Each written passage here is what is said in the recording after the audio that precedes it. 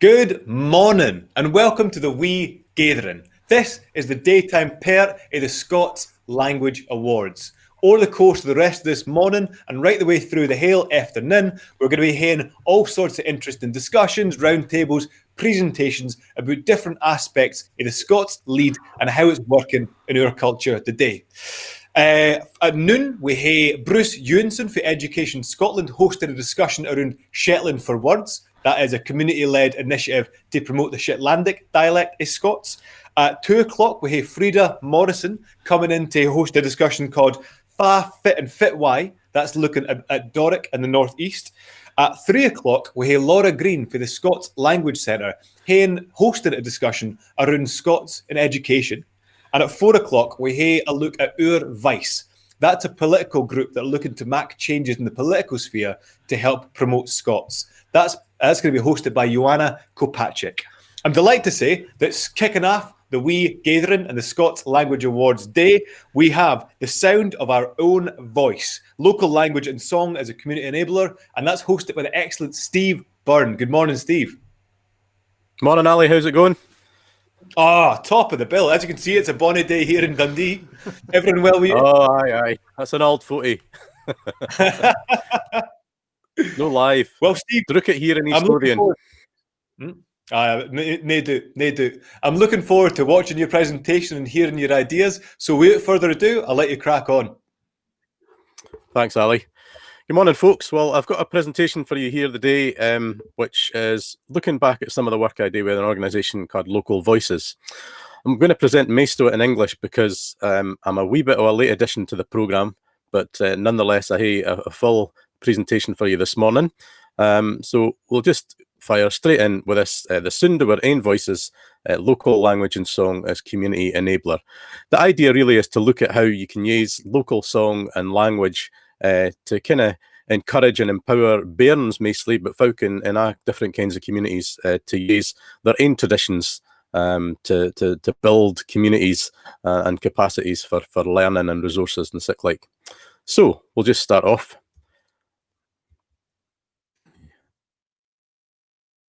It says it's good that the tech works first thing in the morning. Right. So my background is mostly in archives. So what does archives mean to many folk? In fact, I did a bit of a kind of ask of a bunch of community education workers at a workshop I was doing a few years ago, and we came up with this thing called a word cloud. And you can see different words that people associate with archives: secret, exclusive, dust, permissions, mystery, depressing. That was quite a regular occurrence. And what we're trying to do is to actually get away from all of these concepts of archives being something that you can't actually touch or engage with. So in fact, it's something that you're able to access and to use in your own community. Is everybody able to see the screen sharing there, I hope? So just moving, there we go. That was my prompt for Simon. So here we go. Archives, and my background was at a place called the School of Scottish Studies, which some of you will be aware of, at the University of Edinburgh since 1951. Founded to document, preserve and research many different aspects of Scottish traditional culture. A lot of this material was recorded in audio format. This is the iconic picture of Hamish Henderson out in the field in Sutherland recording Blind Ali Dal, the Gaelic storyteller. And a lot of these tapes were recorded on a machine like this. This is an Austrian Stutzi recorder. The advent of the portable recorder really made it possible for folk to get out and about and record literally the sound of our own voices. In 2006, a project kicked off to digitise over 12,000 hours worth of tapes from the School of Scottish Studies, as well as the BBC Gaelic Department and the Campbell of Cana archive. And that resulted in this project, which some of you will have come across before: Tober and Dúlachas in Gaelic and Kista Riches in Scots. The Speako a Bygone Age, Gain New Ver We Fan Tush Technology is the strapline in Scots, and a trilingual project. Kind of went online in the main part in 2010 and has cumulatively been adding more and more work to, or more and more sound recordings and tracks to that. And I think there's over 40,000 individual tracks on the website now. What is important really is it's taken all of these recordings from the original field recordings, often on reel-to-reel tape, and one of the problems with reel-to-reel tape is that it actually degrades the more that you play it, and especially over the years, different kinds of tape are made out of different materials, and some of them break down a bit more or are less stable than others.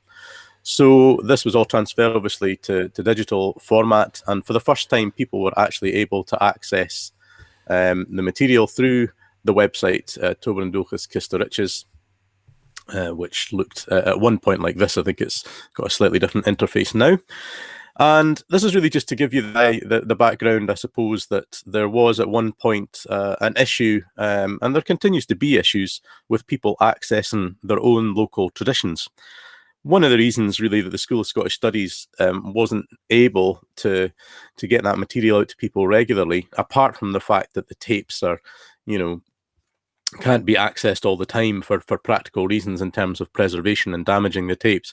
But there would have been so many inquiries to actually try and manage, when in fact the school was by and large a teaching department with its primary responsibility to its students. So this public engagement project brought these tapes and the sound of the voices of local communities to people in quite a concerted way over the past 10 years. And that's work that we, as cataloguers, I was a Scots cataloguer on the project, got quite personally invested in, the hundreds of hours that we individually did, but then in discovering things as well that were local to our own areas. Jessica Gill, Ochmithy. When Willie said a word or two, and I took it off. He said he wouldn't wed a woman against his mother's will. Come, redless mother, come, redless mother, come, redless born woman, where will I take fair on me or bring the neighbour woman? So that's Jessie Cargill for Ochmithy. I come for Arbroath, just about a mile south of Ochmithy, and there's quite a lot of people from the Angus area recorded in Kisterich's archives. And so for me as a singer and a performer, as well as somebody involved in the academic side, this was quite a revelation and something that was really interesting to investigate and think how we could apply that in my home community and maybe use that as a model for work elsewhere. That song that she's singing there, that was recorded in the 1950s by Bill Montgomery, the poet who did a lot of recording in Angus and Dundee, it has a legacy or a history in the Angus area of over 200 years. It was recorded in 1800, August 1800, by the ballad collector Robert Jameson, who was a contemporary of Walter Scott. And that song, as you can see, has persisted in the local cultural memory through to 150 years later. So with that in mind, I went on a further search, a bit of a personal journey, I suppose. Around 50 people from across Angus recorded in the School of Scottish Studies archives, and several local to my hometown of Arbroath or nearby. And then amongst that are names like Cargill and Swankie. These are Fisher names that if you're local to the area, you would know that. And many places around Scotland will have these kind of markers. It's worth bearing those kind of local distinctiveness aspects in mind. There's actually a thing called the ABC of local distinctiveness, which comes, you'll find it online. It's a great tool if you're working with communities to actually go through the alphabet and think of words that have to do with your local area or your local town, and basically create an alphabet with landmarks and local sayings or ways of doing. So why is this important? Well, if you talk to a man in a language, and I'm sorry for the gender specificity of this, if you talk to a man in a language he understands, that goes to his head. If you talk to him in his language, that goes to his heart. This is a quote which actually comes from none other than Nelson Mandela. And we've thought about this in terms of local culture and engagement. And in terms of songs specifically, I'm a singer first and foremost of Scots song. You can put that into these terms. If you sing someone's songs about somewhere else, that goes to their head. But if you sing their songs about where they come from, that goes to their heart. And I was chatting about this with a friend of mine who's an Irish Labour historian, a man called Francie Devine, and a great singer as well. And he said, that sounds very familiar. That sounds like a thing as a guy called Sven Lindqvist gave up with in the 70s. Sven Lindqvist is a philosopher, a historian, and a writer. He sadly died a few years ago in his 80s, but I met him at Edinburgh Book Festival a few years prior to his passing as well. And he wrote in 1978 a book called Grave der du Står, which translated into English literally means dig where you stand. And that was something that became a bit of a revolution in Scandinavia and into Central Europe. There's a German translation of it as well, where people were encouraged. The strapline of the book says, how one researches a job. It was a handbook essentially for workers in factories to research the history of their own local workplace. And it was the first time that something like that had really been encouraged. And it became, as I say, a bit of a movement at the time. And people were actually putting themselves in the driving seat of finding out their own histories. And that idea really was to transfer that across to what we were doing in communities in Scotland, where we were trying to encourage people to engage with local language, local song, local tradition, to actually find and own their own history. So that became my mantra in about 2012. I wrote a blog which was titled Dig Where You Stand. And you can see some of the signposts here, local place names, Ochmithy, Arbroath, Lunan, Ferry Den, all places that sing to me. And I had done my researches in the archives and I came up with this. The Brothick Mills for pie. The Brothick Mills a bonny wee mill down by the burren side, and a wee laddie. It's a wee him I'll gang, yes, a wee laddie, for he's a nice young man. So that is a song which was recorded in the 1980s, fairly recently, really, by Hamish Henderson from a woman called Mabel Skelton. Mabel's featured in one or two books, Sheila Douglas's The Sang's a Thing, but nobody had really heard these recordings pretty much since they were made. And so it was important for me and my colleagues to actually take some of these recordings back to the places that they were recorded, which is actually the whole point, really, of the Dig Where You Stand, working with Scots song and working with audio, and the whole principle behind that. What Mabel's singing about there is this building, which is called the Brothick Mill.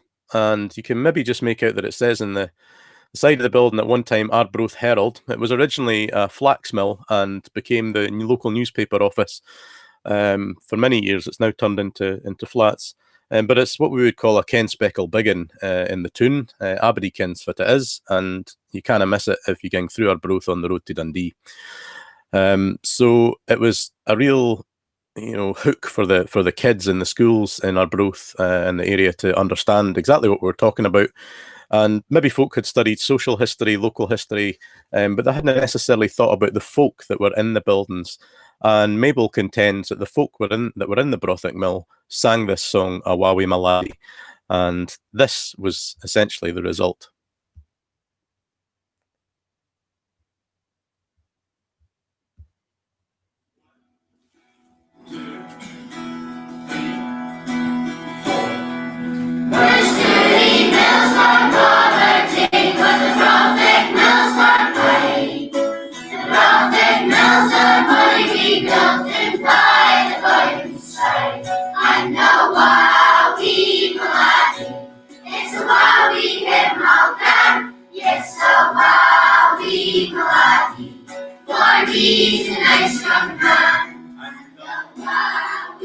So, the point of that really is to demonstrate something really simple. You can find a piece of local history, a local voice in the Scots language, and take it back to the bairns quite easily. It's a simple song. It's not a great song in terms of ballad scholarship or folk song scholarship.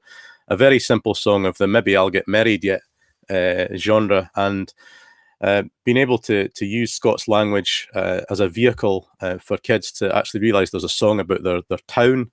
It's quite a revelation in this day and age, which I'll unpack a little bit more as we go along. It resulted in some local publicity, musical heritage highlighted, and hope to re-energise use of traditional local music, which is a strapline I didn't write, but I wish I couldn't have written a better one myself, because it's exactly what we were hoping to do, was to bring back local traditions there. And that's a theme really that you might grapple with a wee bit. It's interventionist, and in a sort of academic sense and a fieldwork sense, it's not something that traditionally we would have done. But in more recent years, people who belong to particular communities, as I do with Arbroath, are realising that you kind of have to think about being an interventionist because of the breaks in the chain that have happened with local culture, with local language. And for Scots language, that's an important thing to think about too. So various projects were done. This is back 2012-13. This is my colleague Chris Wright in Dundee. And basically speaking to the bairns about fieldwork and recording in simpler terms about how to think about tradition, ideas of tradition. Now, importantly, importantly, it's not just teaching songs. The projects were foregrounded with ideas of listening, remembering, sharing, collective memory, the concept of tradition, and the validation of local or family language, which in this case was Scots. And not just a folk song or a Scottish song, but a level below that, a local song, an Arbroath song.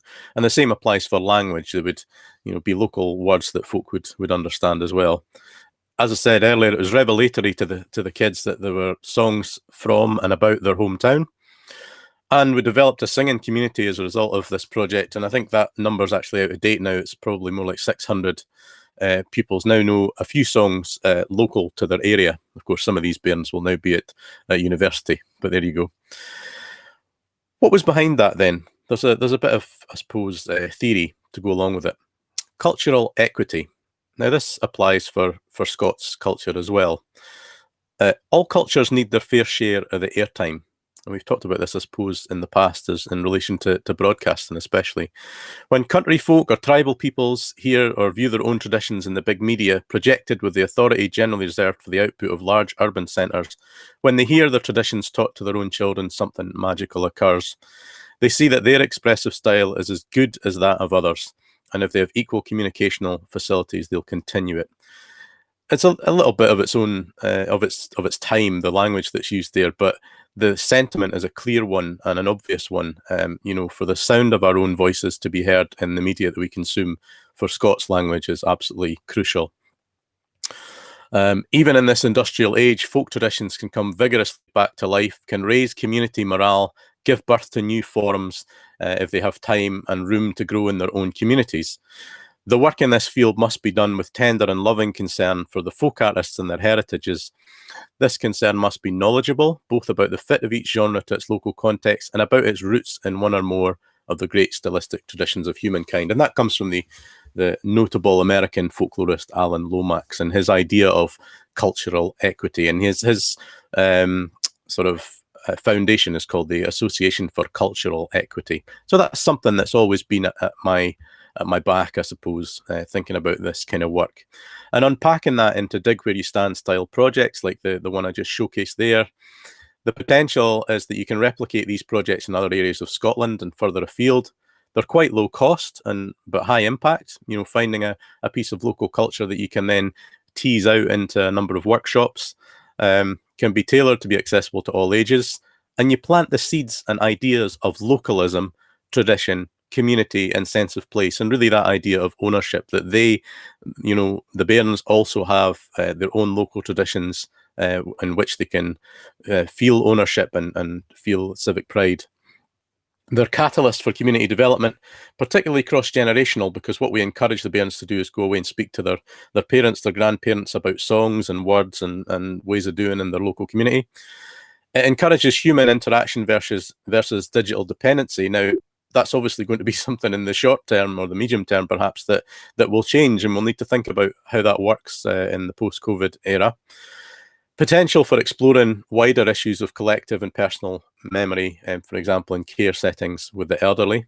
And it presents theoretical concepts and policy areas in everyday terms in non-intimidating and engaging ways. So we moved on to 2 or 3 years ago, a project that was really expanding on what we did there, finding our voices, exploring local songs, and this was for the National Library of Scotland and their Scotland Sounds initiative. So I'll just whiz through this. Again, some local interest there, finding your own voice in Arbroath in the local newspaper. And again, here's me with some of the bairns at St Thomas and Inverbrothick schools. In fact, Inverbrothick school is my old school, so it's kind of closing the circle there, and we're singing Don't Sit on My Jimmy Shan, so we're teaching the bairns all about 78 records. So the workshop content in detail, I'll kind of whiz through this, I suppose, in fairness of time, but we explored place and remembering stories, the idea of place. Place-based approach is more usually in environmental studies, but we see it as a way of engaging local communities with their traditional culture.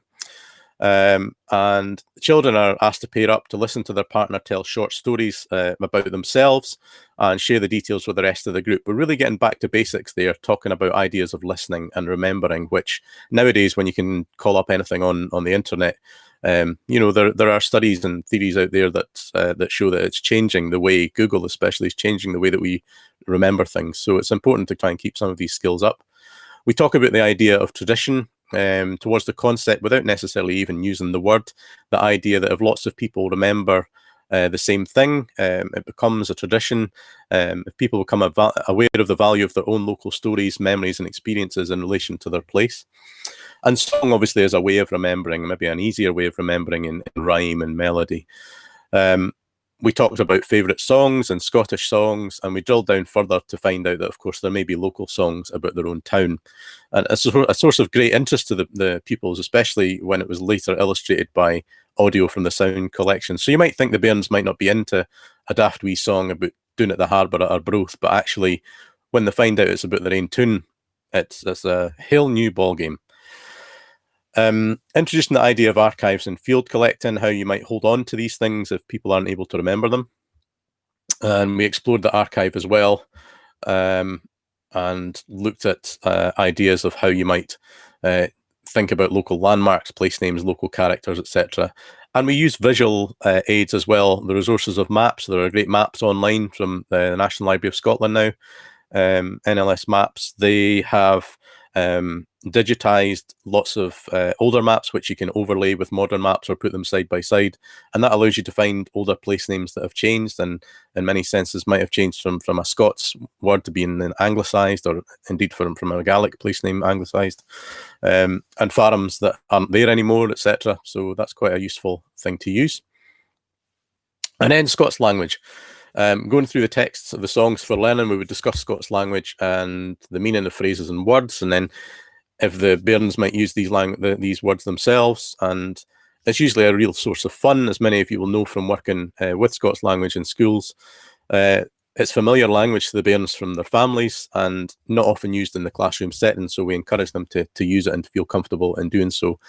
And then homework, between the sessions, the bairns are encouraged to go back to their families and become kind of field workers themselves, so they can bring back songs and stories from their relatives, and that's again shared by the bairns in the class and by the wider community when we come to the performance elements. Why does audio make such a difference? Well, we're used to seeing things in print and even online in print, reading it, and that's all very well and good. But audio makes such a difference because it embodies, it really brings to life the things that we're talking about. And Corey Gibson, the partial biographer, I suppose, or student of the works of Hamish Henderson, scholar rather, has written on this in regards to song. Song collectors could demonstrate their subject was actually a living tradition. It was discovered among the people, not dredged from library archives or dusty ballad collections. The portable tape recorder allowed folklorists to record songs on site and in the context of their lives. So song collectors who'd worked in print, and again this applies for language resources, had almost total control over the presentation of the material, and they became folklorists as editors, whereas those with tape recorders actually captured the songs as they were performed, and this meant the potential for distortion or amendment in the mediation of the folklorist was diminished. So you're actually presenting the real thing unmediated in many senses. A quick bit then about who we are. Local voices as myself, Mary McFadgen and Chris Wright. We were founded in 2013. The idea being to pool our expertise and combine and coordinate our various ventures. We're a community interest company, which allows us to access certain kinds of funding. We're limited by guarantee, 3 co-directors, but we use a variety of subcontractors, freelancers to do work for us in communities. Our aims, and this is really to sort of solidify some of the things I've been talking about, is to help strengthen our local communities by encouraging interaction between the various groups who live and work in them. Help people develop confidence in where they come from, as well as respect for their own local culture, and equip young and old with the tools to face the world and respect the cultures of others. The idea that if you didn't ken where you come from, then you can't very well engage with other folk and different cultures elsewhere. The methods that we use is to work with a range of different social groups to explore, document and promote local culture, and we use language, dialect, song and story, music and memory, particularly that which is at risk of being lost, with schools and local communities to give access to and help engage with traditions of local heritage, and we provide source material for learning as well. Access to existing collections, we collect and collate and publish local material as well. We've provided training to local authorities and interested groups in documenting and using local traditions, and I suppose presentations like this form part of that as well. We've helped safeguard local collections in collaboration with local and national heritage archives. One of the things to get away from is the idea that because everything's online now, that everything is being kept and recorded. It simply isn't the case. There's lots of stuff in local archive and local cultural memory that still needs safeguarded, and people will have things on formats that are actually starting to become endangered. Even CDs now. I have CDs from the early 2000s that are shown wear and tear and a thing called CD rot. So it's really worth thinking about what you might have in your local community in terms of Scots language recordings or song recordings and so on. We do community heritage events celebrating local culture and promote a sense of place and advocate the value of the local in the modern global age. A little bit more theory now. I'll try not to get too sort of deep into this, but our approach is the interactive workshops with school children. We foster early appreciation for the material and the folk process, the idea really of how many people remember the same thing and pass them on.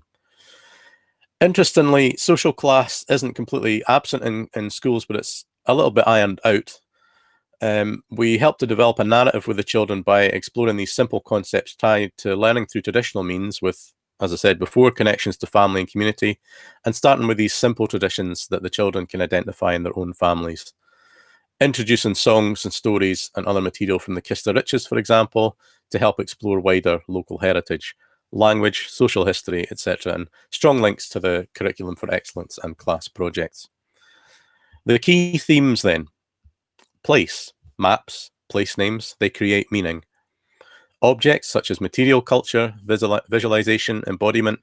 We've used things like horse brasses. I've brought in fact, I've got it sitting here next to me, an old lemonade bottle, which is from the company my great-grandfather worked in, with the rattling marble inside. And that opened up a whole conversation really with the kids about local traditions and local business and that sort of things.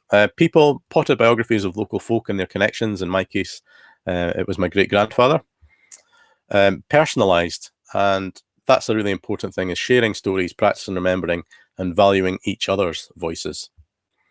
And familial, cross-generational, encouraging the bairns to explore their own story and become citizen field workers amongst their own folk. So in summary there, we show how archival recordings can be unpacked to learn about social history and local language, establish appreciation for local and family heritage as unique and valuable, worth performing and transmitting, encourage dialogue between children and their parents or grandparents about local and family traditions, and begin to address negative attitudes towards local dialect and build confidence in local identity. Foster engagement in shared experiences in small groups to offset the tendency towards common experiences. I'll say a little bit about that, in that traditional cultural modes of expression are often done in what we would call a shared experience, where there's, if you think of a singing session or a storytelling session, everybody kind of interacts with each other at the same time, as opposed to going and seeing somebody performing on a stage where the people in the audience all have the same common experience of looking to the stage and engaging with the performer kind of almost in one direction really, whereas a shared experience is in multiple directions across a community group. And we also provide support for teachers in fulfilling the aims of the Curriculum for Excellence. When you unpack all of this, folklore, folk life, ethnology, local language, it cuts across so many aspects of the Curriculum for Excellence as well. Some of the challenges you might have if you're doing this kind of work is that sufficient material may not be available. Not all areas have a wealth of suitable audio, so you might need to do your own fieldwork, whether it's songs or local language.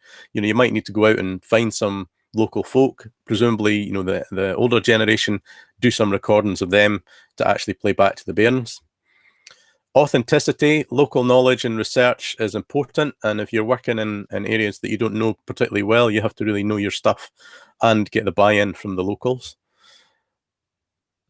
Engagement kind of varies according to school schedules and individual teachers, and you might meet some indifference, and I'm sure some people will be aware of that from working with Scots language in schools to date.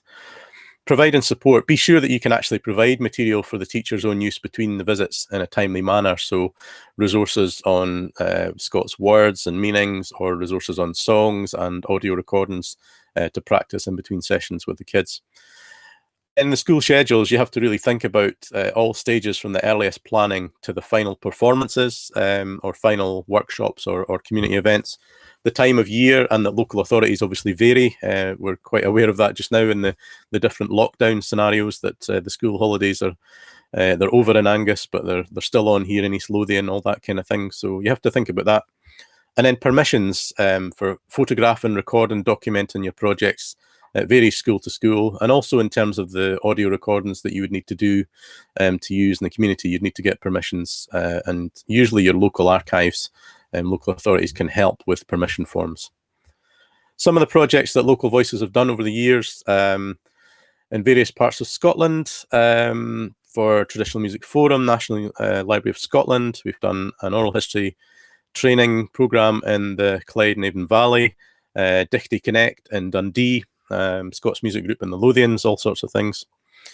And moving, I suppose, to sort of my second part really, is to think about locally where I am today. For the last 7 years, I've lived in Tranent in East Lothian, and that has meant that I've engaged with the local community, such as my want as being a folklorist and a community activist. And I've got to the stage where we are now thinking about a sound archive project for Tranent. Those of you that don't know, Tranent is about sort of 20 minutes east of Edinburgh. It's the western part of East Lothian, an old mining community. Tranent, McMurray, Preston Pans, all that area. This is the Civic Square in the middle of the town. That's Jackie Crookston, who is an iconic character in the 1797 Tranent massacre, which was to do with recruiting for the militia. A local story that's actually not terribly well known outside of Tranent, and even within Tranent, we're having to sort of revisit that with some of the local folk. What that's resulted in is a programme of events that Local Voices has been involved in, and one thing has been Tranent tapes. And again, on the audio, why is audio important? You know, because it really embodies the fact that these folk are living and breathing members of our community, or in recent memory. We've had a local oral history project to capture the sound of Tranent folks' voices. And by way of example, where I come from, you say you da ken something, but where you're going about the supermarket here in Tranent, you'll hear folks saying the time that they de ken. And they jalouse this and they jalouse that. I never jaloused a thing in Angus when I was growing up, but it's brilliant being able to stop about the tune and just hear that and realise actually there probably aren't many folk noticing the unique quality of that are actually getting in the way of recording it. So this is part of the principle as well, is to try and record things that we think nobody else is really bothering about. I encountered a book called The Belters Look Back. In the mid-1980s, all the local boroughs in East Lothian had a wee A5 size book produced from oral history recordings, and in this case, many people in the tune. And here are some of the recordings. Well, actually, the book itself, just to be clear, the book itself was transcribed oral history recordings, which in the 1980s, pre-internet, was the way that things were done. You know, you didn't necessarily get a tape with a book. It wasn't very common. So you were reading stories mediated in print, not necessarily always in Scots either, the local Scots. So it's quite important to be aware of that. And what we did was, and I opened that book and I read that these interviews were, or these stories were taken from oral history interviews recorded in 19 such and such by East Lothian District Libraries, which set me thinking, let's find these tapes, which we did. But the first day I went down the pit, that was an experience. When you've been at a shop and went down the lift, or a hotel and went down the lift, well, you know how I go down slow. But in the pit, doing like that, you go down fast. And you're hanging on there with one hand, and the kids are shaking out of the weed in the shaft. Eh? We're terrified.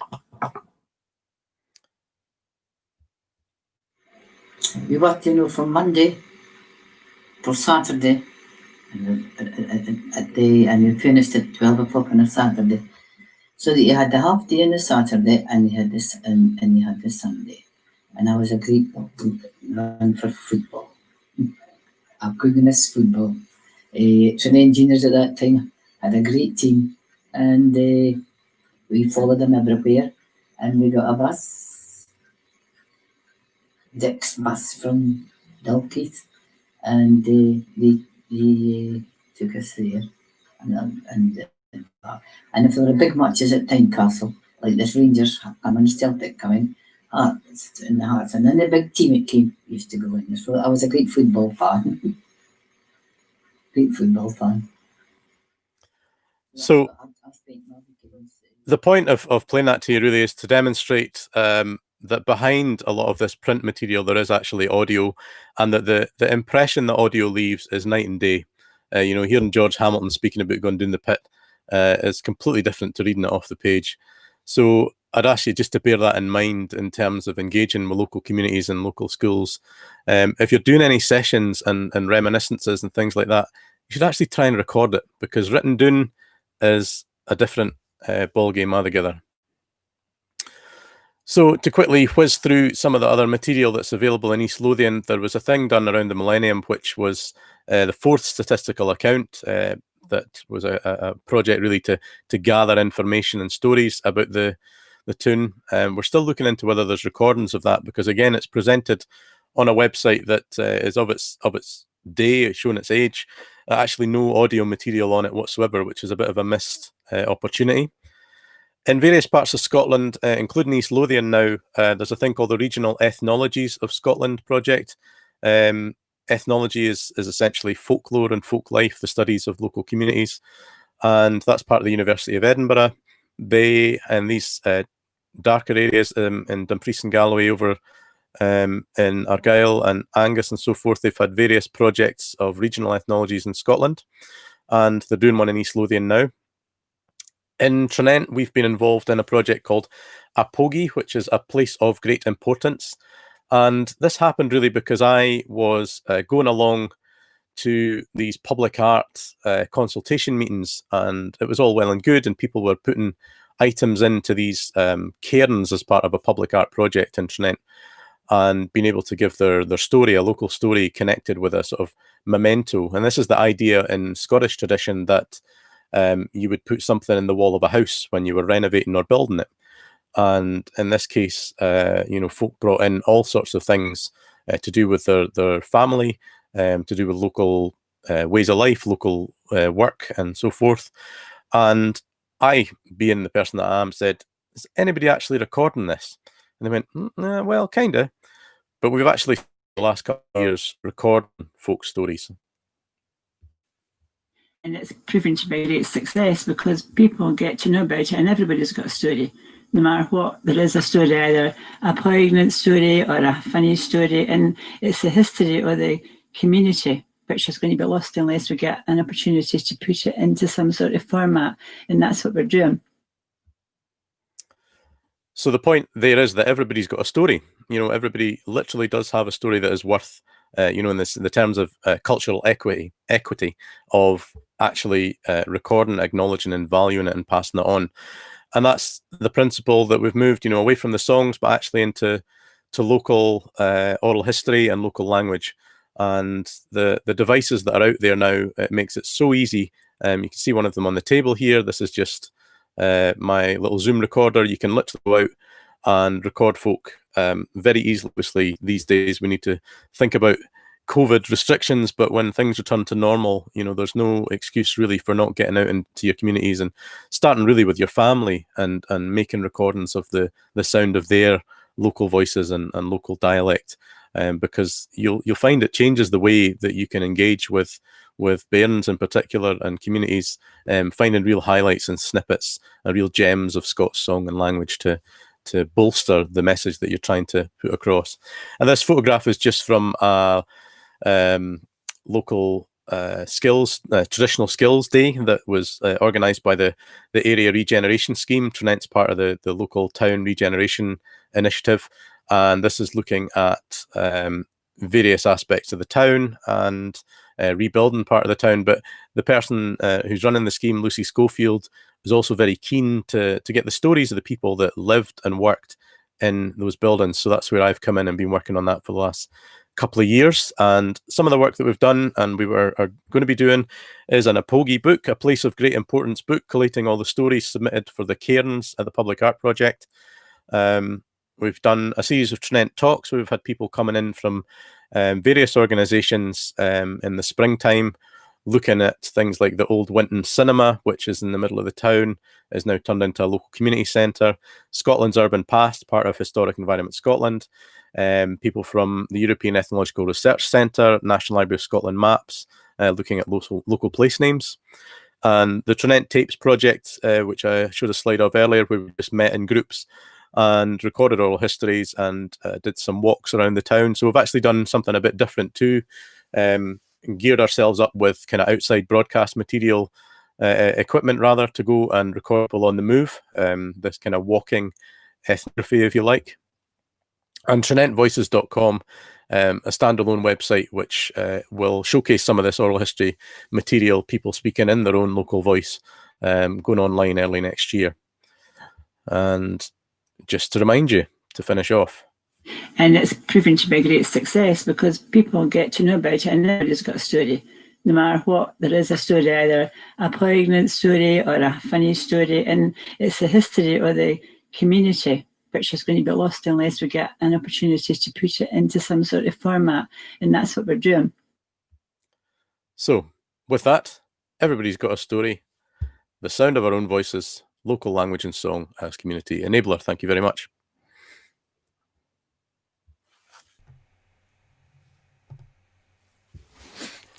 Steve, that was great. Cheers very much for it. That was a great start to our wee gathering on this, the Saturday of the Scots Language Awards. Our next workshop starts at noon, and that's with Bruce Ewanson for Education Scotland. He's going to be telling us more about Shetland for Words. That's a sort of community-led organisation that's been ganging along a long time up in Shetland, helping with the Shetlandic dialect of Scots to keep it thriving in schools and in the community there. So that's going to be fascinating. And just to remind you what else we've got coming up at the Wee Gathering, we've got at 2 o'clock, Fa, Fit and Fit Why. That's a talk, or a discussion rather, run about the Doric, the North East Scots. And that's going to be hosted by Doric, Quine, Frida Morrison for Scots Radio and Grow Radio fame. At 3 o'clock, we have a discussion around Scots in education. That's hosted by Laura Green, but has loads of different voices for education in Scots in Scotland. So that'll be stamped full with good ideas and really interesting perspectives. And at 4 o'clock, our final workshop of this afternoon's event is Finding Our Vice. So that's being hosted by Joanna Kopacik for the University of Glasgow, and that's looking at Our Vice, which is a kind of political pressure group which has been put together over the last year in an attempt to put more pressure onto Holyrood to get Scots more safeguards and more promotion within our political sphere. So for the moment, we'll just have a wee intermission and we'll be back at noon with Bruce Johansson for Shetland for Words.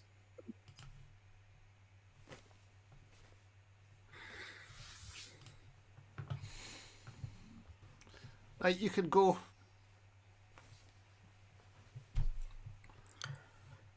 Thanks, Simon. Sorry I finished a wee bit early. That's okay, Steve. Sorry, we're actually broadcasting at the moment, so I'll just say bye. All right, okay. I'll see you later, right? Thanks very much.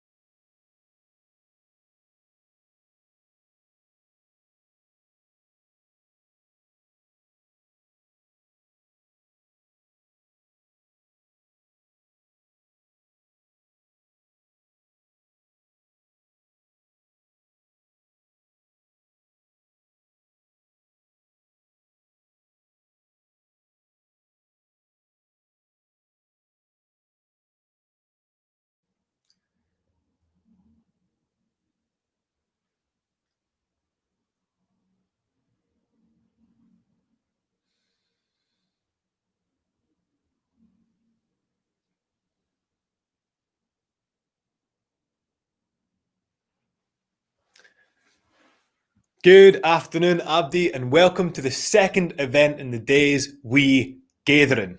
So this next event is coming to us from Shetland.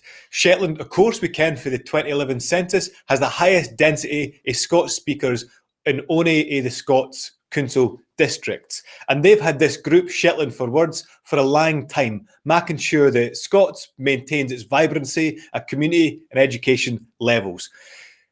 We're going to play a pre-recorded clip, and then we're going to have a Q&A with Bruce Ewanson while he joins us live. So if you have any questions about Shetland for Words, about what Bruce is doing with Education Scotland, fire them into the comments wherever you're watching this, on YouTube, on Twitter, on Facebook, and I'll pick them up and put them to Bruce at the end of the programme.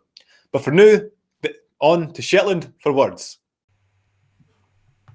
Okay, so here we are. We have 5 members of Shetland Forwards, or 4 plus Alex, who is almost the leader of this section of the Forwards activity. We're going to be hearing a yarn for the Scots Language Awards Wee Gaitherin, to be shown on Saturday. And we're going to say a bit about Shetland Forwards. Forwards is a group up here in Shetland who began in 2004, and we had the aim of promoting the Shetland dialect across the Isles. We've done work relating to education and in schools, and we've done a variety of projects and concerts and performances. And recently we're gone on to social media, and some of the folk here in this chat have been very involved in that. And I think we'll start by asking Anne-Marie Anderson to say about how she got some of the ideas for what we've been doing on social media. So Anne-Marie, would you like to tell us about you? Okay, so we formed a group. I was through the Shetland for Words for the social media, and we discovered Alex on Instagram, and contacted her, and she was awful blithe to become part of our group, which we're extremely grateful for. She has immense knowledge, technology, and the social media things that we're doing. Don't know if I'd go that far. Why don't we win? What was it you were started posting in your own time then, Alex? It was sort of odd circumstances in that I have started, but at the time was just about to start doing a master's in social media and digital marketing. And I thought having some like prior knowledge of like posting and statistics would help me like in classes. And at the same time, my partner Jonathan was making films for Shetland for Words, and then I was saying, where are they putting them, because they don't have any social media. And then I was so I created this page, and I was putting up phrases in both English and Shetland dialect. It was kind of inspired by the Instagram account French Words, where they do like a similar thing. They'll put like an English and a French word. And then I was going to approach for Words and then be like, look, you should have social media because it's really good and you should do this. And before I was like, I'll get to 100 followers and then I'll approach them. And before Anne-Marie was like, messaged me earlier, I was like, no, you're not supposed to find me yet. So it just kind of a bunch of odd circumstances that all happened at the same time, that the group had already formed and I was asked to come along to a meeting. And Carolyn, you were on that first group that had just started looking into this when we found the work that Alex was doing, weren't you, Carolyn? Yes, I was, yeah, which was very exciting because the group of us that formed to do the social media, we could see the benefit of doing it and have some collective knowledge of social media and kind of post them for various different things. But there was so much that needed to be done. I mean, Shetland for Words is such a brilliant organisation and does that much for the dialect. But like you said, Alex, just no social media presence, and we really need it to be there because that's where everybody is now. So we were excited about that. But then when Anne-Marie saw what Alex was doing, we thought, well, this might be somebody that could come on board and kind of add to what we're doing already, or our plans to do, because at that point we hadn't launched any platform. We were just making plans. What was it going to be? How are we going to do it? So yeah, lots to still think about at that stage. But yeah, it's been a right blessing to have Alex on board to pick the knowledge that she has in that, and it's been good. Been really good. Yeah, we're off to a great start. Eileen, you've been a member of Shetland Forwards for the beginning. Did you think that we would ever be on social media?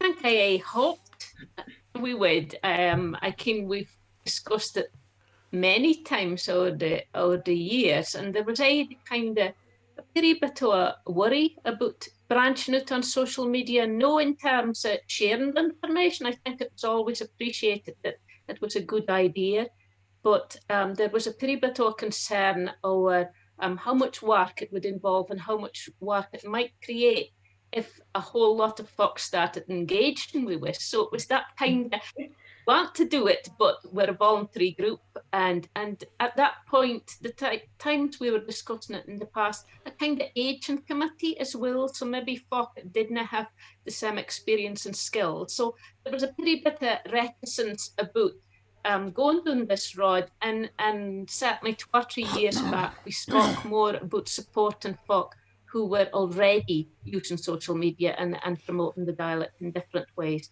But it's so exciting that we're actually ventured into this, and it's been such a great success. 10 weeks on, the response is just amazing, and I'm so glad that we're here, really. Yeah, no. So Anne-Marie, you've been part of the social media group. What, for anybody who has no seen any of our Facebook or Instagram posts, what kind of posts have we been putting up, and which ones have you liked so far, Anne-Marie? We've been doing a lot of readings. So we have James Sinclair that's been doing readings, and Carol Jamieson, and then Carol and Pat together a live lunch with various dialect artists throughout the Isles. And we've been doing a lot of just dialect words, whether they're written in the sand and then photos of things and the meanings. And I think just playing around with it and seeing what works and what doesn't is a big thing, and seeing what's getting folks speaking, I think, is a big thing. Yeah, of course. Alex, has there been posts that have been particularly popular that you've been proud of, that you've been involved in it? Yeah, we did a reading with Jane Cocaine. She read out a poem, and it was off the back of, we were filming her for something else, for another For Words project actually, but we just said, can you just read a poem? And we'd done one with Bruce before earlier. But Jane had quite an interesting story in that she'd come to Shetland when she was a little bit older, and then she'd picked up the dialect as she'd grown up in Shetland. And I think a lot of people had similar stories, not just with like Shetland dialect, but all around everywhere. They'd like moved to a place and picked up the dialect, and it meant something different to them, but still was important to them. So that video did really well, and we're really pleased with that one. And there's another one that went up that, funnily enough, I can't watch because there's a mistake in it, but everybody else loves it. And it's the one they go through the twilight, the video for that, and it's got Bruce's music in it, and I can't watch it because it has a mistake in it and I can't unsee it. Yeah, the mistake isn't me playing the music. No, that's brilliant. But, yeah, I thought it was so funny. That one was put together in such a short amount of time, and we actually messaged Bruce about 10 minutes before it went up, being like, would it be okay if we use like a piece of music that you've made that we have? Like, can we just nip that in there? We think it works so well. And that's a lot of people have said they really like that one. So it's funny, the ones that I wouldn't say they go underappreciated, the longer ones, but the ones that you just make so quickly and they go up. It's interesting the feedback you get back off them. Yeah, of course. Carolyn, I was wondering about your side before about joining Shetland Forwards, and because coming home to bide in Shetland again after being south for a long time is the sort of social media posts that we've been doing. Is that the kind of thing that you would have looked to have seen when you were away, Carolyn? Yeah, absolutely. I think it would have been something that would have been lovely to see away, but I think in just lots of different aspects, it's just that lovely. When you're away, you kind of want to be able to connect with home. I mean, a big thing for me with social media, like there's been such an uprising, folk sharing pictures or going to beautiful places of Shetland, and kind of I was in central London for 15 years, and when you're surrounded with buildings all day, every day, and then you're seeing pictures of home and it's just beautiful, then you're thinking, what am I doing here when I could be under? So okay, that obviously wasn't the reason that I moved, but it certainly helped in minding me what a lovely place Shetland is and what it has to offer.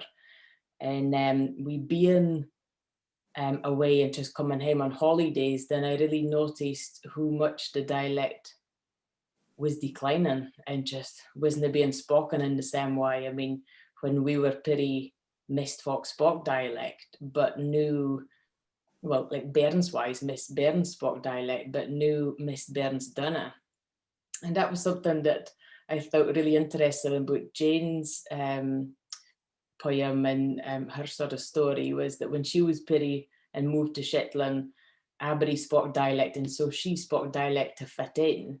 Whereas now it kind of feels like it's the other way around, that Bairns will kind of canap to fit in because everybody around them is kind of canapping.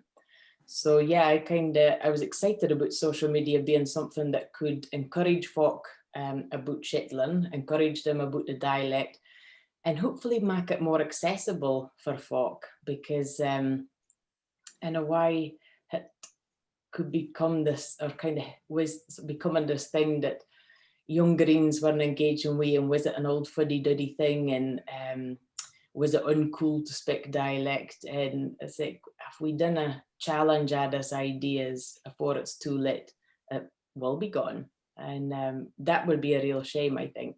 It's been such a positive thing in my life that I think, it's something we want to head on to. We don't want to let it just disappear. So. And is that something you've noticed then, Carolyn, that you'll be walking down the street and Ben's be saying, oh, it's her, she speaks dialect and she's so cool? No, I don't think that's happened.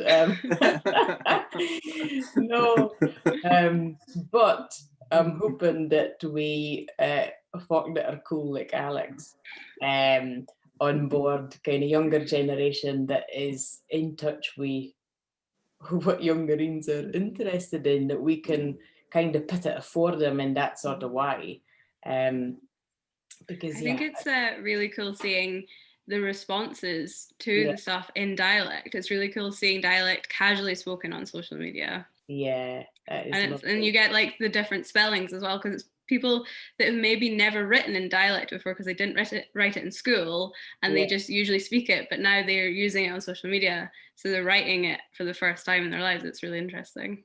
Yeah, it's good. It's really lovely to see. You, Anne-Marie, you maybe notice that the mist, because being fae Whalsa, well, not fae Whalsa, but Biden in Whalsa, you'll be went with the variety of eccentric spellings that come out of dials there. And I'm started spelling like a Whalsa person now too, so it's kind of confusing. So I hear a bit of a wast and a est and Whalsa, so mine's a bit mismatched. But Eileen, we do have the figures for what posts have been engaged with different age groups, and whether they're folk here home in Shetland or folk away or abroad. Do you want to share some of the facts we got back for the first 2 or 3 months? Yeah, I can share 2 or 3 of them I have here new. So we've been going we launched it on the 10th of August, so we've been going for 10 weeks now. And what we decided in the group initially was to try and aim for 3 posts a week. So at the moment we're posting on a Monday, a Wednesday and a Friday. So that means we're done 30 posts on both Facebook and Instagram up to now. And in that time, I mean, there's obviously been peaks where particular posts have attracted more folk to like and follow us and, most importantly, engage in what we're putting up there. But as it stands at the moment, we're on about 1,300 folk liking and following us on Facebook and just over 1,000 on Instagram. So we're feeling pretty chuffed that that's a really good start. Really for nowhere, but keeping that regularity of that 3 posts a week and kind of varying it as well. So we're doing a poem or a reading, where we're doing the word of the week, and then we're maybe sharing or linking with what other folk are doing, or other pretty snippets to try and get a bit of variety, but also I think, as Carolyn was saying, to try and gauge what folk are liking as well, so that we kind of keen how to plan going forward. So just kind of to give you an idea of that statistics you were asking about, Bruce. I mean, over the last month, we've reached through our Facebook posts 38,500 folk, and half folk are engaged with what we've posted, and attracted over 400 new folk in that last month. So we're keeping up the momentum for an initial flurry in the first week when there was a lot of interest in the first post and sharing. And some of the posts we're spoken about, have attracted a lot of interest. Alexa Jane's story about coming to Shetland and learning to speak to dialect. I mean, that was over 20,000 folk that's reaching out to. So that's amazing. The other interesting statistic, and I think that links to what we were hoping for in setting this up and to actually have a social media presence, is the age group of the folk that's engaging here with us. So, I mean, as you said, I'm being a member of Shetland Forwards for a long start, when we started in 2004, and I kind of considered myself as the youngin at that point, and I'm certainly not a younger member of the group now. But I would say we're membership and we're mark-up of the committee has been an older age group, and that's the same as in any voluntary group. You tend to see that. It's folk at, maybe when their parents are a bit older or coming towards retirement, they have a bit more time. So that's no surprise, and we shouldn't attack at that the young folk aren't interested in the dialect. It's a voluntary organisation. But what's so good about this is that the age group of the folk that we're engaging with. So we're seeing the highest number of folk that's engaging with was on both Facebook and Instagram are in that slightly younger age group, as I would say. So we're speaking 35 to 44-year-olds on Facebook, 35 to 44, and 25 to 34-year-olds on Instagram, which is a younger audience usually using it. As in some other social media that I work with, more women as men, a huge percentage more women as men engaging with, but the good thing is it's this younger age group really that we're speaking about. And that's something really we can big on. And that's what we aimed for, because again, Shetland Forwards has done a lot of work in the past targeting younger folk. We've created, as you can, Bruce, an awful lot of really good dialect resources, and our website has that, the various resource boxes that are gone into schools and books, and a lot of work's been done through our education group in the past on reaching out to younger folk. So I think the fact that we're now speaking about the 20 pluses up to 45 is really, really good, because that's an audience that we're maybe not reached out to. So we're able to not just share what Shetland Forwards is done and what we have in terms of resources, but engage with folk, find out what folk are interested in, and encourage them to get involved and join us, which is one of our main aims as well, is part of this. Yeah, definitely. Alex, I'd be keen to hear from you what we the studies that you're doing. Is that the kind of numbers and engagement? Are you pleased with that? Would you like to see more? Is it what you were living? What No, what's your I kind think of response? yeah, I think it's so good. I think especially the sort of community feel on Facebook. I think it exists on Facebook definitely, but I think we've tapped into it really well, and people are really interested in seeing more of that. And it's really nice having sort of a younger audience like my age group on Instagram as well, because it's so, if we can sort of get it very casually into people's lives where they don't even realize that it is like a thing that we're trying to introduce to their lives, if they can just have it 3 times a week very casually and they don't realize they're getting it, and I think they'll adopt it more quickly. And that's kind of the point of For Words, is really to like bring it back to life and keep it alive, really. And by stealth, we're going to do it without folk even really kind of it's happening. I like that. Anne-Marie, me and Dee has been working on some education materials to do with books that you've published in dialect. You might like to share a bit about your journey in writing the books and why you want to see the dialect carried on. So I mean, like I created this pretty characters, cat urix, which is a dialect word, which I don't think very many folk kent what it meant. But now you get people speaking about urix, and they're saying a dialect word and not even realising it. And they're learning the dialect through the pretty stories. And with my time gathering the skills, it's been awful interesting. Just getting them to say pretty dialect words, and if they can, what a pit is, and ooh, and pretty things like that. And it's I think the new resource that we've been working on will take it further and let the teachers engage with the learning as well with the dialect, and I think that's a really important thing. Yeah. And Carlin, I don't know if you call yourself a jeweler or an artist, or what box you tick when you tick your profession on something, but you create things that you give dialect names to, and dialect's a part of your work and what you do, isn't it? Yeah, absolutely. In a slightly different way, I suppose, but yeah, because dialect has always been important to me. Even, well, I mean, I was away for 23 years and folk would still ask me, like in London, when did you get here?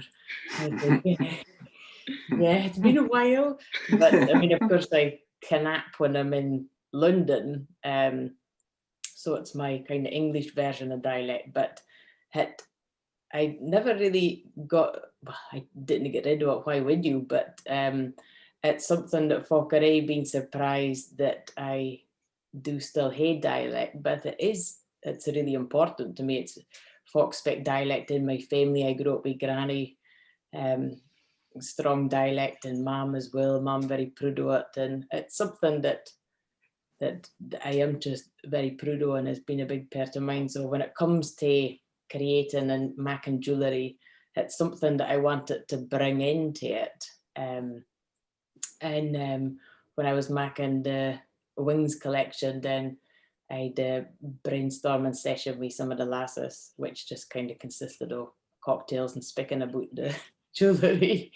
But the idea was to make Cat Little Wing, and it was after a song. Jimi Hendrix. Yes, thank you. I was going to say, oh no, I'm not going to mind why I did it.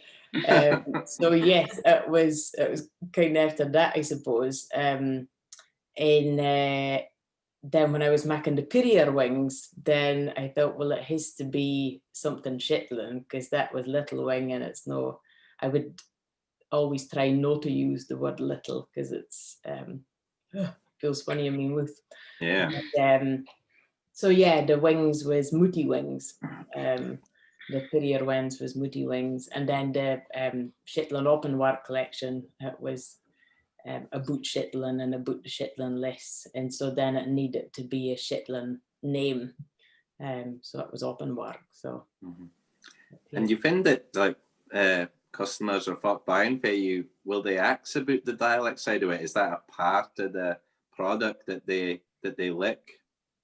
It is in a way, and it is kind of funny hearing folk that don't speak dialect speaking about the pieces like open work or Moody Wings and companies that I get to order stuff in, they'll be speaking about the Moody Wings. I think it is kind of funny. But yeah, folk are really interested in it because it's, I suppose when you're, I mean, where I went with it, we kind what things sound like or look like. But for something that isn't went with the Shetland dialect, seeing funny spellings or things that they don't ken what it means, it is interesting and makes them want to ken more. And I always find that a lovely thing to be able to share with folk, because yeah, when it means a lot to us, then it's something we want to be able to share, and it's one way of doing it. Yeah, and that's very much, Eileen, the nature of your work to do with the place names of Shetland. Have we done much? I obviously did one about Fladabister on the Facebook page. It didn't really go into what the word means, but we'll maybe be doing more about that as time goes on social media. Yeah, I think so, and I think that's a couple of really good examples of the couple of posts that we kind of pulled together, inspired by something else. So you wrote the poem Fladabister, and that was inspired by another poem written by Rhoda Boulter. So later in the week, I did a bit of work pulling together some photos I have Fladabister and old photos for the Coningsborough History Group, and just did a kind of montage that gave a hint Rhoda's reading of that poem. So that kind of allowed us just to react to the response to your new poem in the same way as Alex putting together that very film of the Merkening, which again, it was a word earlier in the week, which was Merken, I think. And then we started looking at all the different words that relate to twilight. And in a conversation between me and Alex, we found quite a lot, and she took inspiration for that and created a lovely pretty film. So I think there's a lot of scope for us to share more and share more about the environment, and folks seem to really respond well to things like old photos and pictures of places, and some of our words of the week where we actually, the explanation of what the word is by the photo that's below that, so you don't actually need the explanation. It's very clear what Shurmul is or the Ed or something like that. So I think there's so many exciting ways that we can develop this. There's almost too many. Where would you like to take it next, Alex? You're obviously the most involved. I think probably sort of get slightly more community feel to it at the moment. I feel at the moment, because we're just starting up and we're trying to find our way, but I think now 10 weeks in, we're a bit more comfortable with what we're doing. I think the 3 posts a week is so helpful. I'm really glad that we did that, because we know what we're doing each day. I think reaching out to more Shetlanders and more creators in Shetland and being like, how do you use language? How do you use the dialect?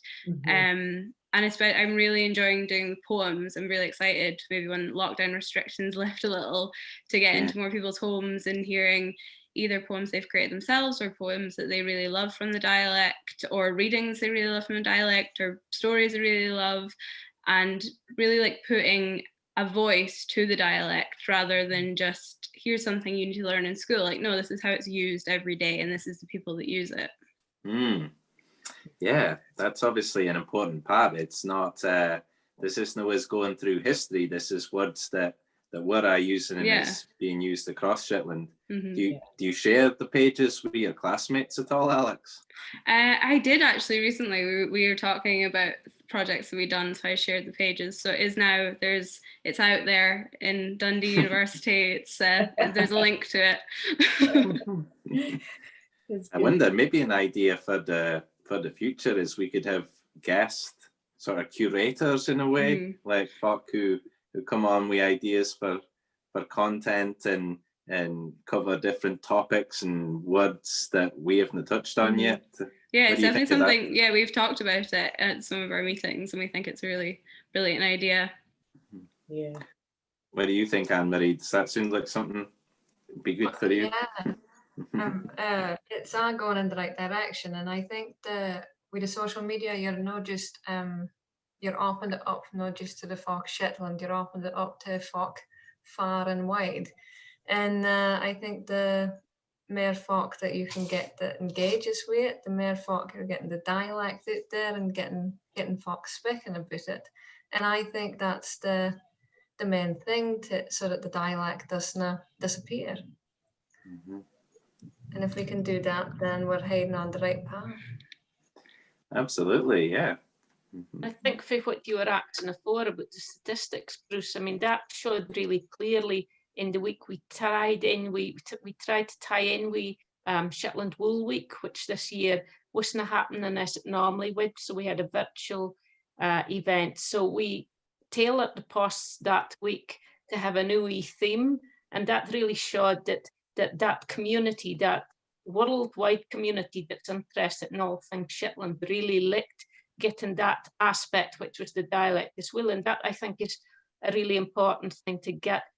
That's what makes Shetland special. It's part of our culture. And it's why folk are interested in this, and they're following many different social media streams that has nothing to do with Shetland in, but there are a lot of new folk come on board for that point that are interested in hearing the words, and they're particularly loving the fact that we're putting the spoken stuff on, but also the written, so that they can start to learn.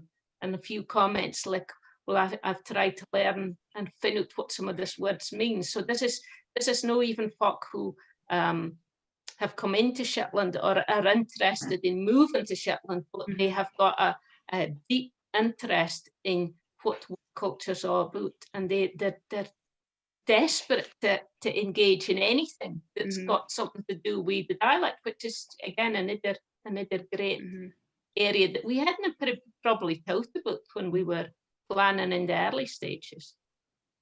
No, I wouldn't think so. No, I mean, Shetlanders tend to be kind of blit, as we say here, and not that keen on broadcasting about ourselves. But it's great that folks engaging with it and finding it interesting. As Eileen kinds, we always get students contacting us through the website about, oh, I'm at Bergen University and I'm studying the dialect, or I'm from California and I want to study the dialect specifically used in Scalawa. That is, right, it doesn't kind of village of 1,000 folk. And maybe there'll be more of that through the social media. Yeah. Don't know if Wales will let them in, would they, Anne-Marie? Oh no, not sure. Sure we are. What a friendly bunch. And but yeah, it's will it be something you use for your coursework at all, Alex, as you go on? It's possible. I haven't yet, but they're talking all the time about, remember to be creating your own stuff and really putting things into practice. So I, at the moment, very much focused on marketing, but we're going into social media soon. So I'm excited to kind of be able to bring slightly more to the table, I think. Fantastic. Seems really interesting. Yeah. Well, I suppose we should say, for anybody who was going to be watching this, that how to find the pages on Instagram and Facebook. Do they just search Shetland Forwards, Alex, is it? Yeah, I think so. I think that should come up. I believe that's what they're both under, is just at Shetland Forwards. So, and it's words with an I. Yeah. Yes, forwards as a pun with I. Yeah. Yeah. And if there's other voluntary groups in across Scotland that are interested in promoting their local dialect some way as we do, then we'd be happy to hear from anybody, wouldn't we? Definitely, yeah. Do like a word swap one week. A word swap. Yeah. Yeah. Instead of a book swap. Yeah. Yeah, it is exciting because, like somebody mentioned earlier, it's not just Shetland that's wanting to preserve our dialect. Awa is realising the value of hearing something that is yours. Well, one of the factors that defines you and the way that we speak, and there's just that much wrapped up in dialect that, yeah, it would be lovely to see what other folk are doing and how what their finning works, and yeah, swapping and sharing and encouraging in another to keep going, because Miss folk are likely will be voluntary groups like we are, and it's no for the money that we're doing, it's for the love. So it's yeah, fine to hear the other folk that are like-minded. Have we had anybody odd contacting the social media accounts so far? I don't know if there's been any strange comments left by Darkest Peru or whatever. I think we did have somebody from some university contacting us, like what you said, that they were studying it and they were wanting some more information. Yeah. I think that came through on the Facebook. Yeah, and we've also had like just exactly what you were saying there, someone who's involved in society, a group, similar group with the Doric, and they've been following with, and they would like to come along to our AGM and learn more about what we're up to and make links. So I mean, immediately that's what they probably would in with through the website, but this is reaching a far greater audience, and this is helping with how means to promote some of the great stuff that was done in the past and put on the website. So we've had quite a few kind of inquiries coming in already through the social media, and somebody just moved to Shetland recently and is following all our material and interested in commenting on the posts and trying to learn what the words mean. But again, would like to come along to our AGM next week just to hear with spec and learn a bit more. So that's pocket you wouldn't have probably reached just through the website or just through advert in the paper saying we've got a meeting. So I think we're making it more open and accessible, and folk are not so blate to come forward, because with any group you kind of sometimes are unsure whether you should go along to a meeting, because they're all been there a while, and they how are they going to welcome you? So I think this is allowing folk to informally engage with us, and then we can encourage them and see what's interested and get folk to work with us and share their ideas too. I think it's funny, completely by accident, but that this has kind of come around at the end of, or in the middle of the lockdown, when people are feeling that they need community more than ever, and they especially need community online. I think people are really appreciating having that, and I especially feel that for Shetlanders that have probably moved away either for work or university or whatever, is it like that little bit of home that they get during the week. And I certainly know, like Bruce and I had talked about this before, but when you are away and you bump into a Shetlander, like how do you know it's a Shetlander? Is because they're using the dialect, and it's like bumping into that. You've never met this person before in your life, but you're going to speak to them because they are a Shetlander. Yeah, absolutely. Yeah, no, we would normally be having our AGM in June, indoors, in a group, but obviously couldn't happen this June, so we're having it online, and it's on Thursday, the 29th of October, if I remember correctly. Yeah, Forwards AGM. It'll be advertised, I assume. It's advertised on our social media pages and in the local paper. And yeah, and we should say it's free welcome for anyone to come along, and you don't need to contribute if you didn't want to. You can just be at the meeting online if that's your preference. But we'd love to hear from folk, wouldn't we? Yeah, absolutely. Absolutely. Well, that's maybe an appropriate note to end on. So thank you to the four of you for helping me with this. And we'll see if we hear back from folk about speaking to his mayor. Yes, let us keep running towers. Right, okay, I will press pause on the record then. That was smashing. Cheers very much to Shetland for Words for that dead interesting insight. I'm delighted to say I'm joined by Bruce Ewanson. How you doing, Bruce? I'm good, Ali. How's yourself? Oh, top of the bill. I was just thinking to myself, that's maybe the first time I've got the opportunity as a soothmouther to sit and lug into a Buriki Shetlanders haying a blether in the dialect. We had to like sit up the back of a Shetlandic bus or something like that. It was great. Aye, we did hear questions. You got some questions? 100%. Aye, there's a few folks spearing stuff in the comments and they're smashing questions. I'll start with somebody we both ken well, Laura Green. Hiya, Bruce. I was wondering about variants within the Shetlandic dialect. Can you tell me whereabouts in Shetland somebody bides? Can you tell whereabouts somebody in Shetland bides for the words or the grammar they use? Yeah, so you would have heard a few voices in the video there. Anne-Marie is fae Whalsa, and that's an isle off the coast of Shetland, east coast, and they have the most distinctive voice there. Whalsa has the broadest voice in Shetland, you might say. And then Carlin, she bides down in the south end, so does Eileen. And then Alex is actually fae Dundee, but she geens wi a Shetlander. And as you'll have seen, she's fairly learned her dialect just by living here in Shetland.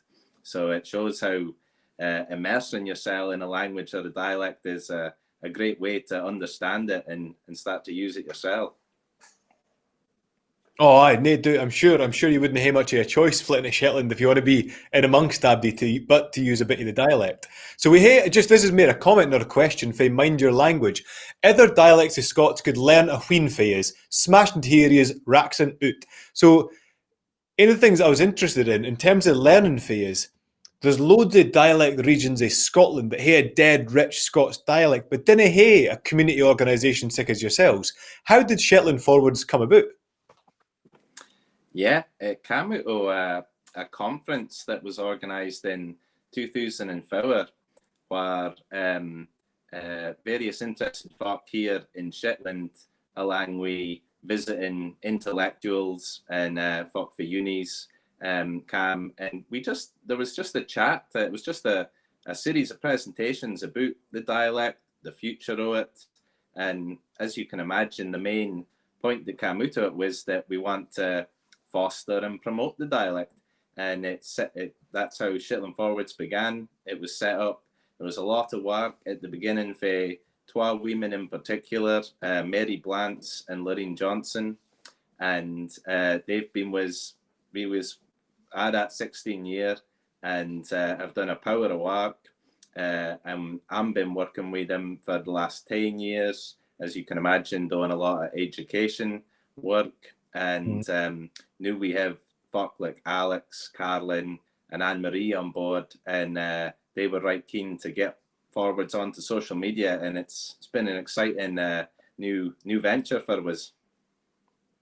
No, it sounds like it's going smashing. It was brought here. I'll certainly be connecting with you on social media and keeping track of everything that's going on with the Shetlandic dialect.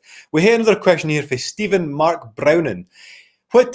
He's speared to you in Shetlandic, which I'll do my best to convey to you. What think you of a pan-dialectal way right in Shetland that works with the spoken dialects?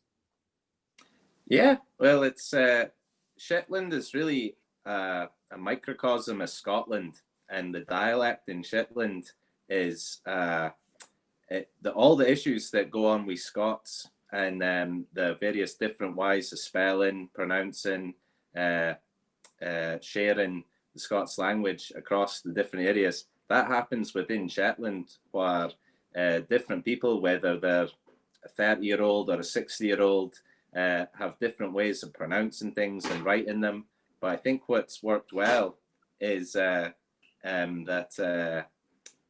you have to understand, if you want to communicate, then it's important to make it as clear as possible for people to be able to read and understand. So I think a lot of the time it comes down to how you want to share it. There's obviously different ways of going about it. If you're a poet and you want it to be a very distinct piece of writing, sometimes you pursue what might be seen as a more unconventional series of spellings, and we've had poets do well at that. People like Robert Allen Jimison and now Roseanne Watt. But I think it really just comes from the individual and their desire to have their work shared and to be read by others. And it's just great to see that people are writing in it and people are wanting to share poems and stories written in what we know is a minority language. Right, no, it's a good point. Just on that, one of the things that I'm curious about myself, so the Scots Language Awards is part of this kind of wider grassroots Scots lead renaissance happening in the new all over Scotland. Shetland, as I said in the wee preamble to your excellent discussion there, is the most kind of densely Scots-speaking part of Scotland. How connected do you feel in Shetland for words with that wider Scots renaissance? Probably not that much. It's probably mainly me who talks about it. It's just one of those classic features of, if you're living on an island, not only off of the mainland, but also quite far off, and your identity is more about being a Shetlander than being particularly Scottish, then it just frames your vision of yourself and your community. And I think it is changing as the years go on. I think it's changed a lot even in my lifetime. And I think it is getting, there's, especially as you say, as the sort of Renaissance effect, the Scots language and the revival has come about more, then Shetland doesn't necessarily see itself as a linguistic oddity as it maybe once was.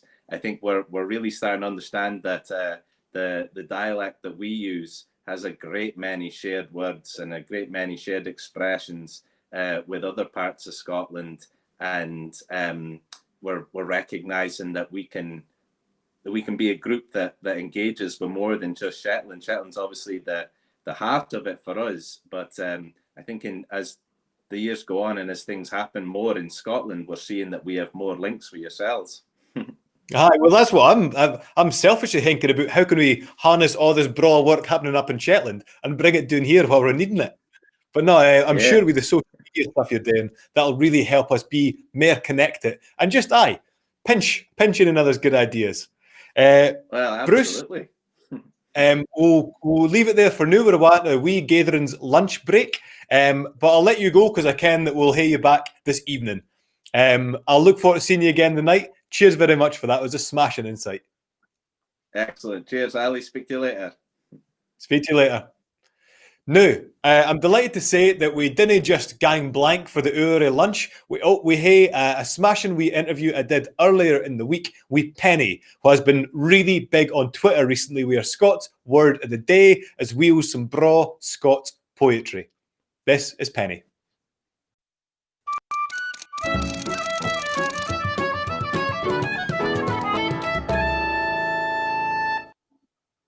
Good evening and welcome to another Blether with Heather. I'm your eponymous host, Ali Heather.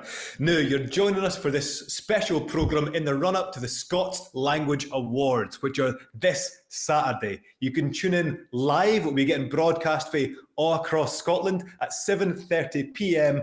this Saturday. And on Friday, we have another event, a concert with Iona Fife, the excellent folk singer, as we build up to the Scots Language Awards. I'm delighted to say I'm joined this evening by somebody that's rose to real prominence over the lockdown period, where excellent lockdown Scots words of the day as well as poetry. So please welcome Penny.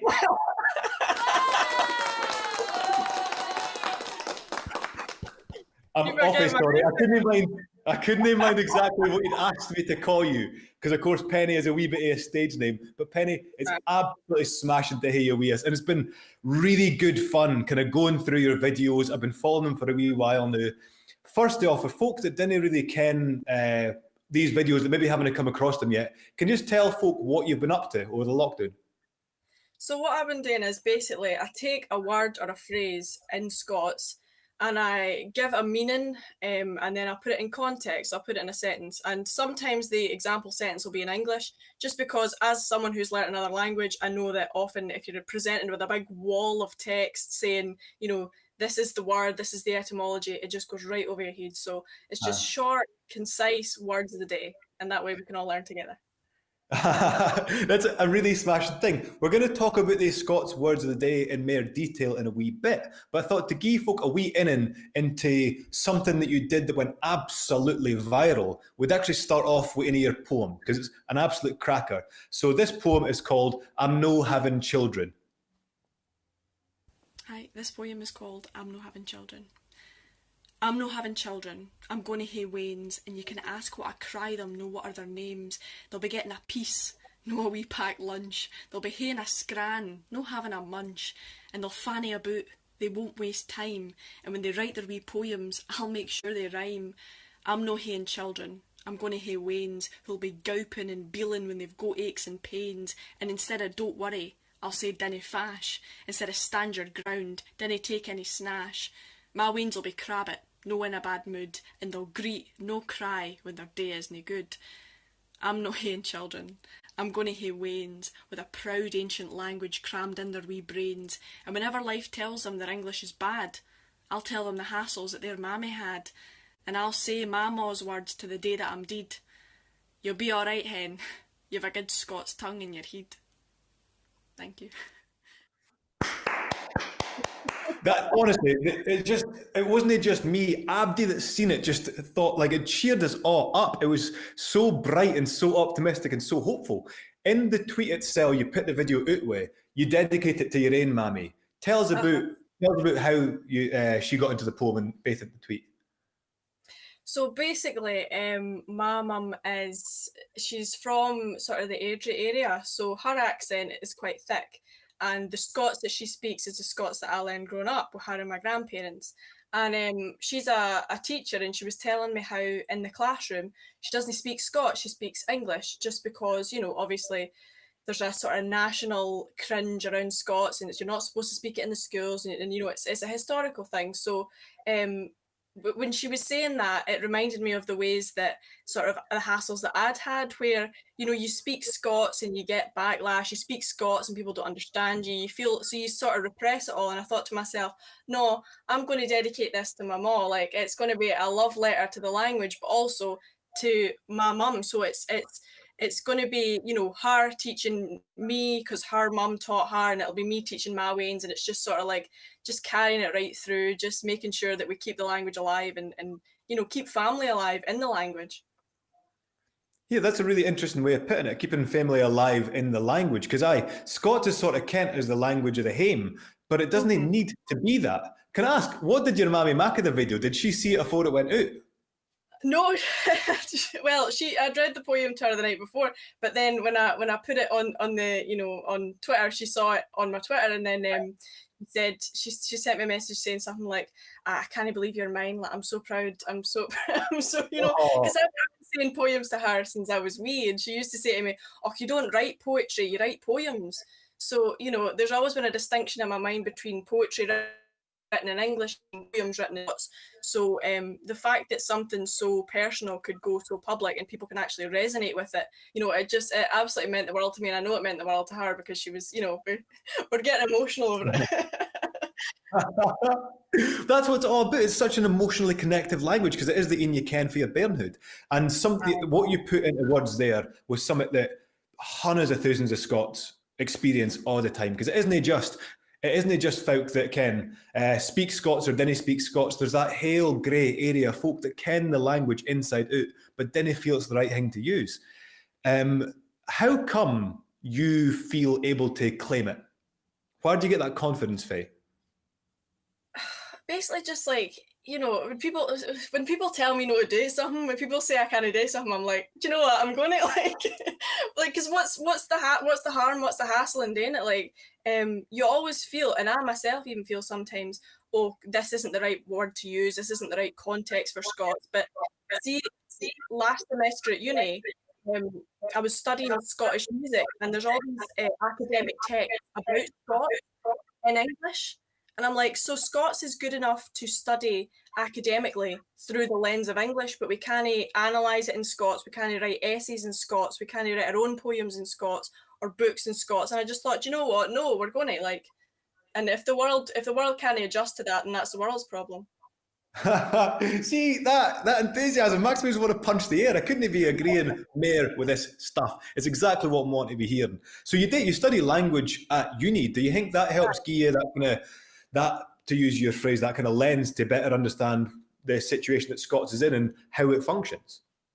Well, that's the thing. I've never, ever, ever had any backlash speaking Spanish. I've never had anybody saying, oh, that's not the way you normally speak, or you're putting that on, or that's an affectation. And I'm thinking to myself, Scots is a modern language. Scots is a language which has a deep history, like Spanish. It's got contentious history because it was a repressed language. So why have I got, such praise for being able to be bilingual with Spanish, but no praise for being bilingual with Scots? And then obviously it's helped in teaching people because I can put it in context. It's not just a word, it's a noun, it's not just a preposition. It's it's ways which has facilitated the teaching.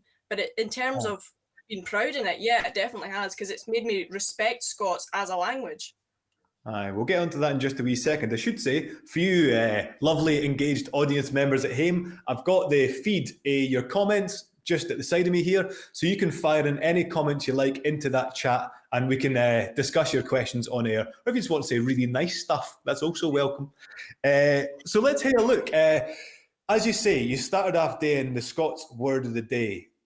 I'd like folk to really make a wee comparison between the video we just seen, where you're utterly confident, you're kind of ruling the roost on there, and how you're appearing the new, and how you come over in this video for Fusty. Right, so I clearly didn't realise that pronunciation would be an issue. So at the risk of being unclear, I'm going to let you know how I would say it. The word of the day today is Fusty. It's very big, nerdy Princess Leia, isn't it? Oh God, it's so cringy when I speak like that. Oh God. So here's the context. How did that come about? I was tweeting to my 100 followers at the time saying, Scottish words, like I was saying greet and I was saying, Wayne, and they had absolutely no idea what I was saying. So one of my pals who's American, he was like, do you know what, you should do like a word of the day. So I put out a wee tweet just to put wee feelers out, like, oh, maybe I should do this. This would be such a funny idea, wouldn't it? People responded so well. And then I put out just a text, Fusty. And then people were like, oh, is it Fusty? Is it Fustai? How are we saying this? So I was like, all right, I'll put a wee pronunciation guide. And it went absolutely mental. Mental at the time to my 100 followers. But and then I'll do this every day. Like, it was so much fun. I mean, so you've stuck with it already. It's more than 100 days already, isn't it? Mm-hmm. Yeah, it'll be about 110 now. Unreal. That's amazing. So that fae there, you kind of nerdy ginger Princess Leia. Let's get into another thing that I thought was really smashing, and it shows a totally different energy to it, and that's scud. Oh God. Right, lads, Scots phrase the day today is in the scud.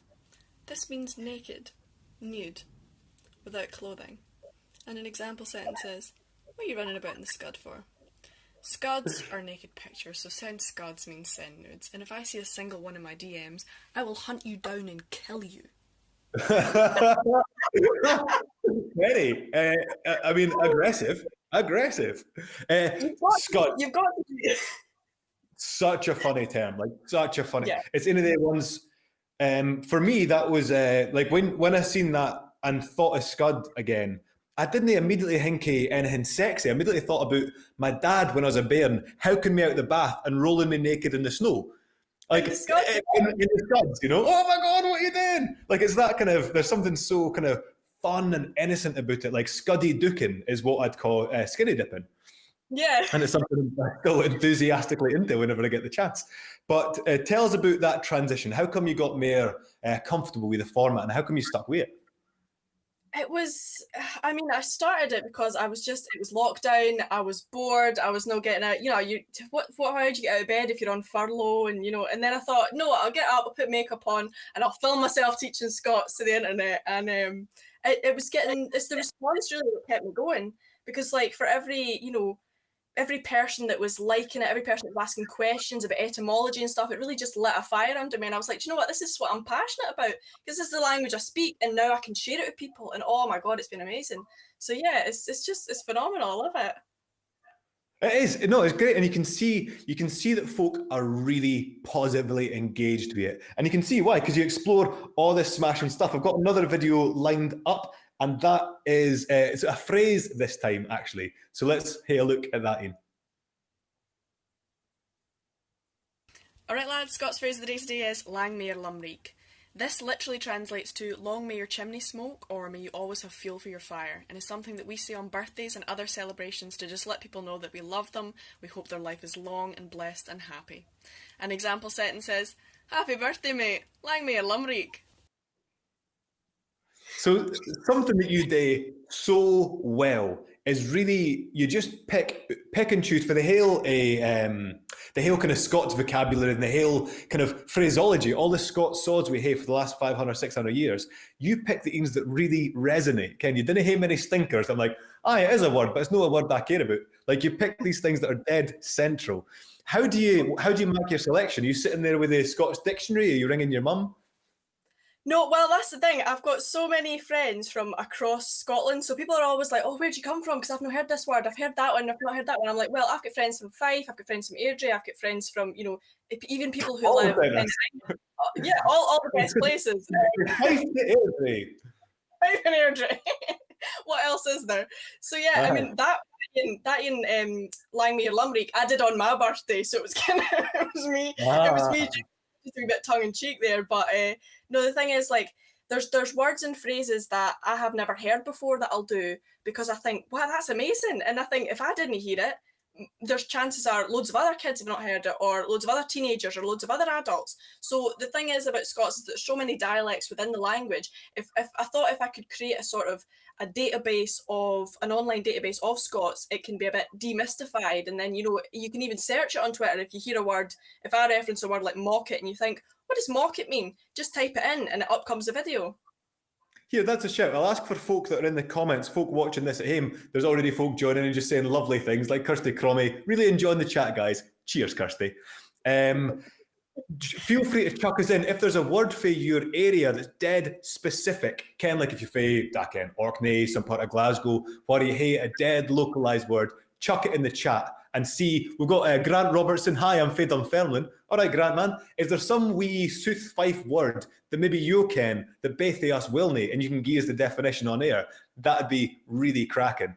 Is there? So I've been to Airdrie once, right? And I went down and watched Dundee United scrap to a 1-0 cup win in a dreary midwinter.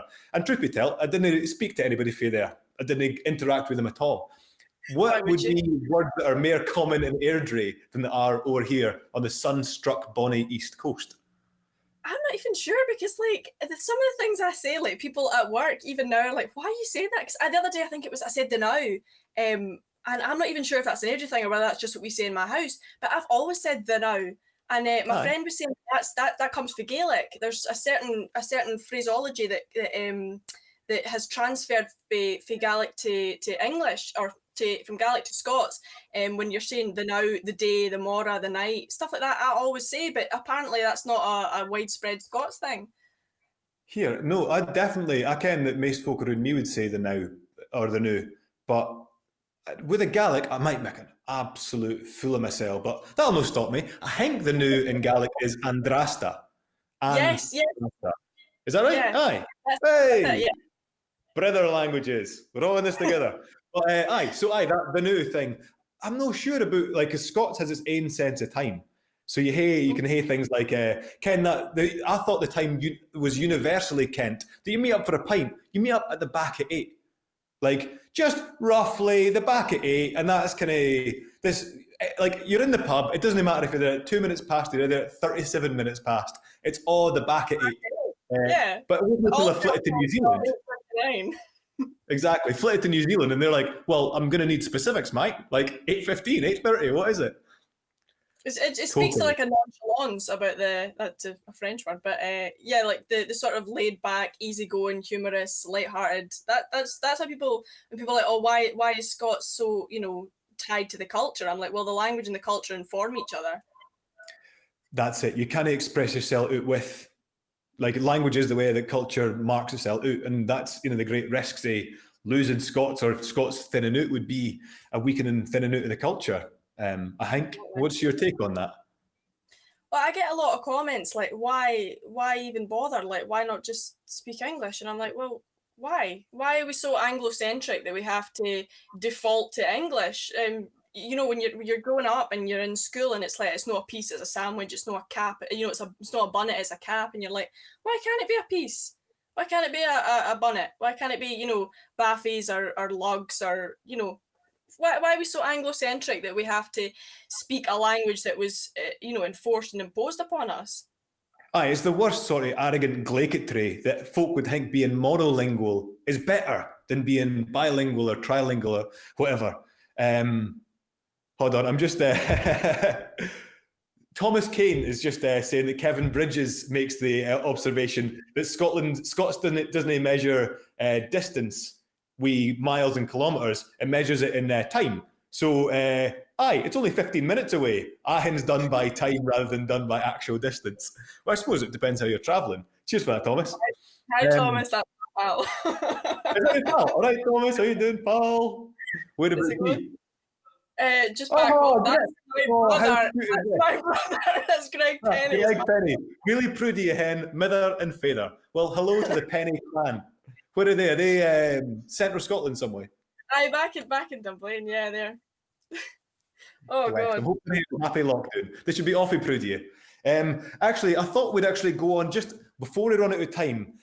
I'm dead interested in the reaction you got. We had a wee blether before we come on air here, because obviously this is top quality production, and we did that sort of preparation. And we were talking about how Scotland, and indeed Scots, was kind of bogged down in misogyny, kind of like Burns Nights were male-only events, until Know That Lang Syne. And you being a bold, confident, Scots-speaking woman, sharing your culture and sharing your language, it's mostly positive, like absolutely 90% of what is positive, and that's what you want. But tell us a wee bit about, do you get more friction for being a lassie rather than if you're a male? God, I can't speak for the lads, but I would say that most of the hate I've got has been, they use gender-based language to describe it. So they say things, they sexualize me, or they make it really weird. And the thing is, that's not what I'm about in my Twitter. So when I see anything like that, it does make me feel really uncomfortable. But also, I have seen from other women who have been outspoken about Scots that they've got a lot of hate. Like Jenny Goodley, she gets so much hate, and it's like, how like, I don't understand why it's different because I'm a lassie. I don't understand why it's there's something in these people's brains that thinks, oh, we'll just take her down a peg. It's like, well, no, you can try, but you're not going to do it. Like. You can try, but you're not going to do it. I can say firmly for the whole Blether with Heather production, those folk can get it right round them, because the idea to try to shut somebody down is about the worst thing you can do. We were talking about folk being told in schools not to speak Scots. You're an adult out there in the world doing what you want. Folk try to shut you down. It's trying to deny your allowance to exist as a person. And you're right. It's only Scottish people. That's what I can say. I have hundreds of Americans. I've got hundreds of English followers. It's the Scots that are doing it, and I'm like, don't know what's wrong with you, mate, but I'm not ashamed of myself. Don't know what's wrong with you, mate. I'm not ashamed of myself. The number of Scots folk, and I ken you hate to forgive them to an extent because they're growing out a place that's been weird for ages. Like, Scotland's a funny wee country, and it's getting better, and we're moving in the right direction, all that good stuff. Here we are, building up to the second Scots Language Awards. There's hundreds of great cultural things happening, but we hate to make sure that change keeps happening. You're the centre of the change, and it's exciting. Like, what you're doing is exactly what we're needing. It's part A Scotland becoming better.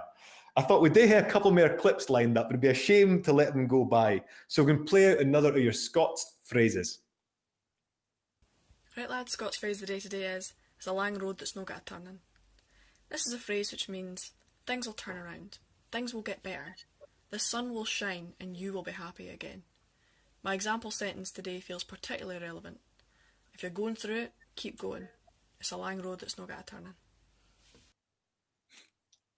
That is quite soothing, eh? We did, obviously you've been doing this for coming on 110 days now. The hail of that, you've been we've all been in some sort of either full lockdown, semi-lockdown.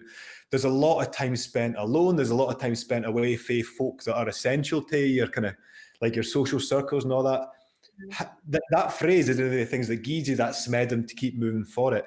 Has this been a good process for you, just keeping connected with folk over the period? It genuinely has been. I mean, that phrase in particular, I remember was done for National Suicide Prevention Day. So I thought I might give a wee bit of context for that. But the thing is, I do definitely struggle with mental health issues. So the fact that for 100 days I can say, hand on heart, I've got up out of bed, I've put makeup on, I've engaged with people, I've felt like I've achieved something, and I can look back on that and think, here, I've done this. Like I went from being so shy and anxious and not confident in myself to now even doing this. Like this is if you told me 100 days ago that I'd be sitting talking to you on a podcast, I'd have said away. But and honestly, it's an absolute pleasure. It's good fun. You're absolutely designed and built for it. I'm seeing Kate Ree Fairley, apologies, I got your middle name wrong there. She just saying, love it, hen, exclamation mark. You're obviously spreading the right vibes and folk are really enjoying it. So give us, before we wrap up for the day, just give folk that are watching your social media handles so they can keep up to date with how you're doing in the future. I am Lenny Soros on Twitter, Miss Punny Penny, on YouTube, and yeah, that's all you need to know about me. Brilliant. So make sure that you follow Miss Punny Penny on YouTube and Lenny Soros on Twitter so you can keep up with her Scots words of the day. The poems, sorry, I was saying poems earlier on, your mother would correct me, no doubt. Keep up with your Scots poem. Honestly, what you're doing is so inspiring to hundreds and thousands of folk, and you're spreading the right message out there in social media where most of us are spending more and more time because we're all locked in the house. So Penny, cheers very much indeed for joining us. I'll just... No, absolutely. It's so good, so good.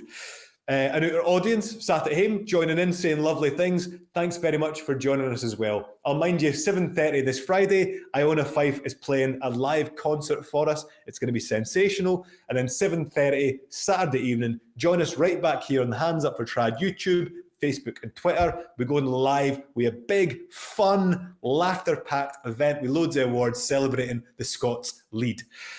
So cheers very much to Penny. Cheers very much to Simon, the secret producer in the background, for pulling all the strings. And cheers very much to the audience for being engaged. And I'll see you later in the week.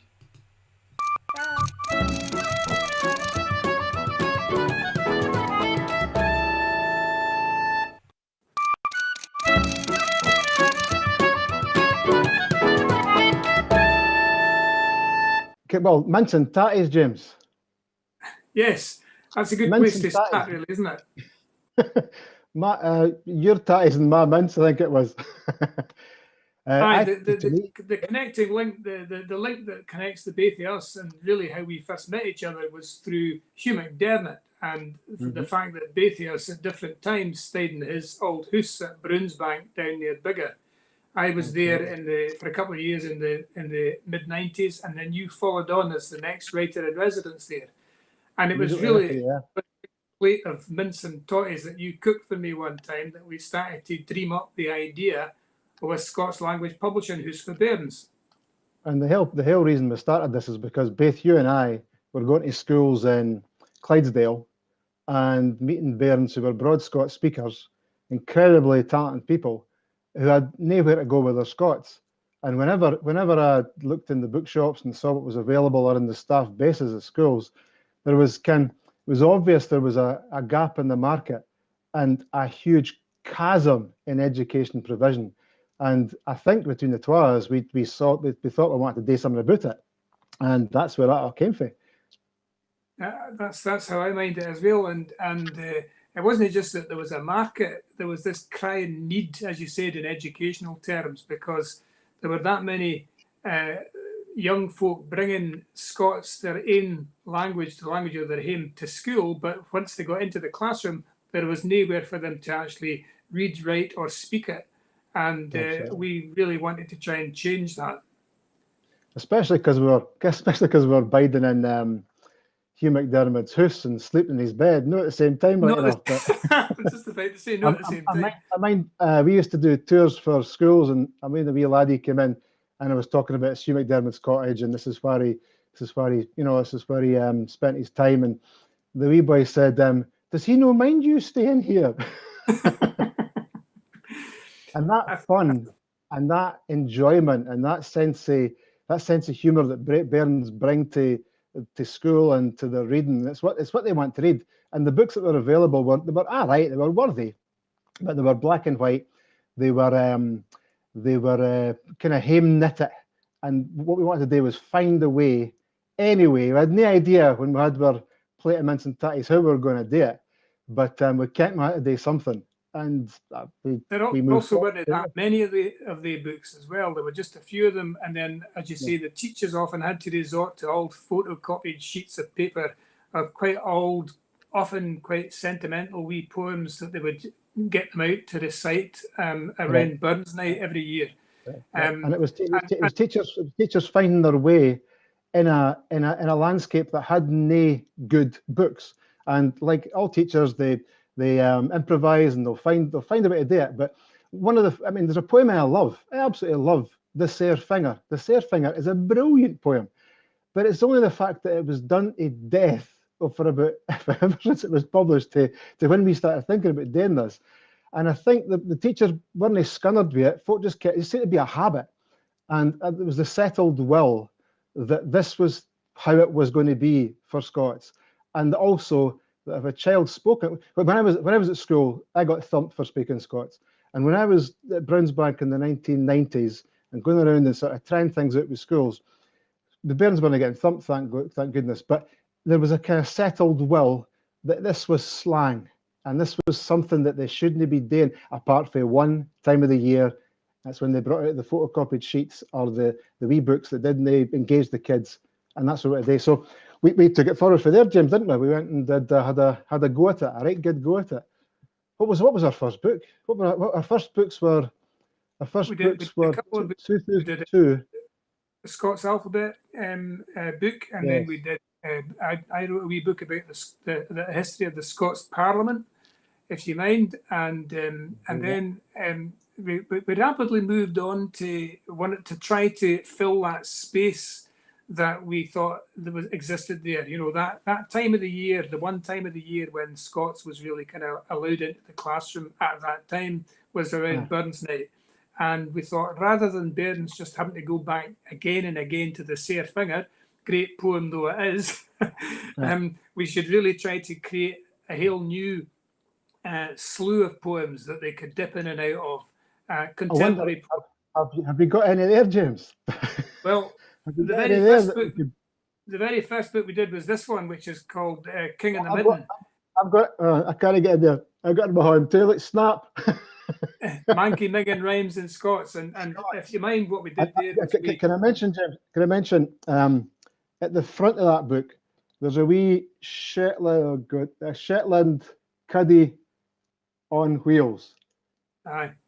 This is a Brent Hodgson poem, and this was an oblique reference to Willie Souter, the Perth poet, who said that if this is our mission statement, I suppose, that if Scots is to come back alive, or he said Doric, if the Doric or Scots is to come back alive, it'll come back on a cock horse, and it went through Bairn's literature and through Bairn's poems. And I love this book. I love other books we've done, but this in particular has Gregor Steele's name might come up again. Gregor Steele was a teacher at the time when we started doing this at Biggar High School, and he's moved on to other things. Fantastic writer, This poem has apologies to Cliff Richard. It's called Bacon Roll. I'm just going to get I'm assuming folk have had their dinners, and this might know. I think Gregor told me when they read this once that a laddie ran out of the room and boked. So what a way to start, eh? I'll give us a shot. Bacon roll. Got myself a greasy, squeezy, triple cheesy bacon roll. Gone to gang doing nice and easy. It's a greasy bacon roll. Got a hungry moo, and that is who I'm going to fill the hole with my greasy, squeezy, triple cheesy bacon roll. Take a look at the bread. It's broad. Fakey roll here.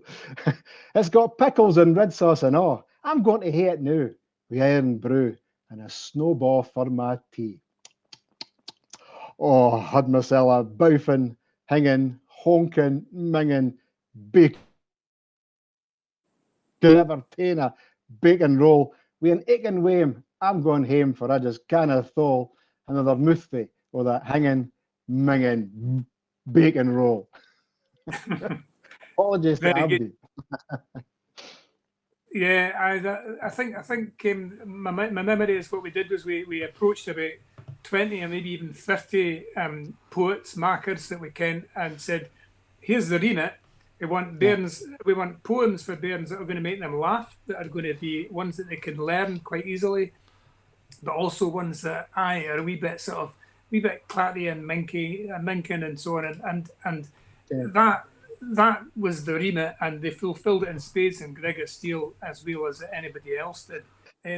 Listen, for the same book, Matthew, I'm gonna read or recite, because I ken it off by heart. I'm gonna recite a poem that I wrote for that book about a guy called Sergeant Snoddy, and the reason why I want to do that is because there's a story that I'll tell after this, which actually kind of is a really great story about why we cite today Itchycoo in the first place. So this is Sergeant Snoddy, who is a very, very daft polis frae Fife. Sergeant Snoddy frae Kirkcaldy set off to visit Fife.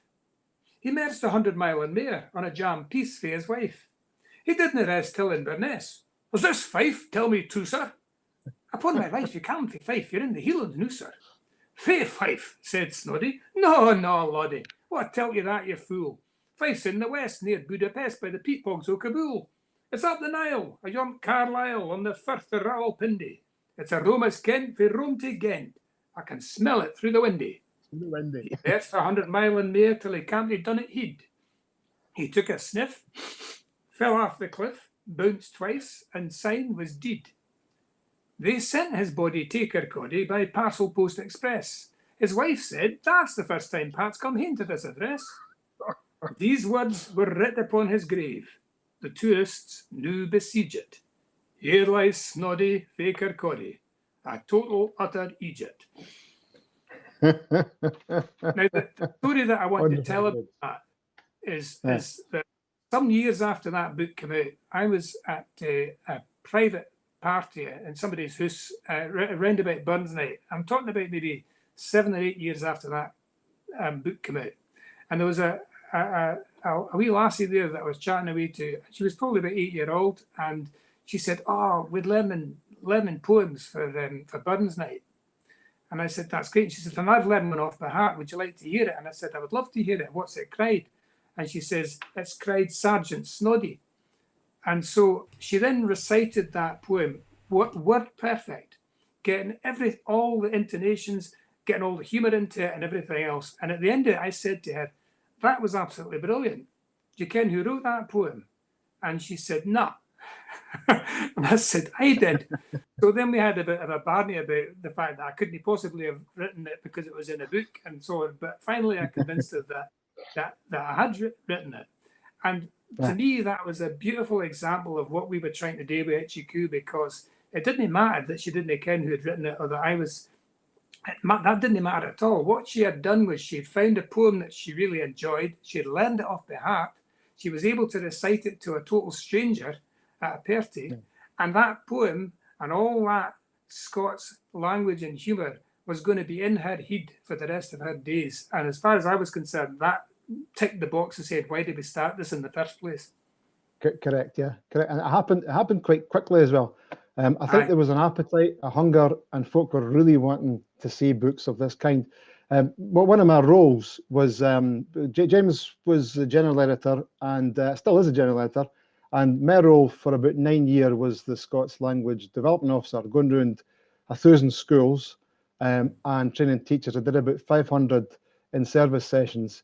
Went through about 3 cars, and it was, and I got to ken all the different parts of Scotland. But I mind some of the things that came out of this was my very first event, my very first visit to a scale was in Dundee, and then and this wee lassie chased me down the corridor and said, "It's not itchy coo, it's itchy cow." But we're after a good start. And we are trying to introduce Scots words and the familiar Scots words, the bairns, adding some other words in as well as they can, trying to fill in the gaps, but also trying to activate and revivify the words that they can't already and give them permission to use them.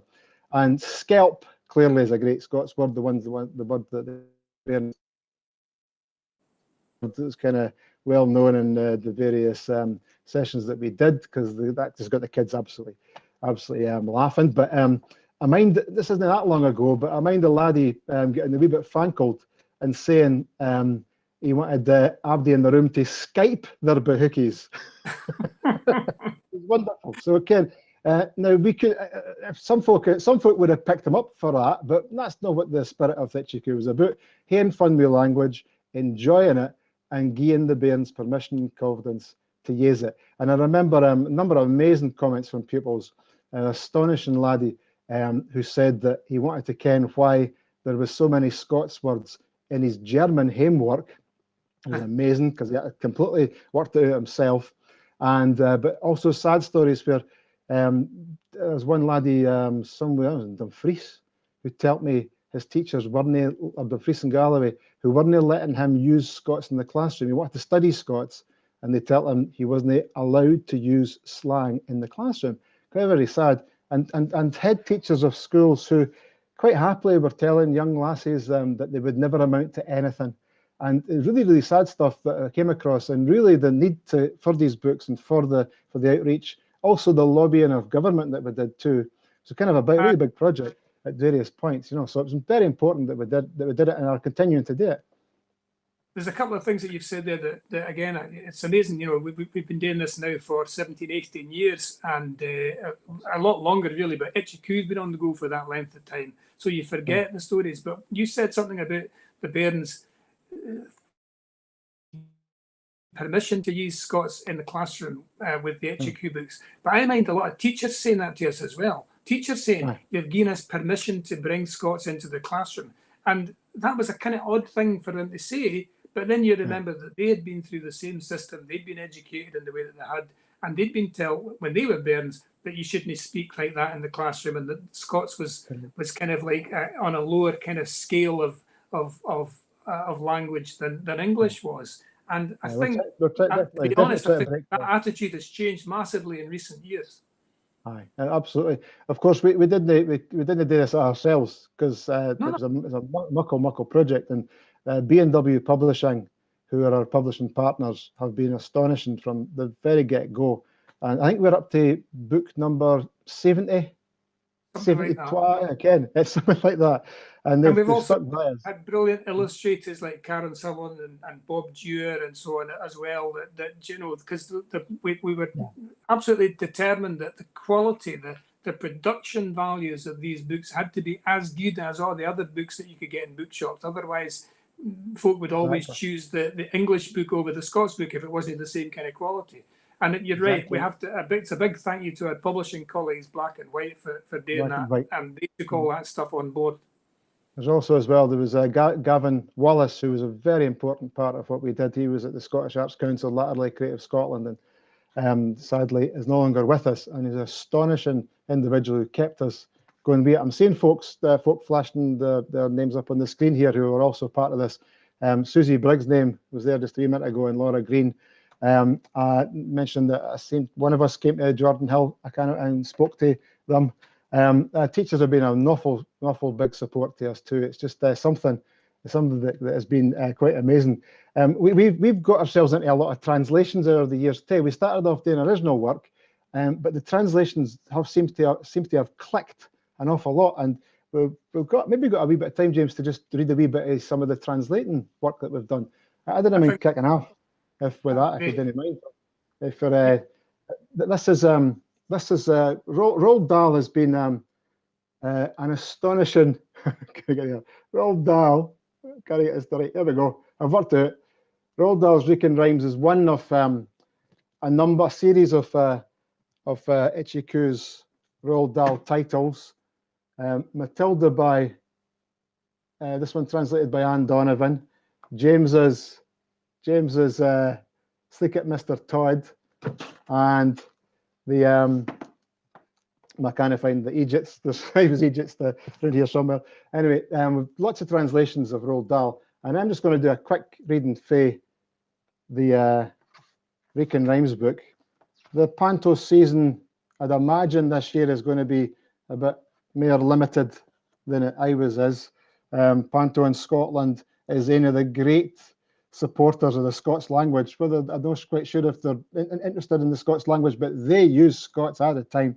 And anyway, this is a wee swatch for Cinderella, and I see Margaret Cruikshank for Mother Tongue's names appearing there too. So anyway, I hate to mention this quickly. Susie Briggs once accosted me at an event dressed as Mr. Egypt. So this is for her. Cinderella. Nae doubt you think you ken this story. You dinna. The real yin's far mair gory. The phony one, the one you ken, was cooked up auld lang syne and then. Made too soon da saft and sappy, just to keep the bairnies happy. Mind ye, they got the first bit richt, the bit wherein they did a nicht. The Hackett sisters, Jules and all, marched pronto to the palace ball. While our wee darling Cinderella was down the cellar, wheat and smelly, while rats half mad for things to eat began to chaw and bathe her feet. Help, she cried, or I'll get eaten. A magic fairy heard her greeting. She come down in a blaze of licht, said, Hiya hen, are you a recht? Time short, I'll stop there. Anything you got yourself there, James? Well, just as a complete contrast, here's a wee bit of prose that I'll read. About 10 years ago, so about halfway through the Ichiku project as it has so far existed, I translated Winnie the Pooh into Scots, and that was a kind of odd one because Winnie the Pooh is such a quintessentially English book. I loved it when I was a bear, and I loved the stories in there. And somebody had suggested, "Oh, why do you not do Winnie the Pooh?" So I tried it out, and the weird thing is when you do it, all of these characters that are quite kind of well, as I said, and no offence meant here at all, no offence, that are quite English, they become kind of Scottish. And so here's a wee bit. This is a story where just a wee bit for here where Pooh. Tiger, the new animal, has arrived in the forest and he's hungry, so he's taken by Pooh and Piglet, who's wee Grumpy in this bit, to meet the donkey that lives in the forest to get some breakfast. And the donkey's name is Hee Haw. Pooh explained to Hee Haw that Tiger was an awfully good friend of Christopher Robin's and had come to stay in the forest. And wee Grumpy explained to Tiger that he wasn't to mind what Hee Haw said because he was always crabbit. And Hee Haw explained to wee Grumpy that far fair, he was feeling fair Jaco this morning. And Tiger explained to anybody with their lugs on that he hadn't had any breakfast yet. Oh, I kenned there was something, said Pooh. Tigers I eat thistles. See, that was how we came to see you, Hee Haw. Oh, dinna fash your head about it, Pooh. Oh, Hee Haw, I didn't mean that I didn't want to see you. Aye, nae doubt. But your new strippet friend, of course he'd wanting his breakfast. What did you say you cry him? Tiger. We'll step this way, Tiger. Hee Haw led the way to the most thristle-looking bourach of thistles that I was, and waved a hoof at it. A wee patch I was holding back for my birthday, he said. But after all, what are birthdays? Here the day, awa the morn. Help yourself, Tiger. Tiger thanked him and looked a wee bit no share at Pooh. Are these thistles, recht enoch? He whispered. Aye, said Pooh. What Tigers like maist? That's recht, said Pooh. I see, said Tiger. Say he took a muckle mouthful and he gave a muckle crunch. Ah, said Tiger. Your friend, said hee-haw, appears to have bitten on a bee. So Beautiful, lots of is that? scope for characters there, and I loved it. I think the other point you made, Matthew, earlier on, when you mentioned Susie Briggs' name, is how many folk we've managed we've met through this whole project, but also some of the great writers that we've actually managed to bring on board, and Susie's one of them. There's some other younger writers that we've brought in as well, especially into our latest book, the Hans Christian Fairy Tales. Hans Christian Andersen's book, yeah. I mean, in 2020, this year we have 5 books, 20 books, 5 books coming out, which is quite remarkable. And Susie Briggs is in that book, Ashley Douglas and Thomas Clark, but we've been very honoured to to Sheena Blackhall, the Northeast Macker. And Shane Spracher, another wonderful Doric writer. But Elaine C. Smith, a great supporter of our project, and Julia Donaldson's been very kind to the forward, and she's been a supporter too, through your translations, James, of the Gruffalo. But a real surprise, a real newcomer, I think, to Scots has been this highly prolific writer in English, but Val McDermott has written one of the most amazing pieces of prose I've seen in Scots for a long time. She's done The Emperor's New Clothes in the Ichiku book of Hans Christian Andersen's fairy tales. And so, Ken, there's this year, in spite of all the difficulties that have been faced by publishers and bookshops and writers and scales, and the bairns as well, being stuck at home and locked down and other things we have to deal with. Very, very important, I think, to keep Scots to the fore, and hopefully these books that to mention as well.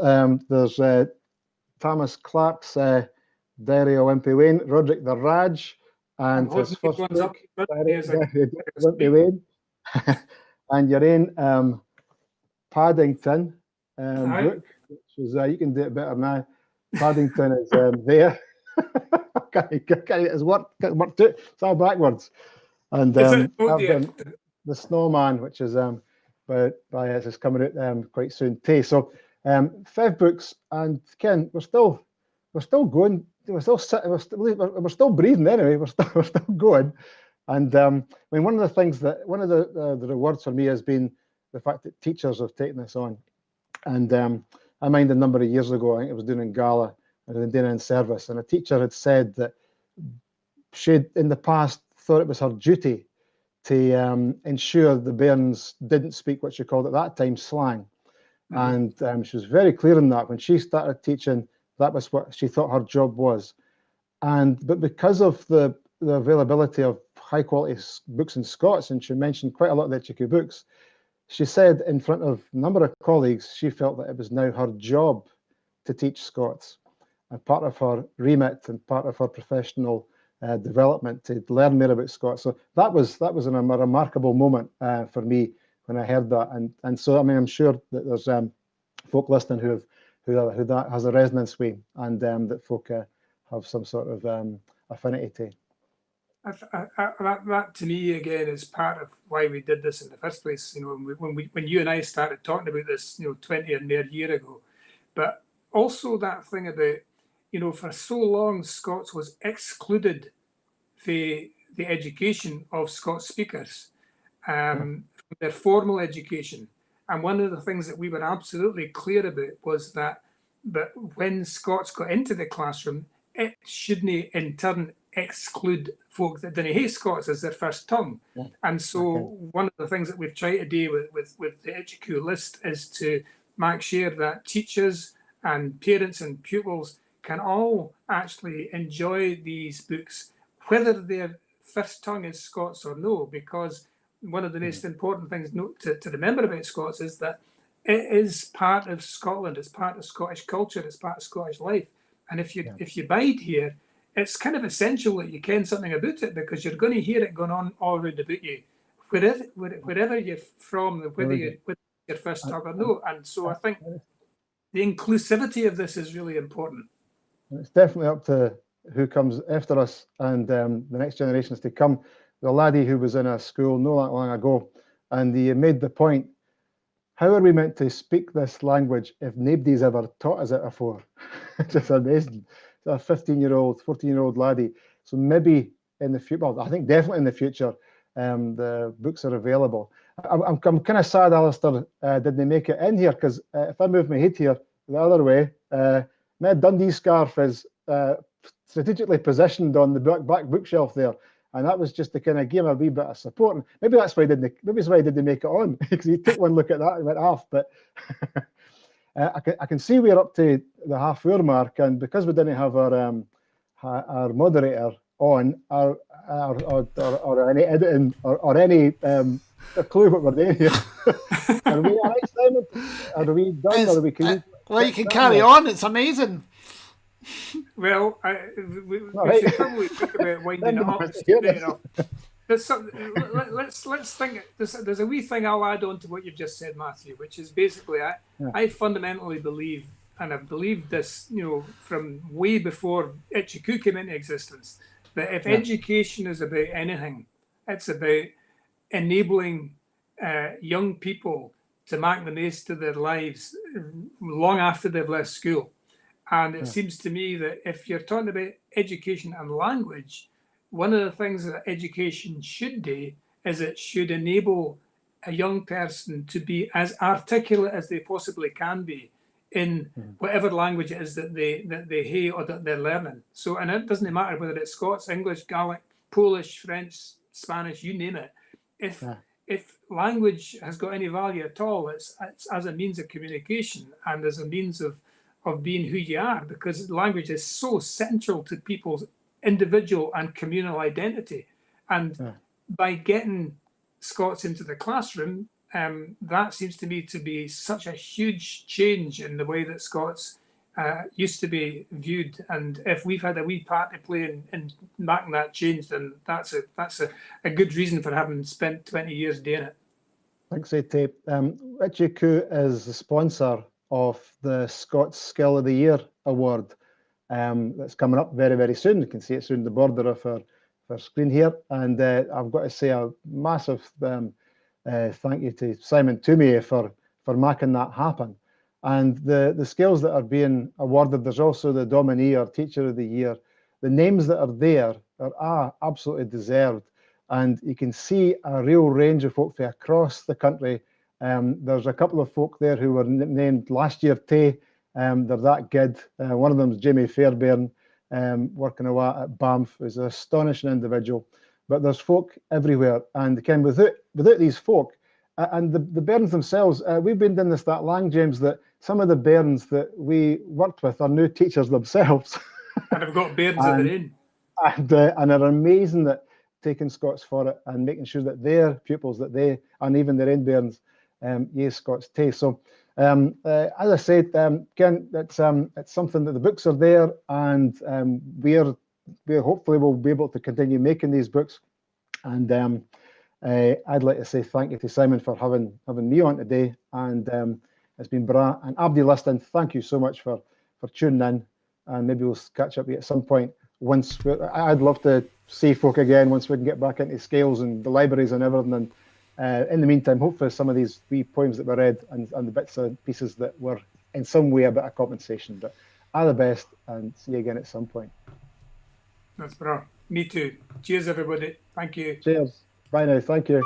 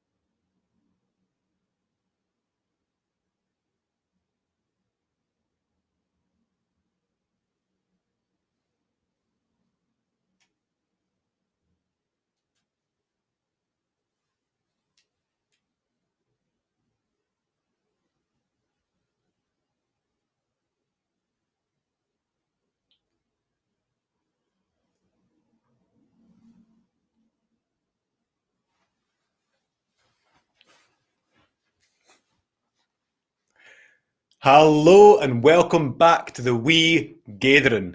Cheers very much to this morning's groups. They're absolutely fascinating.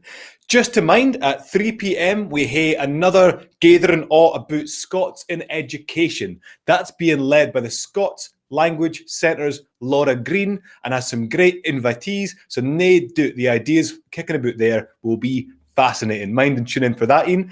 At 4 p.m. we hae Finding Our Vice.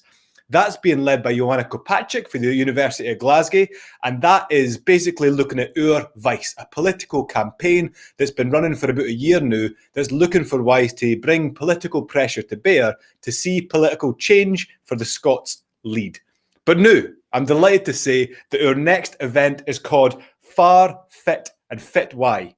Now, it's a discussion about Doric, about North East Scots. There's a smashing panel here, and it's being hosted by the poor behind Scots Radio and the poor behind this evening's award nominee, Grow Radio. That is Frida Morrison. Frida, good afternoon. Good afternoon to you as well, Ali and Aberdeen. And hello for us. I'm Frida Morrison. I'm the director of Scots Radio and chair of the Doric board. Now, let me introduce my companions. They're all looking bonny and clean, as you'll see in a minute. Obviously made a big effort. And they're on their own wee virtual ducats. First, teaching fellow and doctoral researcher at Aberdeen University, Don Leslie. Don, come in. Are you there?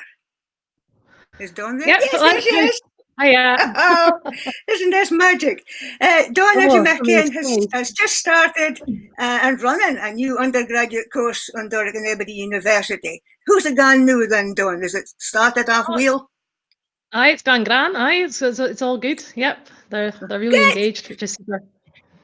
Fabulous. Okay, I'll speak more about that later. Then in his own ducat, up in Port Gordon by the Bonnie Bay, professor at Robert Gordon University and member of the Doric board.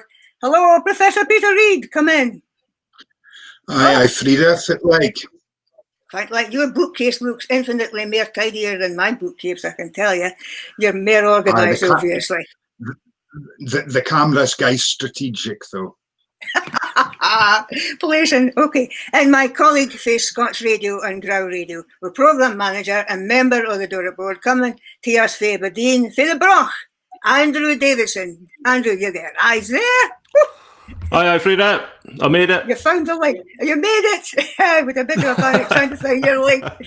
Okay, right, my heart flutter has kind of calmed down now. The Doric board coming to us for Aberdeen for the Broch, as Andrew, as I said. Now, the Doric board, for them, it doesn't ken, excuse me, was created about 5 years ago to energise public appreciation of the North East region's heritage and culture. A key element of this heritage is North East Scots, generally kent as Doric. So we've been invited to hear a confab about fit far and fit why, or far fit and fit why. Falcon things that have shaped near rise to or decline in life. That's for another session, but fit and far has influenced their love of Doric, or not as the case may be. So let's call on. Okay, Peter, I'm coming to you first. Far, fit and fit why. Fit's shaped your bounteous appreciation or otherwise of Doric. I suppose that's as much to do with where I grew up and my mother and father, and it was just the way that was spoke in the house.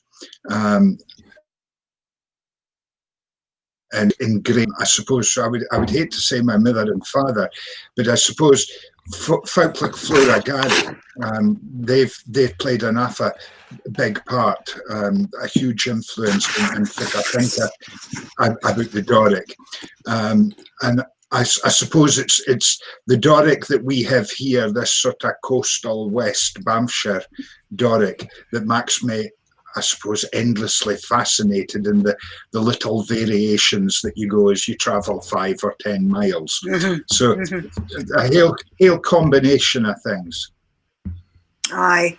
I suppose you're like me, we grew up nae far away from the sea and nae far away from the land. You mentioned Flora Gary there, and it's interesting, you've heard the recording that I did with Flora doing in her kitchen, and she refers to the association we have with the land and the sea as a religion, but she says, nae as the Kirk sees a religion, but it is a religion. Would you agree with that, Peter? I would. I mean, I think certainly along the coastal strip of the Murray Firth, as far as the Broch, the sea was the livelihood, and the land was the livelihood inland, in country. And I think she's right. She makes some awful important observations, I think, in that interview of yours. I think she kind of sums up an awful lot of Northeast culture, Northeast identity.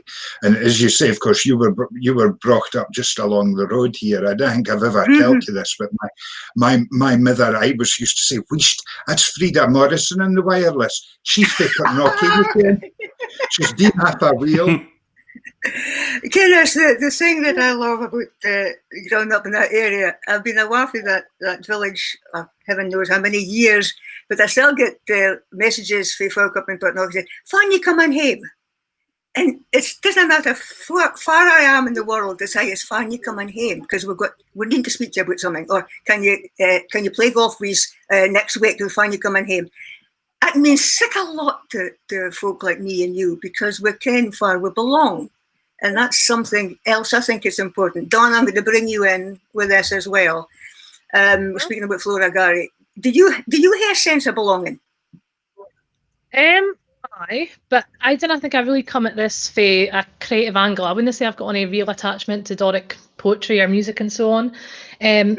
My influences have probably been my family and the communities that I've grown up in, which I'm sure is the same for most folk and how they've learnt their mother tongue. My family are mainly farming backgrounds. No farmers, like just fee and labourers and such like. I once did my family tree using one of those ancestry websites. And it would have made for a Guy Dry episode of Fad If You Think You Are, that programme. It was sort of labourer, farm labourer, and then every now and again it was a ploughman, and it was like, hooray, a ploughman, somebody's made it. But that's nae my life. I've been brought up in Inverurie, which again in my lifetime has become this big tune. And I would see myself as being part of this new generation of Doric speakers, I suppose. So I maybe didn't have that attachment or that same recollection of the past way of life. And I think we've got a lot to be bringing to the table as well. I suppose in terms of Faz influenced me, obviously my family, the communities I've grown up in.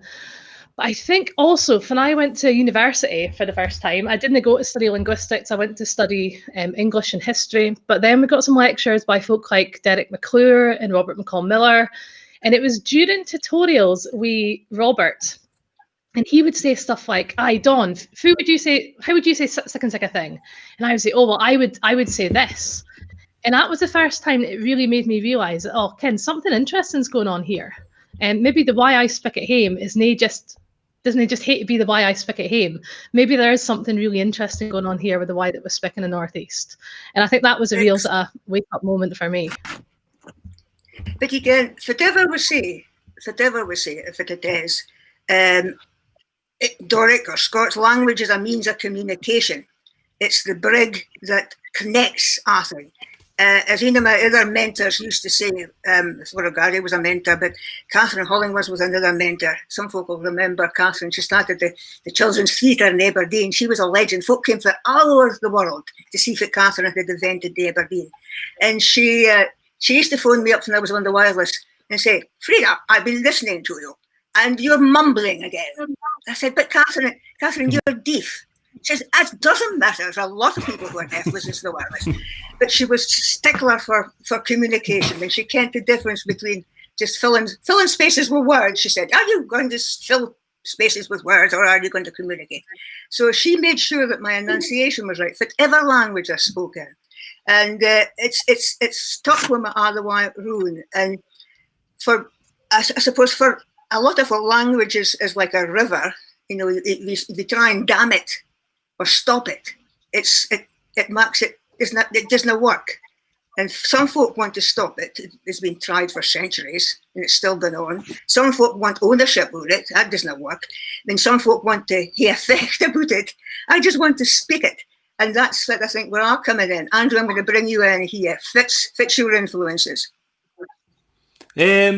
Well, it's like I was just thinking, just to fit everybody else was saying there as well, Peter. It's just like Peter said, just being brought up around it. For me, though, it's been a case recently. I think like kind of taking yourself out of it a bit, and kind of looking at it from a different angle, because it's like I lived abroad for a long time. It's like you do obviously miss the language and the way folks speak and things, but it's also looking at the past and why folks used to speak and how it's kind of changed.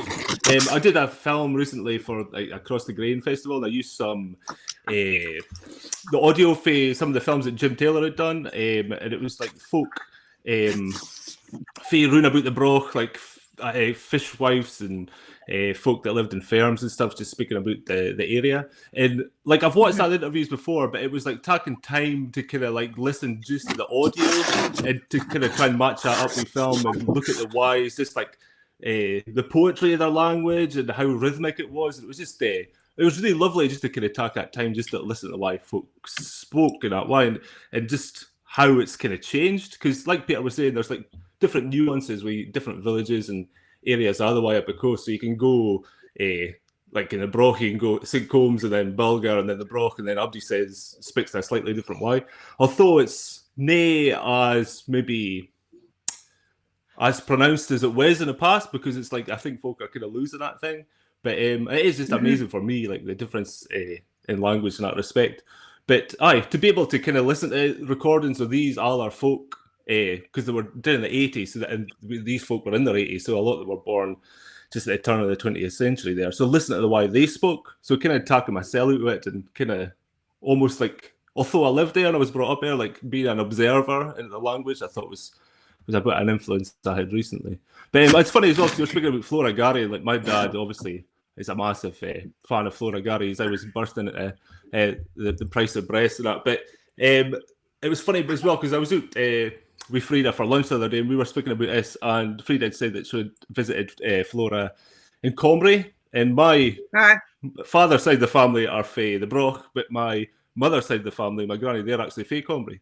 So my granny, if I lived in Combray, we used to go down there for holidays, like Kent her, and went along and got a book signed from my dad and that. But he never managed to meet her, but it was just a funny connection. Ken, she was from the northeast, and my other side of the family was from that village as well. But just lovely stuff, as you say. Really, as Andrew mentioned there, Flora Gary was my biggest influencer. And when I was producing and presenting the Fairman programme, I had the pleasure of travelling around Scotland, and it was about the mid-1980s I started, and I used to pop in to see Flora doing in Combray, and she would make newly made pancakes. This is one of my heroes. She insisted on making my pancakes and ready. So I was sitting in her kitchen, listening to her speaking about the Northeast and her attachments and stories about the Northeast and making pancakes and enjoying the spick of the land, as they say.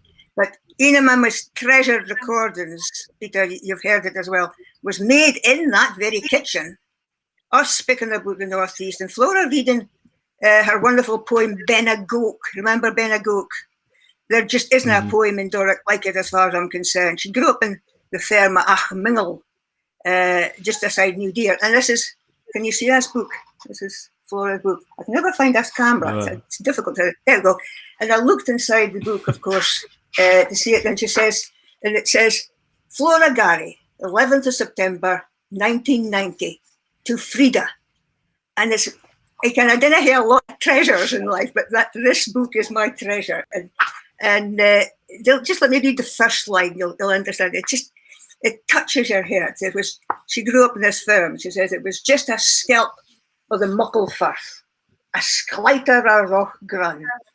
Van grandfather's father broke it into the header and the fun. Grandfather skleted barn and byre brought water to the close.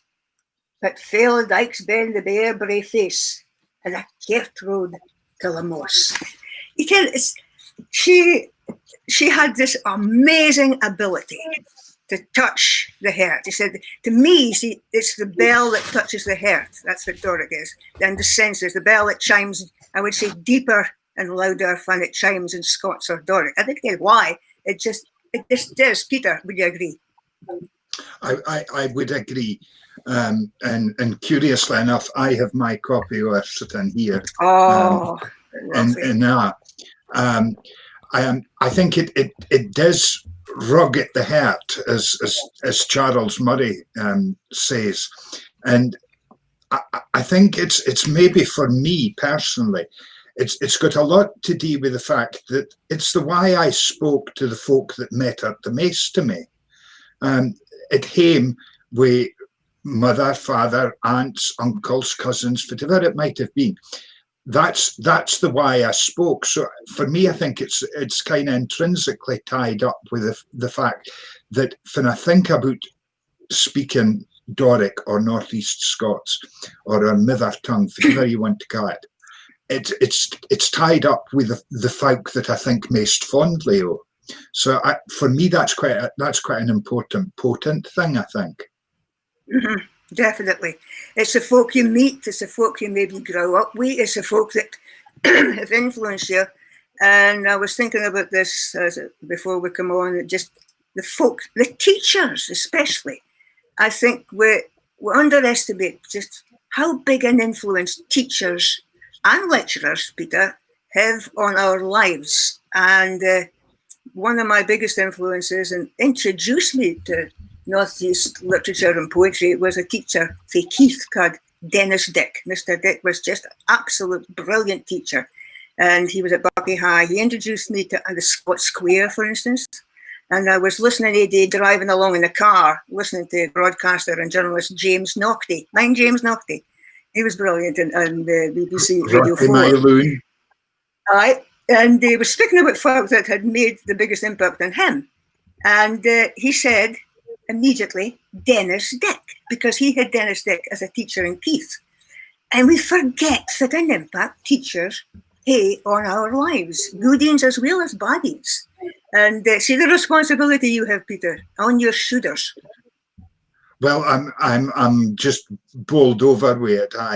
It's weighing heavily on me. But then I'm looking at Andrew Davidson there, and I think, well, maybe sometimes I didn't do our bad.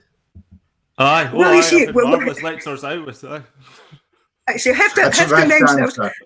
I was hoping you'd bring that in because Andrew happens to be one of Peter's students and brought him to his full height of importance and wisdom, just finishing his recent master's degree. And can you tell us a wee bit about your subject and that master's degree, Andrew? Well, it was included. I was speaking about it before. It was Fraserburgh film, so it was like an archive of moving image for the Broch in the northeast.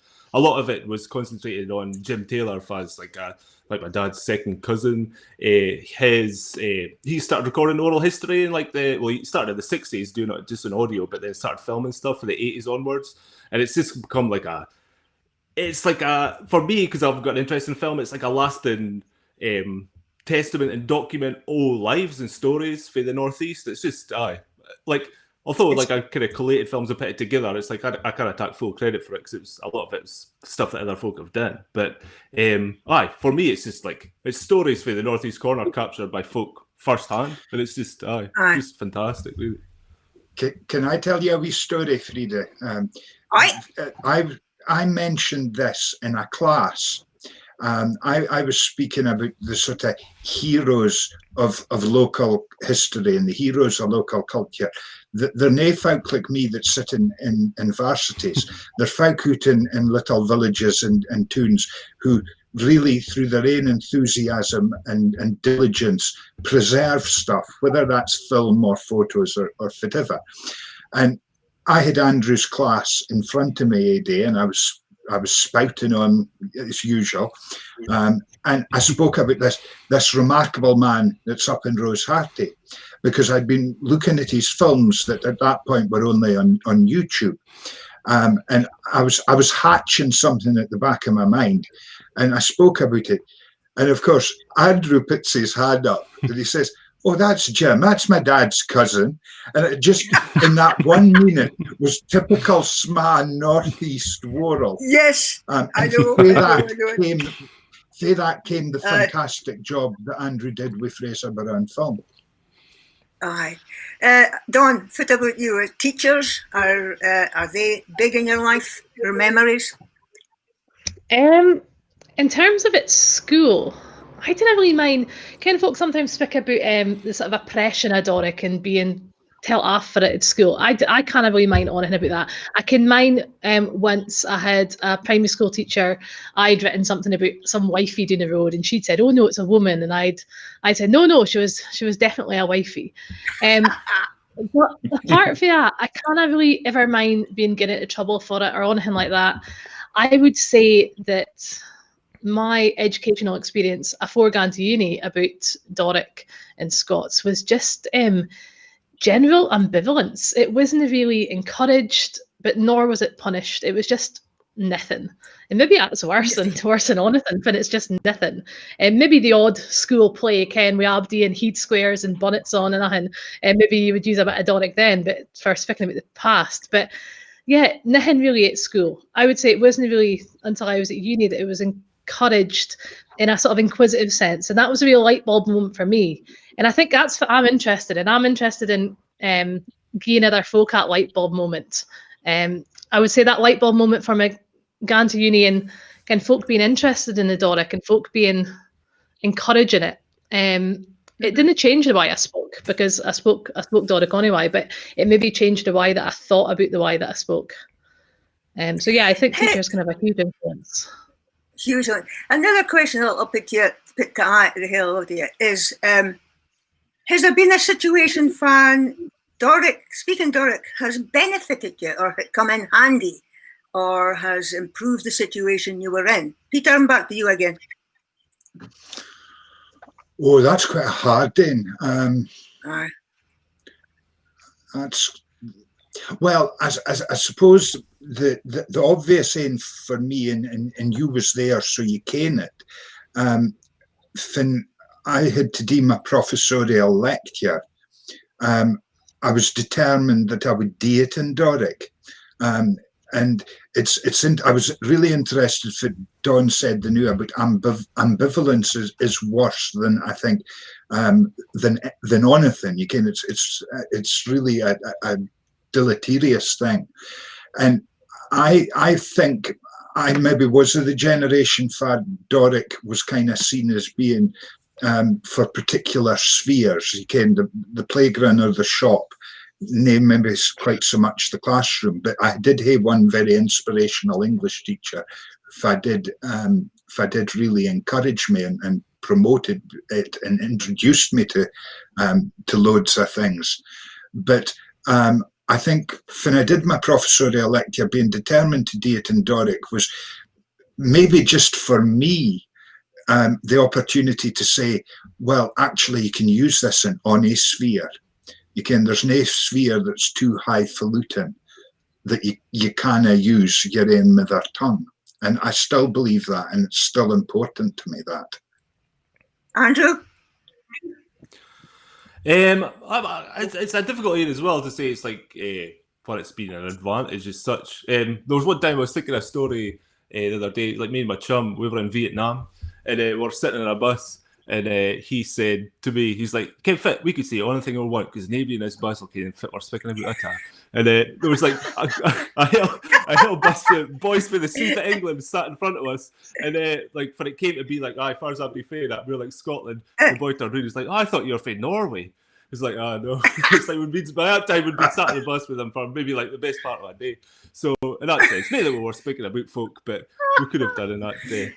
But for me though, like, it was more a disadvantage sometimes, like living abroad and that. But for the majority of times, I find that a lot of times Americans could understand what I said, even when I wasn't speaking in Doric, when I was just trying to speak English as I do. But a lot of times they had the idea of what I was speaking about. For example, like one of my good chums, when I was in Mongolia, I'd kent him for about a month or something, and it turns out he had my name and his phone is Audrey.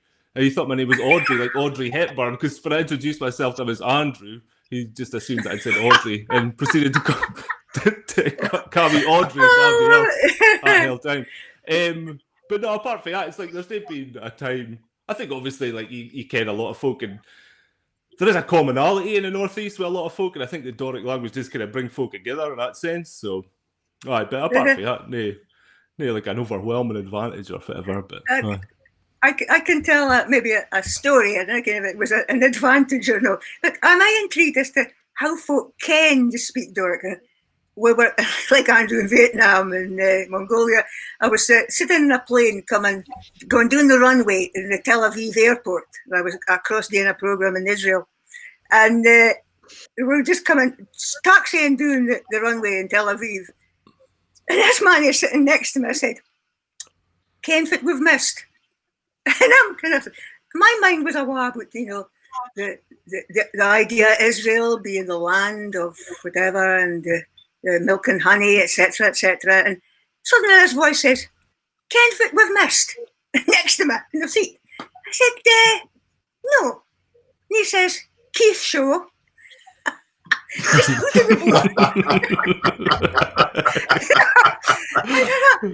Right, my little bubble of kind of mysterious Eastern things, whatever it was totally shattered, and I just busted laughing. It was just so unexpected. Dawn, on your stories? Advantages, I would say, same as Andrew, maybe. I've seen me and my mum be on the tube in London and that, and we can just spick away at each other. But Ken and Orlock, we probably need like an Aberdeen businessman sitting next to us that can know what we're saying. Just exactly. I think I would definitely agree. That idea of maybe kinship is something that's definitely been an advantage. And I think, although we didn't always want to say like Doric for humour, I think humour is a big bit of it as well. Some of my funniest experiences of Doric have been sort of folk kind of like a fan throw. When folk are trying to speak English, but then the fa throw into Doric. That's been some of my fondest memories, perhaps. So we were in a restaurant in St Andrews a few months back. My mum and dad were doing there with a caravan, and we were sitting outside as you have to, and we had the dog. And my dad tried to say to the waitress, "Oh, excuse me, would it be possible to get a?" And then he said, "A suppy water for the dog." And he was trying to. We had just cracked up. And it's things like that I think. So there is definitely that sense of kinship and familiarity probably, and I think probably the main like positive thing I can think about speaking Doric is just sometimes being around folk share your enthusiasm for it. I think that's a great thing. Aye, definitely. I think that's really important. Yes. Now I think I'll finish off this little wee bit with my story for Israel. Listen, and I want to go into the background of why I was selling Arab headdresses in the Via Dolorosa. But a day I ended up selling Arab headdresses in the Via Dolorosa. Like, that's all you need to ken. I was selling Arab headdresses because my other folk in my team had to go into Jerusalem to get groceries because we were going out to the Negev desert at the time. Anyway, here I was with Ali Bedouin's son, little Moshe, trying to help me sell Arab head. And I was useless at it. I couldn't sell a blooming thing. So anyway, there was this great big crowd of folk came out on a bus. There was school bairns, and beside them or behind them was a very large matronly lady. She was a very nice lady, I'm sure, but she was huge. And Moshe says, "Okay, you go and try and sell your wares or your headdresses to us." He was with an Arab accent, of course. "Go and try and sell your Arab headdresses. That's what." So up I went to it. "Okay, holy pictures. Kafias, holy pictures, Ina him walking in water, Ina him holding the left, Ina him gonna boot saying things, Ina him with his fingers up, he with his fingers doing, and his hands up, fingers up, down doing. I tried nothing. Hands up, fingers up, nothing. Nothing. And then this large lady scooped up the bairns as they were looking at this like at love trying to sell things. And she said, "Be careful of these Arabs, dear, you never know where they're coming from." So I just immediately said, it came to my head, "A comfy, hein, a bean, a bine." And she said, "I told you so," and scooped up the parents and rushed them off down the street again. And I felt proud of myself for sticking up for myself and sticking up for everybody else as well. Moshe was in hysterics. So that's what my last program of that one. Anyway, you can this, Frida. I was just thinking about Dawn's story there about her father and the suppy water, because you played this story. My mother had a friend called Rosemary, and Rosemary was ale gran. I mean, plumes and mouth gran. And what I came from Rosemary. When I was growing up, I came to it was Rosemary on the phone because my mother would pan loaf, but it would only last for about 30 seconds. And then you would go, I care it's off into Rosemary. And she would fat down through it. But for the first 25 seconds, 30 seconds, she would pan loaf perfectly. Okay, the other thing that I was going to go into is broadcasting, near and dear to my heart, and I was privileged and honoured to be associated with BBC Radio Scotland for about 30 years in different forms and shapes. And Roger Mortimer was my first manager at BBC Radio Scotland. And I could say a lot about Roger in terms of his management ability. He was brilliant, absolutely brilliant. And yeah, a lot like Roger, sadly.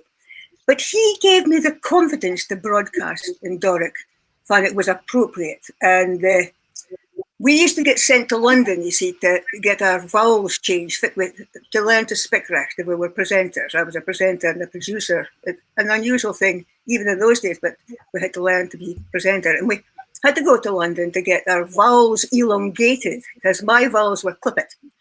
And I said, hello, welcome to BBC Radio Scotland. This is Scottish Farming News. And my vowels would be bonny. But I'll come back and I need to get sorted out again. The money came up from London eventually to stop us from doing, and we got sorted out again instead. But this day, the money had been with me for about an hour, getting my balls elongated. And Roger was showing a heap of folk around the studio and the area, the station. They were up to London, and Roger was telling them that they were so proud of the regional accents in the area, and he was proud. It's Aberdeen, Roger. And I had just bounced into the studio next door with Jane Frankie, and Jane Frankie's vowels were really bonny, really long. She was, hello, Frida, how are you doing? I loved Jane Frankie's vowels. So I said, wait till you hear my vowels in Boy. So I started off, hello, welcome to Scottish Farming News. This is Frida Morrison, welcome. And then I just opened the corner of my eye, I saw Roger through the glass, and his face was like fizz. So I bounced out of the studio and expected to congratulate Roger, but Roger said, "Fit if you deemed your voice." And I was in shock. I thought I was going to get his vowels elongated. And he says, well, pick the back farther where? And he marched through the studio. I was damaged. So my vowels have been back where they should be ever since, thanks to Roger. And it just shows if you meet the right folk in your working life, then that again has influenced you in your life and your appreciation of your native language. Okay, I'm going to go back to Dawn. Any instances like that in your life, Dawn? Folk that you're working with have encouraged you? Encouragement, I think recently, well, it's weird. I think most of my self-doubts didn't come from speaking Doric. They come from I'm speaking English. So like last year when we were still in our hair lectures in the big lecture halls, you had to record your lectures so that folk that missed it could listen back to it. And I mind last year was my first year of lecturing, and I was uploading these videos and listening back to them, and I was thinking, oh me, that's nae the way that a lecturer's meant to soon. And I think that's what makes my self-doubt comes for that sort of speaking English rather than when I'm speaking Doric. When I'm speaking Doric, I feel quite confident, I would say. I would say it has been interesting in terms of folk that I work with is recently doing this work for the Elphinstone Institute and being among sort of kind of like-minded folk. And we do a lot of our emails and our communications in Doric, and the meetings are in Doric. So I'm used to now, I think, and because I'm doing this new course and we're doing it like a bit of an immersion course, so I'm speaking in Doric to the students. And I've always thought my work in life has always been in English, and I've got to stop myself sort of speaking Doric. But it showed me how easy it can be if you're in that environment for folk are speaking it, It's so easy. And on a Friday, I go straight from my Doric class to my my English structure and use class. And I often start the seminar, I'm like, oh, all right, Abdi, right, we'll just wait a couple of minutes before Abdi. Then I think, oh, no. This is not the Doric class on the mirror. This is the English structure and use. And I just think it shows that maybe it has been drummed out of folk, but it's very easily drummed back in. It's very easy to get back into that rhythm. Right. And it's just giving folk that opportunity to be using it in their working life, like I am. And once you are, it's brilliant. Andrew, what do you think? Working life. Not so much. I guess like the stuff that I've been doing with like Scots radio and Ground radio and that, for we've just been kind of speaking in our own kind of dialects. They just Doric because Dave and Richie are down south, but it's funny because it's like the thing is, I kind of feel sometimes the idea of like work and using your own kind of language when you're working, it's only really in certain professions for maybe that is a problem. Like for example, like I'm from the Broch. If you go up to the Broch and you go do the tune at Bukocky's ice cream shop or whatever, the folk that are working there are nae because they're in work, they're in a formal setting, and that's not just because it's an ice cream shop. But you can like. I imagine like a lot of other professions and that, like folk will just be speaking as they normally do. So it's maybe the issue is it's like you see it in the media and that's a very evident thing, but like everyday life, folk working in offices and stuff, they'll just kind of be speaking as they normally would. I think there's maybe only certain situations for it would require like a formal setting, because it's like obviously like Peter, because you're my lecturer, it's like we would speak, you and I would kind of like speak just as we would, but then obviously like you've got students for all over the world, you kind of just be speaking like you were up in Portnokie to folk for our place. So, but so I think maybe it's just in certain situations that kind of like formality comes out. But I would say probably a lot of folk still use it in their everyday life and everyday working life. Kind of if you go up to like towns and villages round about, folk will just be speaking that in their workplace just as they normally would, really. But you maybe just didn't see it so much because it's not in the media or it's not how you're expected to speak. And there's this idea it's like formal English or whatever. And it does obviously still exist, but maybe that's this stem from the education kind of system, and that's understandable that folk would hate to hear like a neutral way of speaking, really. Maybe. Right. Peter, have I missed you in this bit? You would add anything to that little section? No, I would just totally agree with what Don and Andrew have both said. I mean, Andrew's right. You can, when you've students for around the world, you've got to use the common medium of communication. But if I have students like Andrew and I, we just chatted a while in Doric in tutorials if they were one-to-one, and certainly, I mean, Andrew and I, like Don said, we just email in another in Doric, and you and me, Dev T. Frida. And there have been a couple of folk at work that I have admired for just sticking with their own voice, their own tongue, and have gone to top. Rita would be one of them. You can, Rita, fine, Rita. Rita would be one of them, and I had a great pal, Isabel Grant, a Broch Quine. Her father was the GP in the Broch, and Isabel and I used to get into AFA scrapes. In fact, we were kent as Dode and Bunty because of just steering up endless Doricness and mischief. So that's a whole other story. I'm not going there this afternoon. No. We even invented a French Doric amalgam, but that's, as I say, that's another story. And you mentioned Dodd and... Was it you that was mentioning Dodd and Bunty, Dawn, the other day? Or did I imagine that? No? Dawn and I were speaking about words that have crept in, and I was confessing I've become a vanaholic because I'm trying to work out what kind of van I would have like to convert into a camper van. And you did become a vanaholic. You see vans, oh my, what's a good in, that's a good in, that's a good in, that's a good in. And I said, and there's even stealth vans coming into the scene. Stealth vans. And Dawn says, it's a transit with a mattress in the back. It's a humour you get into it. And right, next bit I was going to speak to you about was family. We kind of touched on that as well. fit their influences. My fa fit and fit is an easy one for me because my grandfather was my biggest influence in my language development right through the start. He was a crofter for the Chuker How near New Deer, but he was a grieve at the barnyards at Delta Day and had the best, most wonderful way about him. And he was a pure crofter, but he was a vet as well. He had a box that kept his flute and wee potions in it for curing animals. And he played his flute apparently as he waited in the stables or the byre for the medicine to take effect. And he built a long road out of the moss, into the Chuker moss, with a shovel and a barra. So he was one of my heroes.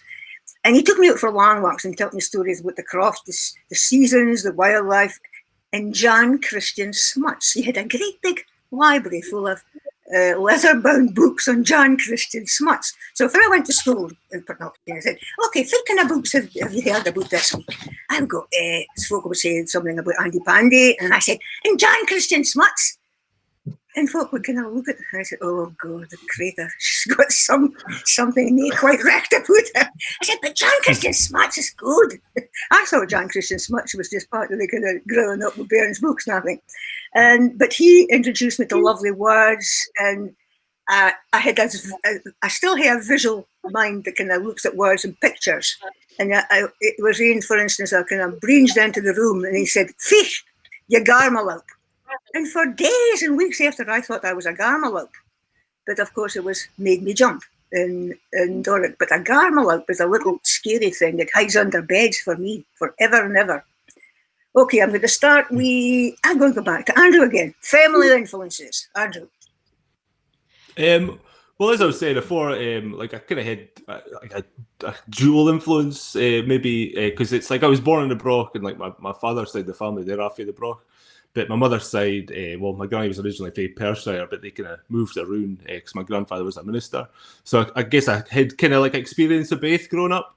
I mind once one of the bairns read about us from my granny was up visiting. They asked if my granny was English because she didn't speak like us. But it was like, even though she was just from Perthshire, so I was just like a Scottish accent as well. But maybe folk just weren't used to that. One thing below Peter, he was maybe England as far as I'm concerned. But I think I suppose like my dad as well, like has been an influence in that respect, just because I was spoken Doric and that side of the family his. As well as like Fraser on film, it was like he translated it into Doric, helped me to do it. He was happy. He's like, if you just copy and paste that thing into a Word document, because originally it was in English, and then I mentioned to Peter, maybe mirror the site and do it in Doric as well. And I gave it to my dad, and he's like, I just fire it over. I was like, I don't think it'll be too many words if it ever. But it came to 13,000 or 50,000. 13,000. And I was like, I can't translate it. But he managed to do it really quickly, but I think because my dad was a teacher as well, and it's like his kind of influence, interest in the Doric language, kind of, I was saying about like Flora Gary and poetry and just tackling interest, that kind of like filtered doing as well. So it's like at a young age, we're kind of brought up to kind of take an interest in the area and the folk that live there. So, aye. Now, before I go much further, I'm just going to thank mind folk who have just tuned in. You're listening to this session of the Wee Gaitherins as part of the Hands Up for Trad Scots Language Awards Day. I'm Frida Morrison, Director of Scots Radio, Chair of the Doric Board, and with me is Don Leslie for Aberdeen University, Professor Peter Reid for Robert Gordon University, and Andrew Davison for Scots Radio. And their mission to hear, far, and fit has influenced our relationship with Doric North East Scots, and fit why it plays an important part to our lives. Right, over to you, Dawn. Family influences. Well, I suppose just the voices that are around you. My parents, my grandparents, growing up, I suppose, as I said, mostly fae farming backgrounds. My granny on my dad's side is fae.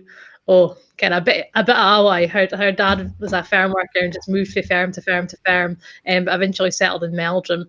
And then my granny and grand on the other side, my granda was fae a marvellously named place called Flobbits, which is around about St Catherine's. And my mum was brought up nae far from there in a similarly marvellously named place called Hatton Slap. I love the names of some of these farms.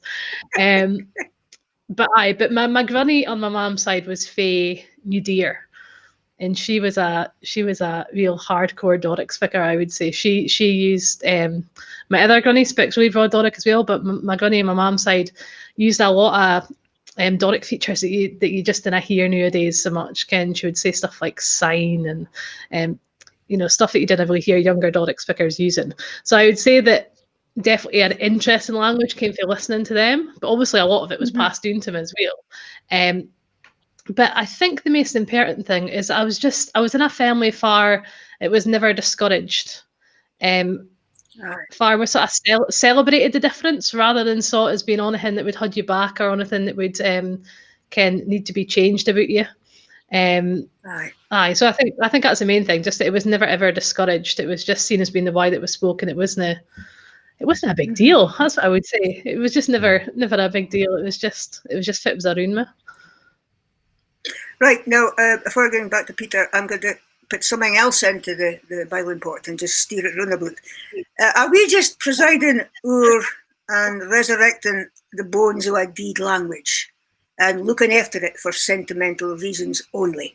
This kind of been a recurrent theme in my head for a long, long time. Like one time I did think so, but I'm not going to put any of my conclusions out there yet. Peter, what do you think? Are we just presiding over the bones of a deed language, sentimental reasons? Well, I would disagree with that AFA strongly, because I mean you just need to look at bairns and younger folk and the way they communicate on social media or on text. It's maybe near the 47th word you can for a grape or some other feminine implement. And it was great that we had 47 words for all these things. And language evolves. I mean, I'm not a linguist.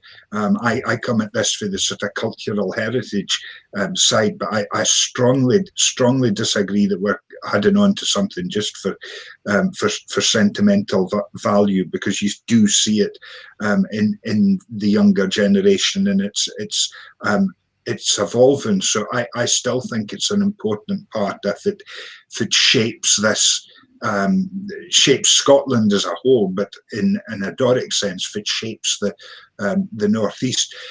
In response to your question about family, I mean, my father had a huge influence on me, and I think that again, the older I get, the more I look back at that, because my father was in his 50s when I was born, so I had like a generation further back than my school friends, you can.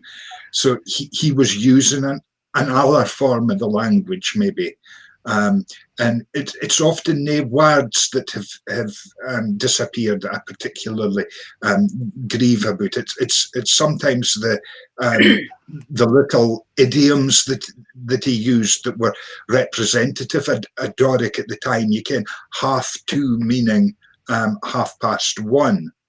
And that's completely gone. But he would always chastise me if I said you can 1:30, meaning 1:30. My grandmother did that as well. Aye. My grandmother did that as well. Aye. Folk look askance at you often new. So maybe there is a wee bit of sentiment, but it's nae sentiment for me that's a driving factor in why we're interested in the Doric. It's just fit we speak. It's just, sorry, I that think, was Peter. No, that was inspiring, Peter. That was inspiring. And I'm going to read you a little bit. Somebody sent me years ago a bit of text, and I apologise because I've lost who wrote it. But it said, "Fitwise should we lose and cast aside our treasure of words and cripple our expression that contains our inspiration of childhood and voices of our ancestors, like something fading from sight, excluding an instrument so precious and expressive and so humorous that contains our very instinct and our links." And I think that sums it up in English, okay, but it sums it up. And again, my apologies. I didn't know how far I got that thing, but I've kept that little bit of text near and by my desk at this time. We're just about at the end of this session. And it would be fine if I could just point to another book that the Doric Board had the honour and pleasure of helping to produce and supporting. It's the collected poems of Mary Simon, the Dufton in Bamshire.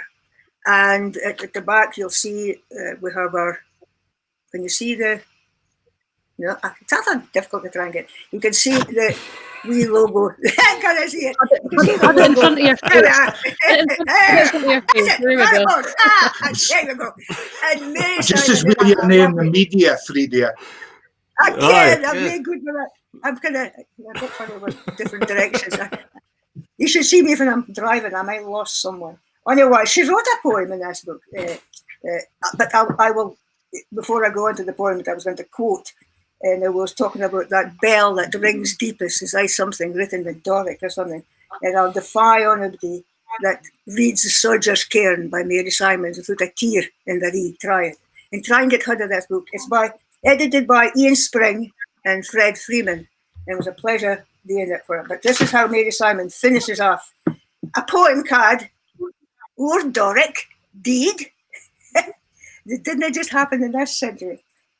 She says, it's ill to girn, it's war to greet. I love that, Peter. It's ill to girn, it's war to greet. Can we hear that as a logo for the Doric board? Right. Well, I think May the we Lord... should get... Oh, sorry, I was going to read the rest of the poem. It's ill to girn, it's war to greet, but may the Lord forgive the peer Cassandra, creed that wild sick wealth for you and me. Speak neo harps with muted strings, with songs that have been sung.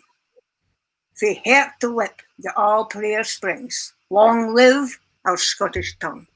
So it was even worried about there, we're still worried about speaking, but days like this, when we've got the Scotch Language Award, is testament to the fact that the spring is still alive and the river still flows. Peter, were you going to say something there? I was just going to actually say something about Mary Simon, because I mean obviously a Bamshire loon is going to speak up a Bamshire quine in the form of a Mary Simon, but I mean she captured so many things just absolutely perfectly. And she said, "Oh, English speak for the English yard. We ken it's fine and grand, but it takes the dear Scots words to grip your heart and mind." And she famously spoke about the sort of culture that I think we all have if we've been brought up speaking Doric. Again, she said, we were bilingual. We used the English language as freely and finely as the English did. All English literature was ours, but our literature was not theirs. And that I think is just a fantastic quote. Absolutely, absolutely. Well, you can we're just about that time, and we'll come to the end of this session. Anybody on any last minute wisdoms to say? Anything? Frida, can you hear me? No, Simon, we can't hear you. Frida, No, nobody can hear you. Somebody's asking, Beth Miller's asking for the name of the books by Mary Simon. It was called Collected Poems. Collected Poems by Mary Simon. It's a classic, absolute.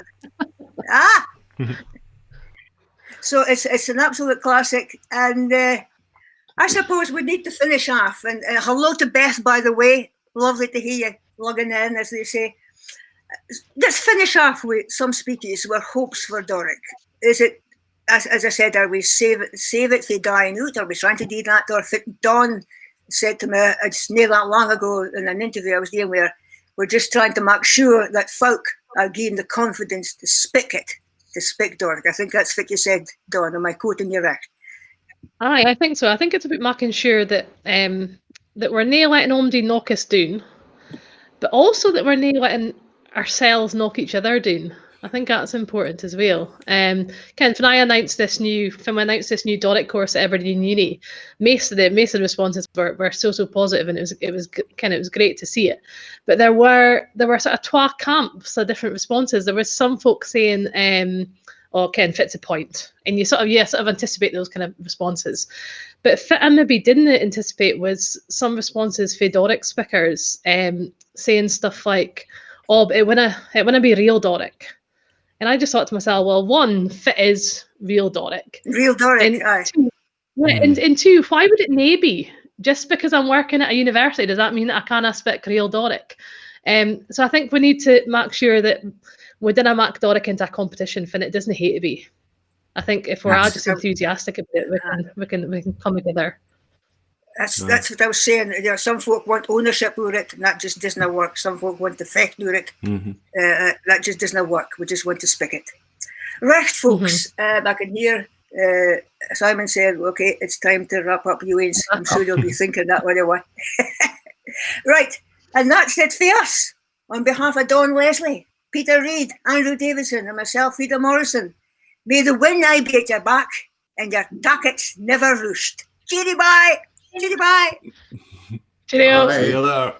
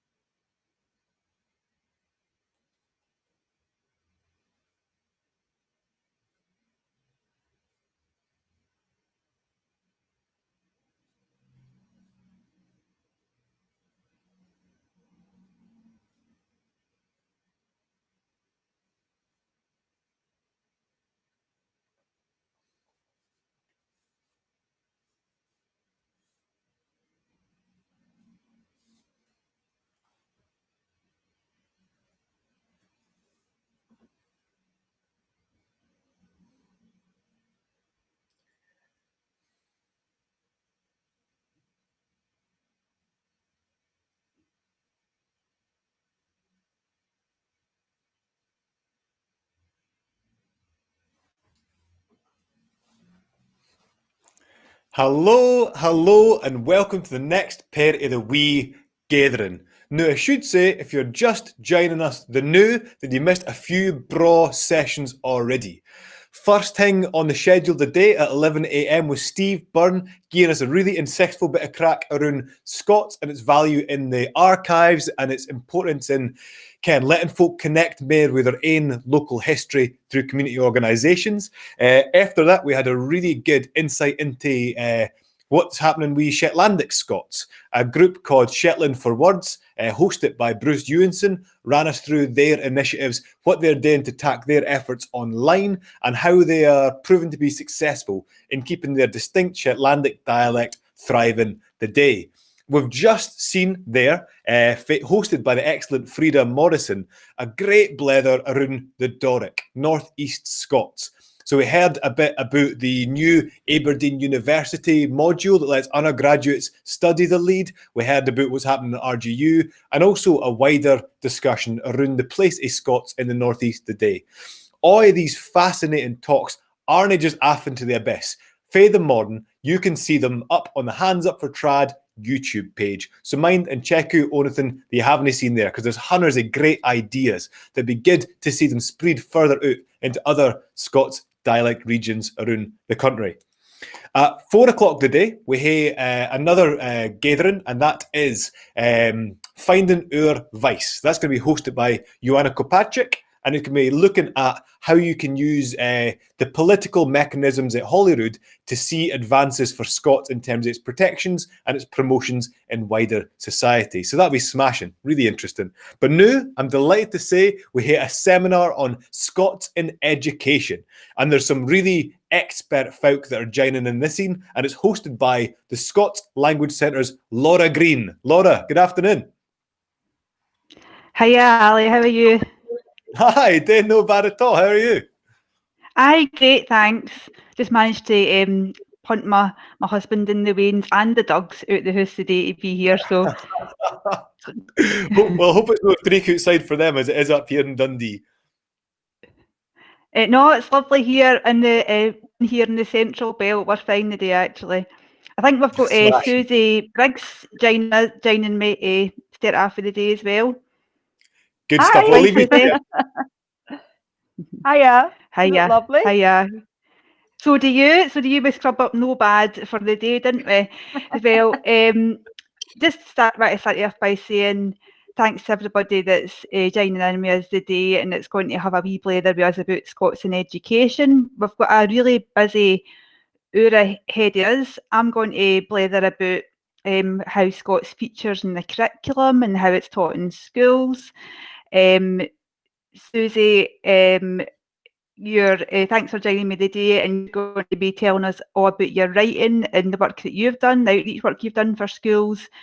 And then later on, we're going to be joined by Rona Alcorn for Scottish Language Dictionaries, who's going to tell us all about an exciting new resource for learners. So, Susie, you're likely a real Kent face to a lot of folk that are interested in Scots writing or Scots in schools, but do you want to introduce yourself today? Well, I wrote 2 books, Nip-Nebs and Nip-Nebs in the Last Berry. That was shortlisted last year. No, that one was shortlisted last year. I'm getting confused because I'm looking at my reflection. And this one is shortlisted this year for the Scots Language Awards. So we'll find out later what happens with them. But they were written in Scots, and they were beautifully illustrated by Ruthie Redden and published by Curly Tail Books. And it's quite a journey to even get a publisher to publish in Scots. But my passion is just to encourage the Wains and let them understand that Scots isn't just for tourist titles, the words they speak, to empower them to go for it, just the way they talk, and not have to be any other way, just enjoy the language. Absolutely. And I think that's a similar opinion that's shared with a lot of enthusiastic teachers. We'll talk a wee bit more about that in a minute. And I'm really interested to hear a wee bit later on all about the reactions that you've had to nip-nibs and the last berry, because that all sounds really exciting. To think a wee bit, I know that you've been in schools, but just to explain to folk that what I do and how the way that I support schools is I work for the Scots Language Centre. I provide guidance and support to teachers that or parents that are wanting to learn or teach Scots. So folk, the kind of folk that contact me might be a teacher in the early years sector or a primary secondary teacher. There's maybe an enthusiastic parent that's trying to help their way and learn Scots, or even an adult learner whose mother tongue might be Scottish Standard English, but it might be something else entirely. And I'm sure that that teachers that are involved in teaching Scots I've had a similar experience, and I'm sure you've had an experience as well, Susie. As soon as you tell folk what you do, as soon as you tell folk that you're involved in working with Wains and working with teachers in schools, and that that involves promoting Scots, folk just can't wait to tell you about their own experiences learning Scots, whether that's been discouraged, encouraged, or maybe not even thought about. I know. Has that been your experience as well? I mean, just before even when I started writing in Scots for Wains, there was a lot of things building up to that moment, where there was a lot of situations that were negatively looking at Scots. Like the first story I ever wrote was it wasn't the first story I ever wrote. It was the first year I sent away. And you've got to remember, I went to school and I was brought up to read and write only in English. And so to write in any other language, even the one I spoke, was just weird. It was alien. So I just wrote in English, and I wrote the story called The Wee Sleepy Sheepy, and the only Scots word was the word wee. I sent that to publishers for years and kept getting rejected, till one day our publisher wrote back and said, "We will publish your story if you omit the Scottish flavour." And that made me go, what Scottish flavour? That's my language. It's not a pot noodle seasoning. So I was a bit raging. I was pure raging about it. And so I dramatically tore up. I wish I kept it. I tore up the rejection letter. And I thought, you know what, I don't care who sees my stories. I'm just going to write for myself, and I'm going to try and write in Scots. And the first story I took to translate wasn't The Wee Sleepy Sheepy, it was The Last Berry. And with a really tiny little Scots dictionary that I had at the time, but I think it's there. Still got it. For that wee dictionary, that I'd got in a charity shop, I started just looking at the words I'd written in English and trying to translate them.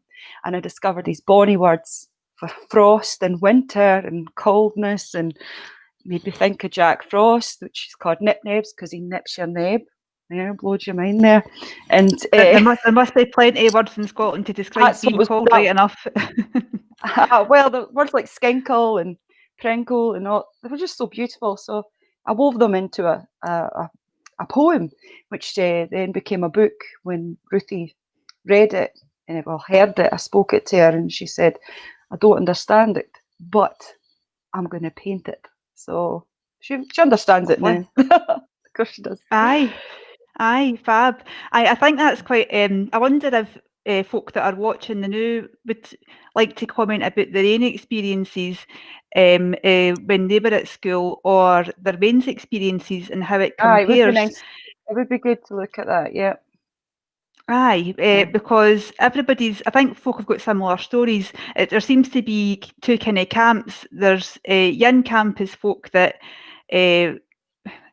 like yourself, became passionate about Scots because somebody said to them, "Didn't bother." Didn't bother writing in Scots, didn't bother speaking Scots. And then there's another camp of folk who were inspired by somebody that was really enthusiastic about the language. So there definitely does seem to be two distinct experiences that keep coming through, and folk keep wanting to speak to me about. I was very lucky. My head teacher was, when I was at primary school, absolutely loved Scots language, and he was head of the World Burns Federation at the time. He was heady at our school, and Mr. Ogilvie, and he encouraged us all to enjoy Scots and, you know, recite it and stuff. You know, it had a big impact on me. So. Aye, great. That's really interesting that that's followed through into your adult life, because I think that's what we're trying to do, aren't we? Anybody that's involved in education is trying to encourage Waynes to embark upon lifelong learning and to take any learning that happens at school into their adult life for them. So before I ask you a wee bit more about that, Susie, I'm just wanting to let folk ken about how Scots does feature in the curriculum now, because far from being ignored or being discouraged, at the minute it's actually actively encouraged by Education Scotland, and it features in the curriculum as far as it actually being an entitlement. Education Scotland guides schools and advise schools now into running what they cry 1+2 languages, where every Wayne in every school across the country, they're not just encouraged to learn 2 further languages apart from their mother tongue. They're actually entitled. It's an entitlement for them to learn these.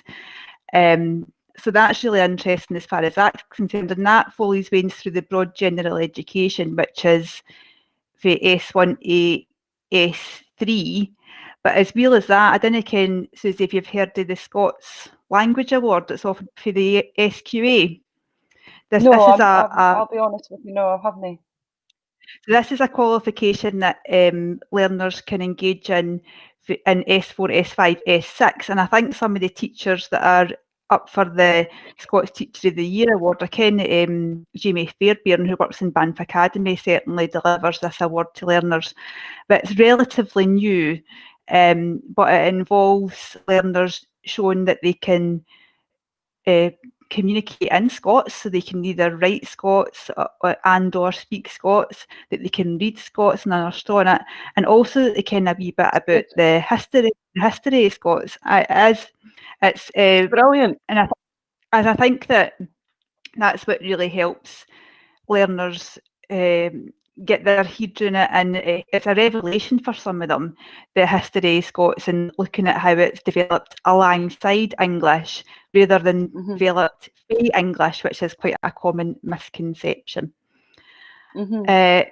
So I think Simon's got my Twitter details and my email address to put up on the screen, because teachers can certainly get in touch with me. They can also get in touch with the Scots Language Coordinator at Education Scotland, Bruce Eunson, who was on earlier, and he's a Shetlander, and he was talking about the Shetland dialect. But there's also, apart from the folk you can get in touch with, there's hundreds of good resources that are online, and some of them that you've been involved with, Susie. So I'll talk about that in a wee second. But the first thing I'm going to do is, if Simon can help me, I'm going to share my screen to show folk the good resources that are out there. Okay.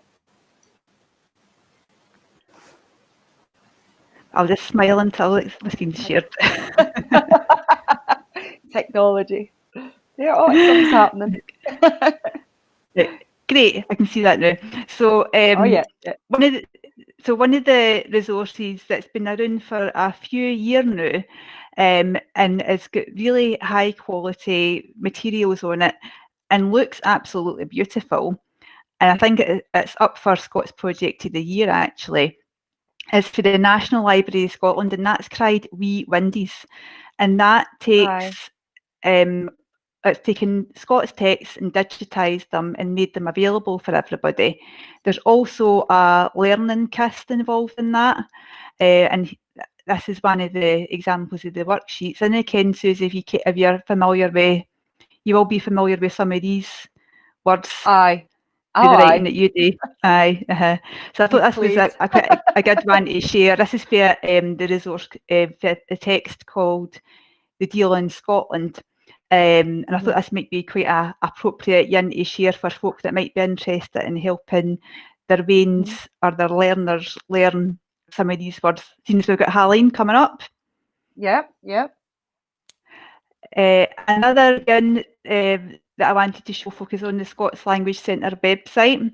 This is via a text cried the kist, and if you've been teaching for a long time, or maybe even for some folk that are watching when you were at school yourself, you'll I've seen this text. It was an anthology Scots text. There was a lot of poetry in it, and this a few years ago this was digitised and on the Education Scotland website, and that got gifted to us. That got given to us at the Scots Language Centre, and we put it on there. I see And I'm Josie sure Neal's there'll be name some there. favourites.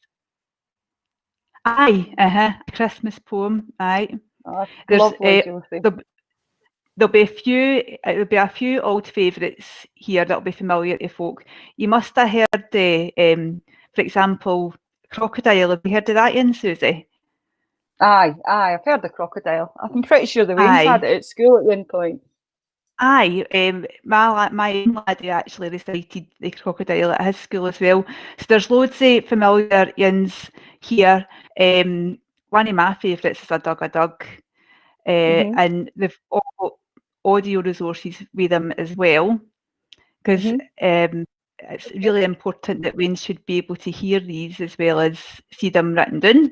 Is that something that you've experienced? That is important. It is important for Waynes to hear it, because not every parent comes from Scotland, and we need to be inclusive. And to be inclusive, you need to be able to hear it and hear the melody of it. Aye, I agree. And I think even if folk are from Scotland, it doesn't necessarily mean that they're a Scots speaker. They're not confident. I've met so many Scots speakers that aren't confident. And I remember I was doing an event, and I was kind of running late, and I said to my friend Angie, I chucked her nip and said, read that to the Waynes, and I'll take this group round the trail and then come back. She's like, oh, I can't. I said, no, you can. And she read it absolutely beautifully, because she is a Scots speaker and she's broad Scots. And she told me later, the teacher praised her for it, the teacher of that class. Teacher praised her for it. And she said to me, Susie, I always thought I spoke badly. And I said, well, that's what we're trying to get rid of, with this conditioning that we speak badly, that we're not speaking properly. That's the whole point of Nip Nebs and the Last Berry for me. Not only are they stories that are magical and away from the stereotypes that we normally have with Scots content, but it wasn't deliberate. It was just kind of organic and natural for me to do it that way. But I think that's interesting. And giving validity to the communication that you, because if this is the way you talk, that's valid, and it's as beautiful as any other way of talking. So that's a really interesting story, because I think that some folk think that to be what they cry or what they consider well spoken means speaking English. I think there is still a bit of a stigma about that, and for some folk. I once went into a library to see if my book was there, just to be nosy, and I said it's in Scots language, and the woman replied, and I'm no lying, she says, "In Scots language, that's a dead language, is it no?"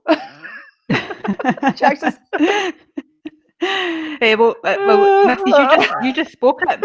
It's like it's quite interesting. Did you watch the programme last night? The Ali Heather was in it, talking about the word out with being a covert Scotticism. I thought that was quite interesting. It's like, everybody, I wasn't aware of that. I'm not really Scots. So it's that kind of thing that the folks say that when the folks say I didn't speak Scots, do you use any Scots words? Nah, I say, do you use the word out with? And they go, and I'm like, well, you're sorry, Becky, but you're a Scots speaker. There's another couple of resources I wanted to talk about just to show folk quickly, and this one is the Scots Language Centre, and it's online and interactive games. And again, you helped us out Susie, with some of the audio for this, because something that we were really keen to do at the Scots Language Centre was to represent different dialects and to have speakers with different regional accents. So all the resources that we've got on here have got audio, and where we've got variations of different dialects, for example, in our crosswords and in our word searches, we've got words for different dialects. We've tried our best to get a dialect speaker in there to do the audio for us. So you bide in Dumfries and Galloway, didn't you, Susie? Aye. Aye. So that was aye. So that was the version that you did for us, and we've got some fun wee games there for learners to use. I'll use this one because this is the most controversial one, because it's either got a neep or a tumshe on it, depending on the dialect that you speak. I'm not getting involved in that argument. I know, dinny. But this has got so games that Waynes are familiar with, like pairs, like word searches, that they can go on. I'd like to play that. Tablet. Oh, there we go. I got that right first time. I promise I didn't arrange that. That was pure chance. But it was just something we thought we wanted to kind of respond to this growing trend, learning at home, no longer being about necessarily being about somebody sitting beside their brain and writing on a jotter. It's a lot of the time this is moving to things that are online and interactive as well. So I just want to make a kind about that. And something that you've been involved in a lot is another resource that I like to tell folk about, called Scots in Schools. So are you able to tell us a bit about your involvement in this, Susie? Oh, I was absolutely delighted to be asked to. I was commissioned by Matthew Fitt to write 2 new stories, and the theme had to be about animals, and they were aimed at early years, and Wayne's a wee bit older than that. So I wrote the Yum for the early years, and I wrote Wished for the older years, and I absolutely enjoyed it. The other task I had today was to film it. So my friend and filmmaker Connor Bradley filmed it. My son wrote the music for it because I wanted it to have a really nice professional finish. And so it was enjoyable to watch, an enjoyable resource. And it came out nice. And the other task I had today was to get Gran into schools and get the Waynes to illustrate the story. And the idea was to weave that in through the film. However, Corona came in. No. Thank goodness. 3 days after we filmed that, doors shut down everywhere. You're not allowed out. That's it. We were grounded. Corona grounded us all. So I couldn't get into schools. The schools were all shut. So what I did was I set about a task, and I sent it out not just on my own social medias, but on local and nationwide sort of, like sort of we sort of help pages, like for people cheering each other up, putting up little social isolation tips and that sort of thing. I was like, here's a wee task. Anybody wants this? I'll send you. Give me your email address. I'll send you the file of the stories, and you can sit at home and illustrate the pictures and send the pictures back to me, and they might get put into a wee short film for this resource. And I got quite a lot back, and I ended up sending out more than just those stories. I sent out some of my own stories that were not published yet, like Ode to Igor, and it was just lovely. And I don't know about everybody else, but for me personally, sitting at home and stuck indoors, nobody able to get out in the schools, it was lovely to have that engagement, albeit digitally and distant. So Connor, I sent him the pictures and he weaved it into the film. So maybe we could have a wee look at the Wayne's work and see how they've understood the story in Scots and have engaged with it. So. Aye, that's great. I think it's really important that we get that kind of, that you can see that your work in Scots is having that kind of impact, and it's great that it wasn't affected by the lockdown. I think Simon's maybe got is that the video that we've got to show, Susie? The Wayne's. Yeah, I don't know if Simon's got it, but I know you had it on this share screen a wee second ago. I've got yum and I've got wheesht. Oh, yum! I've got. Will we hear a bit of, will we hear the yum story then, Susie? Is that you might let folk hear the day? Yeah, play yum. It's for the nursery weans. Here I am at Mowbray in Dumfries, the National Centre for Children's Literature and Storytelling. Come away in and get nice and cosy. Sit by the fire and I'll tell you a story. And the story is Yum by Susie Briggs. It was a warm sunny day and wee Jenny went out to play. In the garden she had her lunch, a cheese and lettuce piece to munch. She was just about to drink her juice when up popped a hungry moose. Moose says, "What's in your piece? Is that cheese? If it is, can I have some, please?" Jenny broke a bit off and gave her some. Moose nibbled and nibbled. Yum, yum, yum. In the sky flew big black craw. She landed on the garden wall. Craw says, "A piece! I love bread. Please can I have a bit? That would be good." Jenny broke a bit off and made some crumbs. Craw pecked and pecked. Yum, yum, yum. Doon on the grun, hairy Ubbit crawled by. He spied lettuce in the piece, then let out a sigh. He sighed, "Oh, I love lettuce, tasty and green. Yon's the crispiest lettuce I've ever seen." Jenny tore a bit off and gave him some. Hairy Ubbit crunched and crunched. Yum, yum, yum. Jenny sat with her friends under the tree. All were eating happily. It's good to go outside and play. It's good to share what you hae.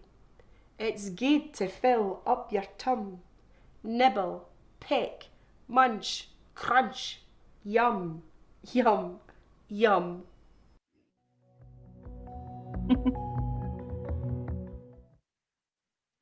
That's lovely. Is that your moose you've got there?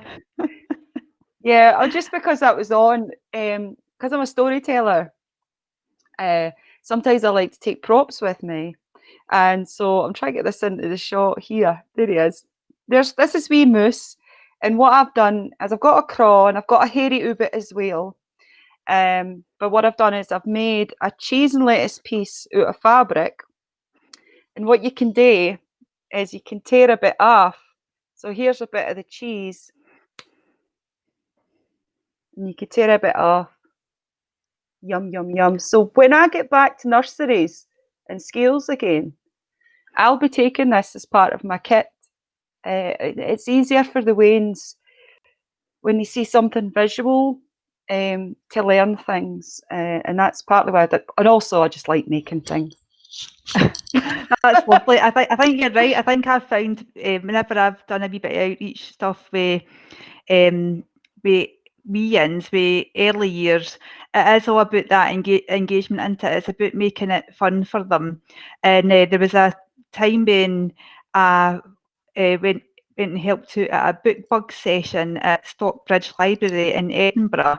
And the librarian there is awfully enthusiastic about Scots and really keen to bring Scots to Stockbridge. And Stockbridge in Edinburgh isn't an area where a lot of Scots is spoken. So we weren't very sure about the kind of reaction that we were going to get. And so we set up this book bug session. You know, it was 10 o'clock on a Friday morning. We weren't very sure how many folk were going to come along, and but it was great. The queue was at the door. We had lots of folk coming along that had no idea about any of the Scots words. We did Old MacDonald Had a Farm, using all the Scots words for the animals and all the puppets.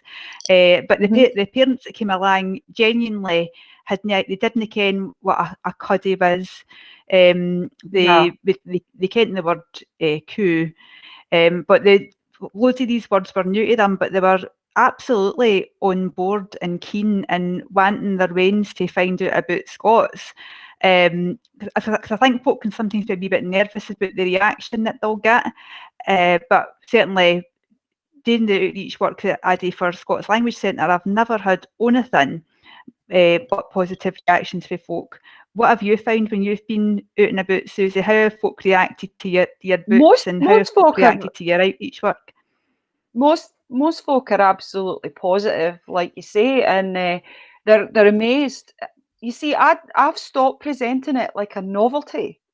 I'm now in my 3rd year of promoting the books, but prior to that, I was storytelling and trying to add as much Scots as I could while I was performing a live story.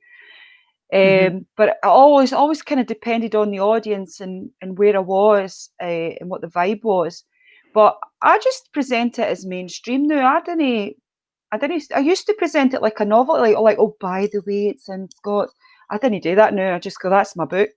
Aye, and, aye. And then they go, oh, it's in Scots.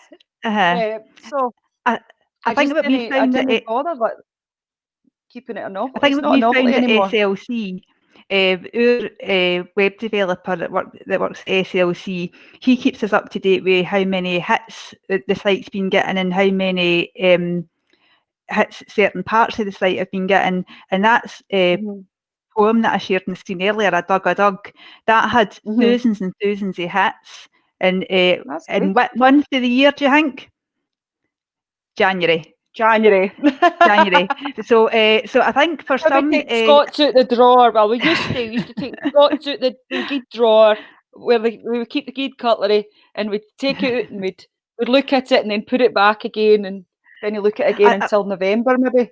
Well, I think to be fair, like I that mean, I taught myself for 13 years, and there's I'm not dinging down teachers, because teachers have got a lot to fit into the curriculum. There's I'm banging on to them about Scots. Somebody else will be banging on to them about numeracy and Money Week. Somebody else will be talking about developing the young workforce. There's teachers are wall to wall busy, but I have to say, aye. So in some cases, I think from my perspective, if you do one thing and you can fit Scots in at that period, that is great. But I have to say that we've seen loads of good practice and inspiring practice in other schools. I noticed that Sam Best, who is a teacher at a school in Glasgow called Smithycroft Secondary School, that he's online, and I visited Smithycroft a couple of times, and they're on the Scots Language Award, and certainly in that school, Scots isn't just for Burns Night, Scots is certainly for all year round there. And the Waynes are really enthusiastic about it. They can read and write in Scots. A lot of the time they've got very insightful things to say about Scots and about the language. And again, what I've found, as you say, it's when it's kind of embedded in the curriculum like that, it's not a novelty for folk, and folk kind of get away with that, get away from that idea that it's something different or it's something special. It's just part of their learning, and it's just part of the curriculum, and they didn't question it. They just accept it. It's really great to see. So I ken that Nip Nebs in the Last Berry is up for an award the night, so best of luck with that. But I also ken that you have got quite an exciting announcement to make today. Aye, there's a couple of things I want to say before I go. I want to say thank you to St Andrew's Primary School and Mrs Kerr, who are both up for awards the next. During lockdown, they approached me because I couldn't get to them for my usual author visit I was planning in April. They were all stuck at home, and they made this beautiful video. You'll see it on Vimeo. Just click in St Andrew's Waynes Nip Nebs Glossary. It's absolutely stunning, and it was basically us backwards and forwards. But the really cute thing about it was I wasn't allowed to see the Waynes videos asking me questions. I was just told the description by Mrs Kerr because Data Protection Act. I couldn't see the film until it was finished. And so I was responding based on what Mrs Kerr told me, and it became quite a personalised expression and answer in my part because of what Mrs Kerr had done, and it became a lovely 25-minute piece of Scots language work based on Nip Nebs. I loved doing that. That was great. And they also did the illustrations for Huffy the Heron, which was a commission for Nithraid Festival I did just about a month ago. And the Right. Hale Scale got involved. They listened to my story that I sent via video. I've not met these Waynes or this teacher yet. They said Well, they you took it all virtually. digitally and created these gorgeous pictures from nursery to P7. So you'll see that on the Nithraid Festival website. So just Google Huffy the Heron. You'll find that. And And how finally, exciting for them to get a message from a real live author. That is something that I remember. I'm just Susie. I don't think I'm a silly head special. It's absolutely fine. Just Susie. I'm fine. Sit eat chips with me. I'm all right. So the other thing I want to mention is something really exciting. I don't know if Simon's got it lined up. Exclusive. You ready? I should have my Baran. I've got a Baran. Like that. So the exclusive is in November. During Scottish Book Week. Don't know if I've got the words right, Ruin. Book Week Scotland. I think it is Book Week Scotland. You're right. Book Week Scotland. Fu pelt o'er the puddles.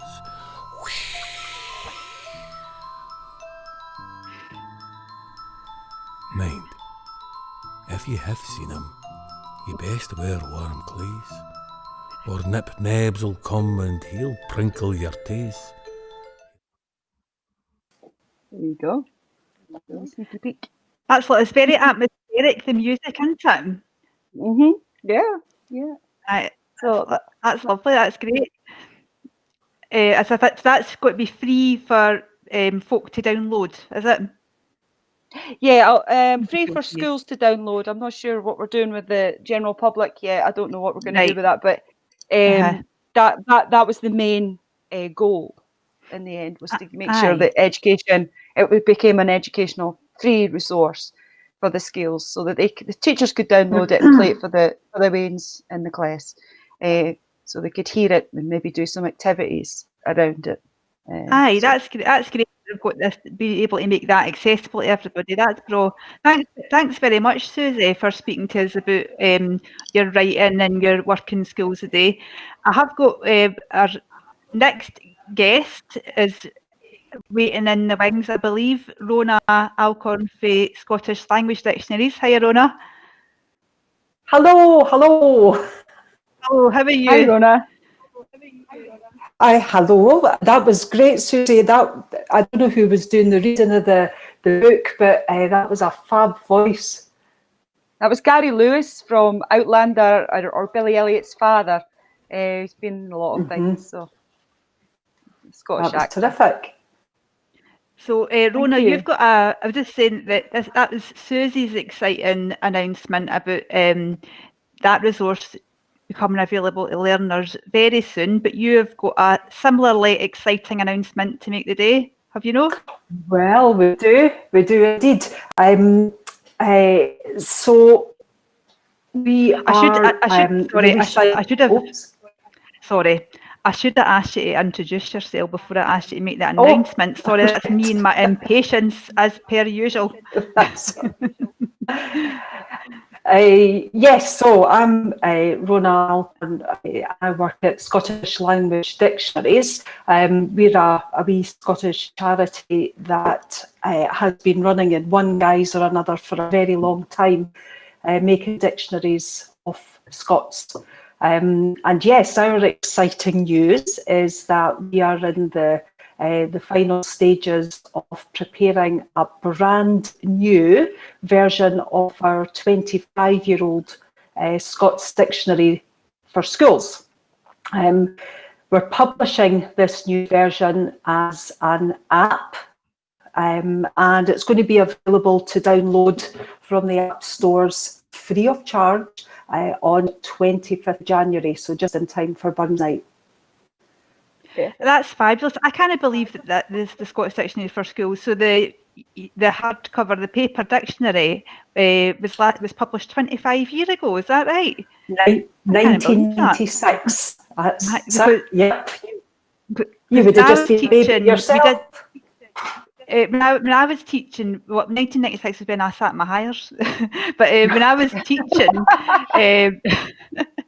when I was teaching in West Lothian, I mean, West Lothian have always been pro-Scots, and in fact they were good enough to, when I was teaching for West Lothian, to give me a development post. They funded a development post that made sure that I promote Scots across all the schools.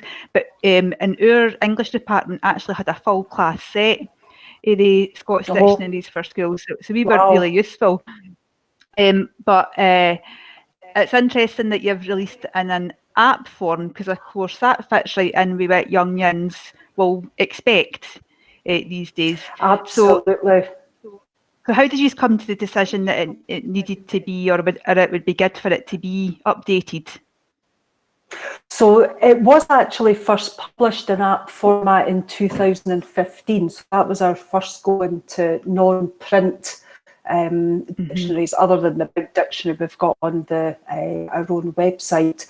And it's been really popular. So downloads of the app version far outstrip copies of the print version, especially today. That's how, the young generation, the Scots readers and writers and learners want to access reference resources. You want it on your phone or your iPad or your tablet, rather than having to get a book for the library, especially just now when you can't get access to a lot of resources, because of lockdown. So our first go at the app was an exciting venture for us, and although it's only 4 or 5 years old now, we're already aware that firstly the content is maybe not as closely attuned to the kind of Scots that is being encountered in the classroom, so that's one thing we wanted to address, and we're also aware though that the design of the first app is already a bit dated. These things move really, really quickly, and expectations change almost by the week. So we thought, 25 years, it's a good time to freshen this up, to get the content more up to date, and also just to give the look and the feel of the app a bit more of a contemporary makeover. So that was the impetus for giving it a new version. So you're right. I think you're absolutely right. That's what folk have got, high expectations, haven't they? They expect everything to look professional, to look up to date. So in terms of in terms of how it looks, it's going to look more up to date. Are there any changes going to be made to the content for the original app? Yes, so the app, the version, the original version, which is the version that you would download if you went to the app stores today, and the content is still from the 1996 original print version of the dictionary. So we're bringing that up to date by drawing on 3 different sources. The first one is we've taken all the Scots vocabulary from the SQA's set texts for the National 5 and Higher English courses. So we've read through all the Scottish texts for those courses, extracted all the Scots vocabulary, and we've made sure that all those words and phrases are included in the new dictionary. So that's important. That makes it, very relevant to what the secondary school students at least are experiencing. I think the teachers and learners will really appreciate that for starters. Definitely. We've also, and just as you were saying earlier to Susie there, Laura, about how that poem, the number of downloads just rockets in January, because that's when a lot of Scots is done in the classroom. So we've really beefed up our coverage of the vocabulary of Burns poetry. We've already got a fairly good coverage, but we've extended that even further, because there's nothing worse than, you're trying to work with a particular poem, and there's some words there which, Burns is not that long ago in the grand scheme of things, but already a lot of the words that he was using have fallen out of common use. So they're very, they're unfamiliar certainly to today's youngsters, but often to today's parents and today's teachers. So we've beefed up our coverage of Scots vocabulary. And then our third main source of new words is our own newly revised concise Scots dictionary. So that pulls together a lot of new words that we've just found over the last, really since about 2005. The very one, I've got one there too. So that came out in 2017, and that contains all the new words that we'd come across since we'd published our last supplement in 2005. So we've got these three different sources, all making the schools dictionary much more relevant to what's happening in classrooms today. Aye, it sounds like it's going to be a really comprehensive resource. I'll tell you, something that's really powerful actually going out to do outreach work in schools is when I take the concise Scots dictionary out with me. It's a hefty thing to lug about with you if you're going out and about to schools and showing being. But what I'll say to them is sometimes folk didn't ken what Scots is, Vincent didn't ken what Scots is, and they'll say, oh, there's maybe, they'll say, oh, is Scots just like English with a couple of different words? And I'll say, well, there's this many different words. There's all these different words in here. I tell you what, Laura, that's a distillation of the two big dictionaries, the older Scottish Tongue and the Scottish National Dictionary, and between them, they amount to 22 volumes. So, don't tell me Scots isn't a language or there's only a few words in it, Come and look at this. Well, I'll maybe not log about the 22 volumes with me when I'm out and about in schools, I think. That's why we're the concise. But there's one other part of our app that's an important feature.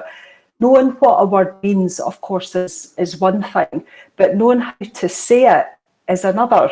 And for a lot of Scots words, it's not always obvious what the right pronunciation is. And where do you go? How do you find out how you're supposed to say it?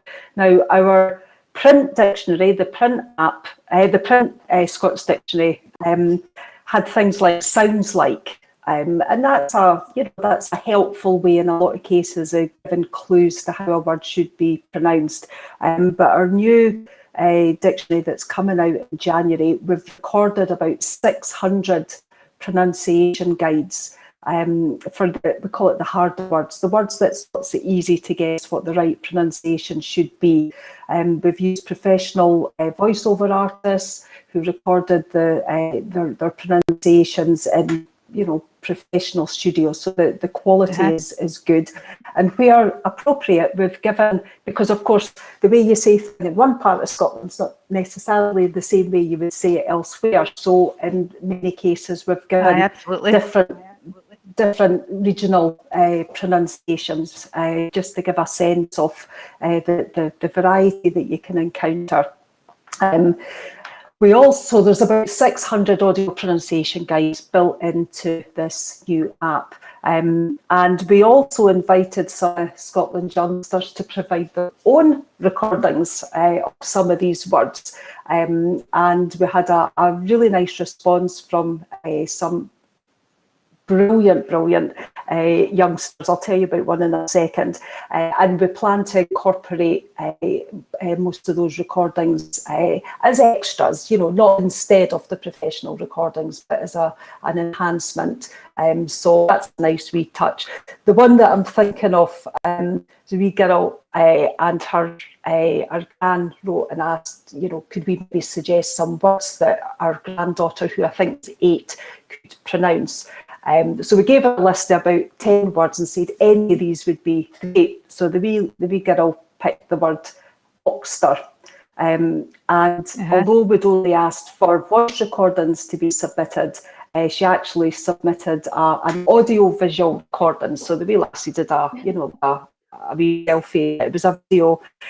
Unfortunately, she'd lost her 2 front teeth. So when she was trying to say the Saudi Ulster, just it didn't quite come out right of all the words for her to choose. Unfortunately, we weren't able to include that particular one, but we gave her a nice thank you anyway. Gold star for effort. Absolutely, it's the taking part that counts.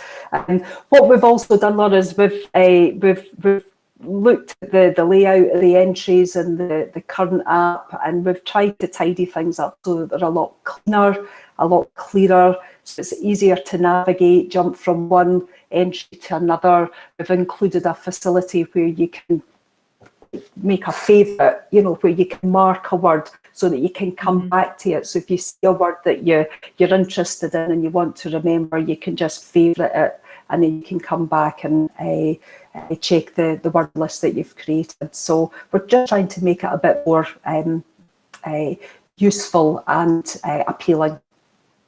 It sounds like it's going to be really accessible, because some folk query whether the definitions or why the definitions are in English. Have you had that question before? Oh, absolutely, and also, for the dictionaries we make for adults as well. So we're defining words as Scots, but what language should we use to provide those definitions? And the two most obvious languages, of course, are Scots itself or English. In preparing this and putting together this app, we met with a number of teachers, and we talked about what they would find useful and what their experience of their students tells them about what would be useful.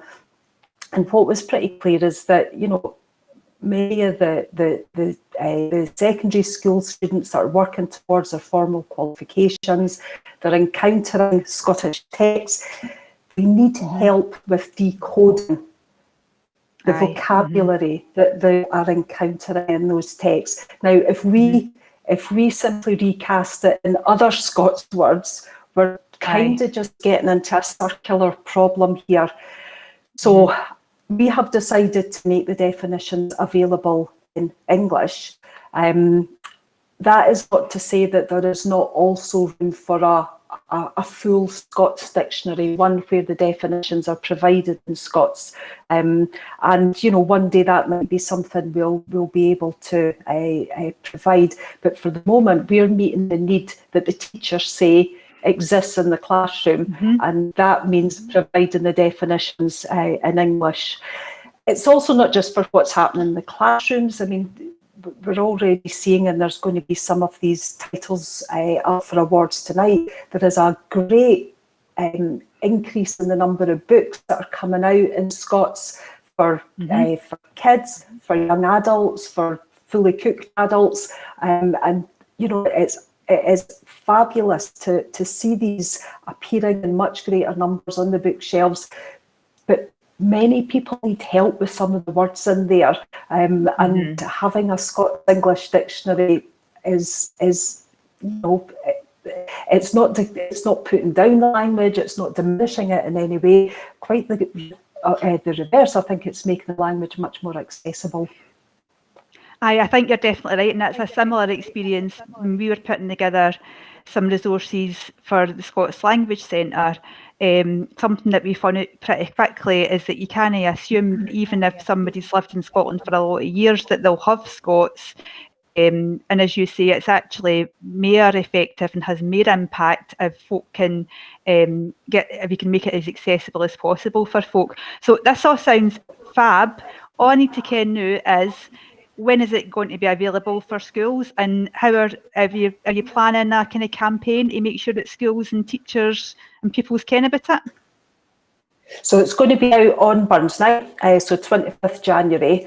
We've got friends at Education Scotland who are going to help us spread the word directly into the classroom. Laura, you yourself, I know, are very kindly agreed to help spread the word through the Scots Language Centre. What we hope to do is develop some activity-based worksheets that teachers can use, or we hope teachers will use, that will encourage kids to pick up the app and to try it out and use it, be it on Burns Day, be it, you know, in other parts of the curriculum. So we will put these together, make them freely available. Teachers can download them from our website whenever they're convenient to do so. We've also got our own social media channels, which will push the message out that way as well. Good news is, though, it will be completely free of charge. That is fab. That is what we all like to hear, especially teachers. We all love a free resource. It's all that remains then is for me to say thank you very much, Rona, for joining us today and telling us all about your news. And thank you to Susie as well. If I can just say one more thing for a wee bit like the Leaf, coming up, we've all got Halloween, and we're not allowed to go around folks' doors at the minute. We're not allowed to go out guising. So one thing I wanted to make everybody aware of before we finish up is the Scots Language Centre's Good Guising campaign, where we're encouraging folk to go on social media, do your wee guising turn in Scots if you can, with the hashtag Good Guising. But thank you very much, Rona, and thank you very much, Susie. I'm sure we've got loads of good resources that folk can log on to and log into, and I'll see you soon. Thanks, Laura, and good luck to everybody tonight. Yep, bye-bye. Bye, Susie. Bye. That was smashing. Cheers very much to Laura and both her guests, Susie and Rona. Really interesting discussions there. So just to recap there's hundreds of great resources available. Susie announced the exclusive that her Nip Nebs books for bairns are going to have audio versions out in November. So keep an eye out for them.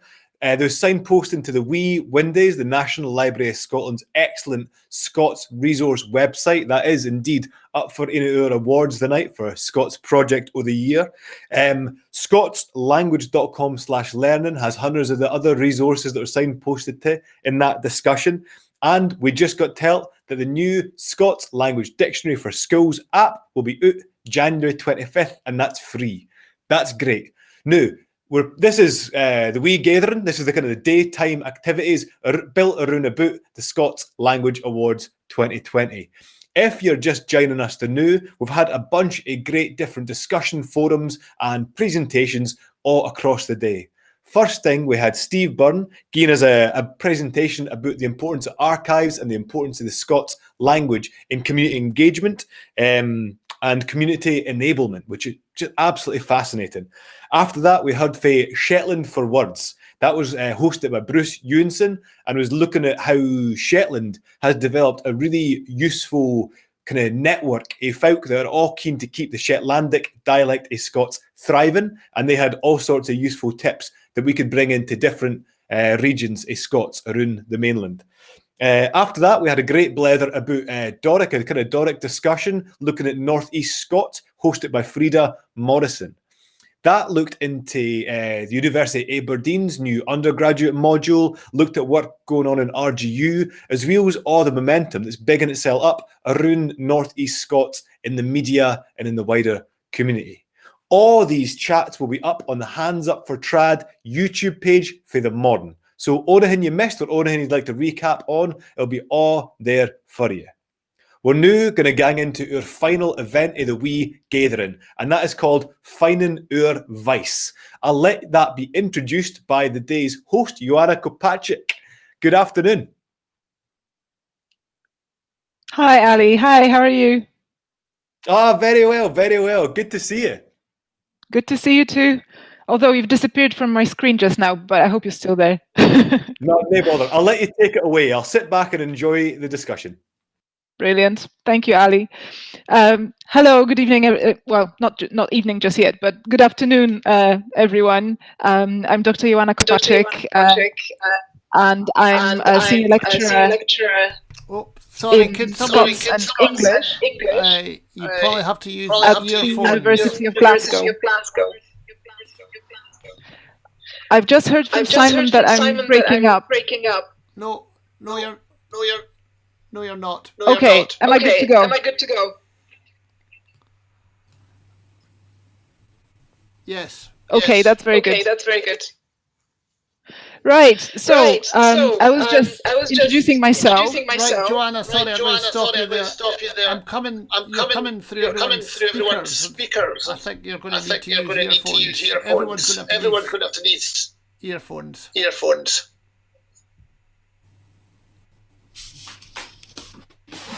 Right, you go ahead, Joanna. Right. I'm really sorry. We've had some technical difficulties. Just keep going. Right. Okay. So once again, sorry about that. You know, these glitches happen when we do everything online for the first time. So thank you for your patience. I'm Joanna Kopaczyk, and I'll be hosting this session in my capacity as the academic officer of Urwijs. Urwijs is a civic campaign for the official recognition of the Scots language. So in short, you can say that we are trying to campaign and lobby for the Scots Language Act. And today's topic is finding Urwijs, finding your own voice and what it means to be a Scots speaker, but also what our organization is trying to do and trying to represent. The other part of our topic today is what's next. So what are our steps in the future and our aspirations? And I would like to encourage everybody to ask questions and comments, pop them in the chat wherever you're watching. If you're watching on YouTube or on Facebook, please leave us some comments and some questions to the panelists, and we will get to them as we go. So with me today, I have a pleasure to introduce three people who are part of the Urwijs campaign. Two of them are with me on the committee, and one person is kind of representing the wider membership of the campaign. I've got Jack Capener here, so the person who started it all about a year ago. So Jack is a political activist. He's a language activist, and he's our political officer, and he's going to talk about his experience in a bit. I also have Andrew Maitland. Andrew is a civil servant in London, but he hails from Aberdeen, where he also studied politics and international relations, and Andrew is our treasurer. And last but not least, I've got the wonderful Ishbel McFarlane, who's a performer, who's an author. She also describes herself as a theatre maker, which is something I really love, because it gives you the feeling of the actual creation and making things. Her play, U for Hulud, Ulu is for Hulud, is a wonderful piece which engages with the question of language and identity and really focuses on Scots in Ishbel's own experience. And I saw that play a few years ago in Edinburgh, and it was fantastic. I was very inspired also because it was very interactional and invited audience and its audience's participation. Unfortunately, the play is not being performed at the moment, but I hope Ishbel has the book somewhere handy, because the play has now been published as a book. So Ishbel, if you can wave it in front of your face, yes, that's two Ishbels now on the screen, but you can get hold of the book, and I very much recommend it. So these are our panelists for today, and what I would like to start with is that question of finding your voice. So how did you find your Scots voice? What does that mean for you? And then what has attracted you to Urwijs as the campaign that is advancing this notion of your own voice and what we can do with it in the future? Can I start with Jack, please? Jack, how did you find your Scots voice?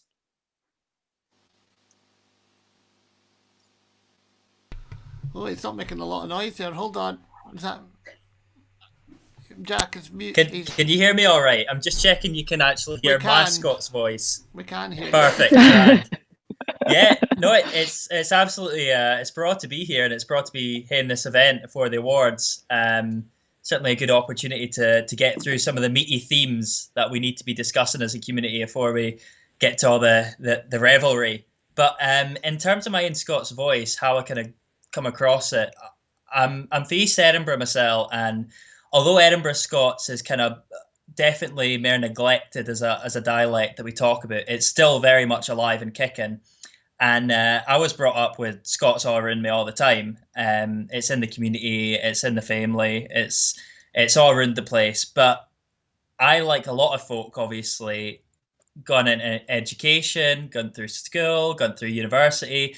I kind of suppressed it within myself, but it was actually when I lived abroad for the first time in Chile, living with folk from all different areas and parts of the world, that I started to re-explore my Scots and start re-examining it, because I would drop Scots words into my English. Folk would ask, "What's that mean? I haven't heard that before," and I'd have to suddenly think, "What is that I'm speaking? Because it isn't English, but what is it really?" Because it wasn't a question I'd examined myself for that. And when I started speaking Scots, braider Scots to folk that weren't from Scotland, their reaction tended to be, "Oh, it's just like what Portuguese is to Spanish, or it's like what Dutch is to German." And that was like a mind-blowing moment for me, because that was like, this isn't some slang, this isn't some dialect, this is like one of the grand European language strains. And ever since then, I've just been more and more immersed in my Scots, using it more every day. And, lang syne of the days that I thought it was something to repress. Yeah, I think we've been hearing similar stories from many people throughout the day today. So something kind of clicking at some point and prompting you to engage more with your heritage and with your way of expressing yourself. Was that something similar for you, Ishbel? Can you hear me all right? Yep. Bro. Well, I had an upbringing that was quite pro-Scots in my own home. And that's quite unusual, I suppose, for folk in terms of it was politically pro-Scots language. My mother and father were Scots language campaigners themselves, and so they were deliberate in their use of Scots with me. But the draw of school, other family, friends, in at nursery and playgroup and that, being told it was wrong, being told it wouldn't get me a job. When I was 3 or 4 year old, showed me use the word breeks instead of trousers, because can you get a job that way? It meant that I rejected it as often maybe a first or second generation immigrant would, but in my own country. And that's something I think a lot of minority and minoritized cultures have, whether they're at home or abroad.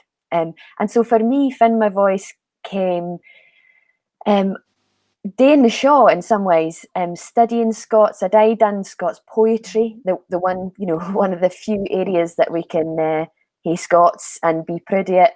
In now, especially in January, the Scots Sacrosanct month. But I came through all that, and it still took me a long time to get my confidence back. And it was speaking, doing my show, writing it, coming to my own conclusions about my own experiences, using Scots all the time, and then going on tour with Michael Dempster, the Scots Screever, who was our education guy, and just talking with him. And it showed me the power of hearing other folk confidently use Scots to you, even in an environment with some folk using English. And it was that really gave me my voice back. Yeah, no, that's fantastic to hear. Andrew, what was your journey towards Scots language? So for me, I had sort of an interesting route where, like the other people on this panel, I was brought up with Scots language, quite sort of colloquial Northeast Scots that was being used on a regular basis by my mother and my, I guess, maternal grandparents, who are both from Aberdeen. And during my sort of early years, I didn't think anything of it at all. But it was a funny one. So when I got to secondary school, I would still be using like Scots terms, saying, "Oh, I didn't ken what that is," and saying stuff like that. But it was interesting. Unlike others, I wasn't told by teachers or other folk that I shouldn't be doing it. It was when I was saying to other folk in my year of school, speaking like that, I had them saying, "Oh, your accent's a bit too posh to be speaking like that." And it became this weird sort of class dimension where, like, if you were from a certain more affluent area of town, you were meant to speak in a very refined Queen's English way of speaking at all times. So after that, I guess, not knowing any better, I just developed speaking English as a sort of natural thing as all time, and became sort of ignorant in the fact that I would be like, oh, he's speaking like these weird words that aren't proper English, that's bad. And it was only much later on, after I left university and sort of became more aware of linguistics and I guess just the information around like just being around people from so many different backgrounds when I especially moved to London. I started thinking like and started reading into more about the fact that Scots was its own entity. And as I learned more and more about it, I felt particularly passionate about trying to revive the position of Scots as a real living thing, which obviously it is, but I guess increase the level of recognition for it. Because if you speak to folk down here, most of them didn't ken that Scots is even a language. I was recently telling my colleagues from work about it, and they were asking if I spoke Gaelic. So it's just about, for me, it became sort of a passionate thing of emphasizing the reality that Scots is a living language and trying to just get it recognized for that.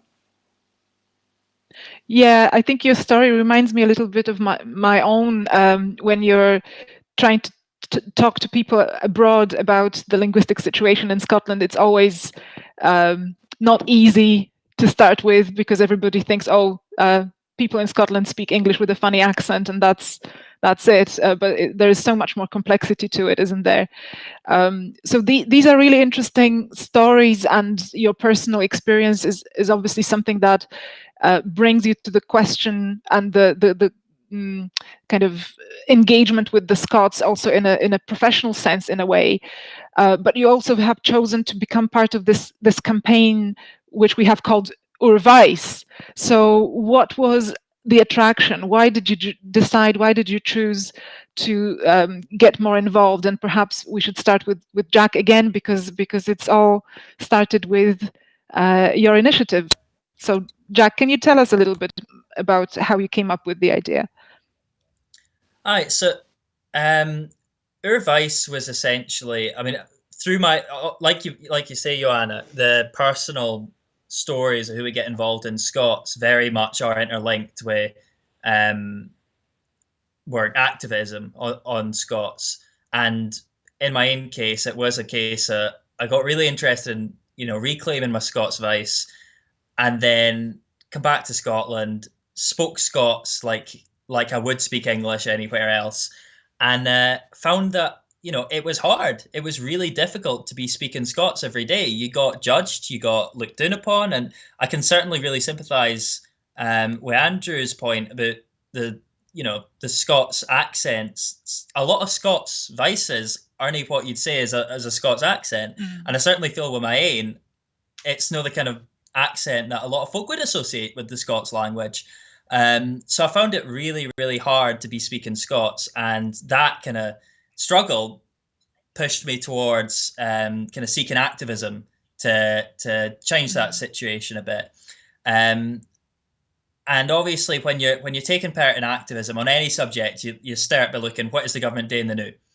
And well, slating them our badly, I looked at it, and there was very little that I could see was being done for Scots, especially proportional to the number of speakers. Again, it's 30% of the population, 1.5 million folk, and the funding is little more than 400,000 a year.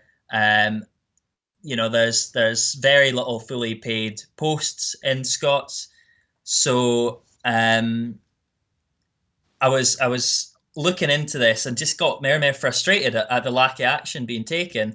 So I thought, who do we push for action? We get all the community together, round the table, and speak with Urvice as a community. So it isn't just one group or another dialect or another dialect. It's everybody in the community speaking together with Urvice. So Urvice is a very deliberate attempt to get all the community around the table to discuss what we think, what we want, and what we're aiming for.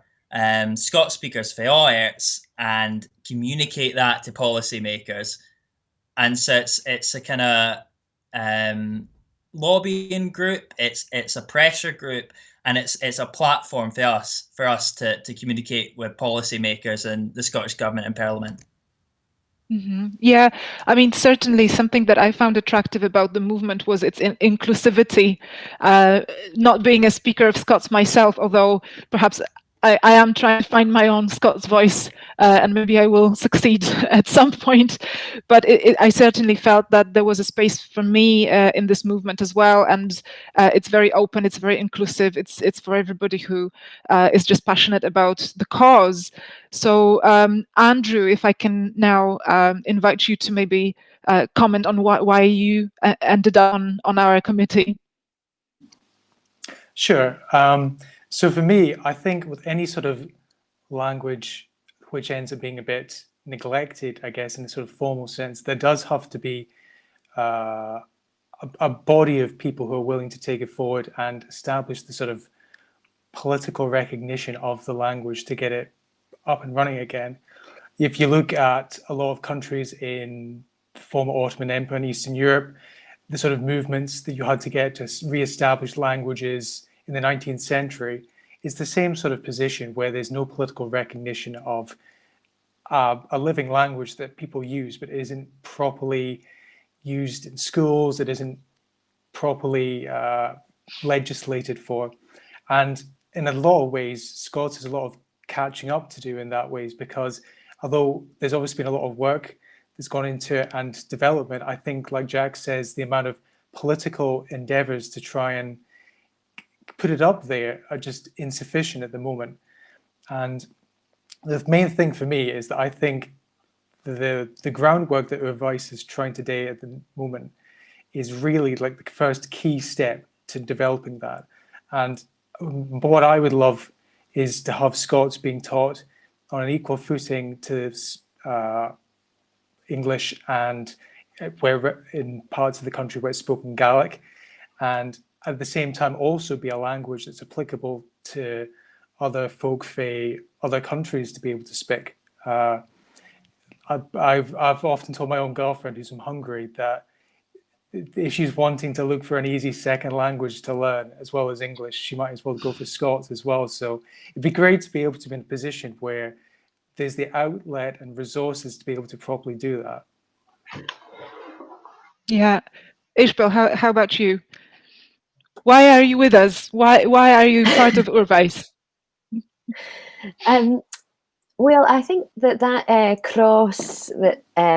sort of cross-organisation or feeling that Jack was talking about there is definitely pertinent.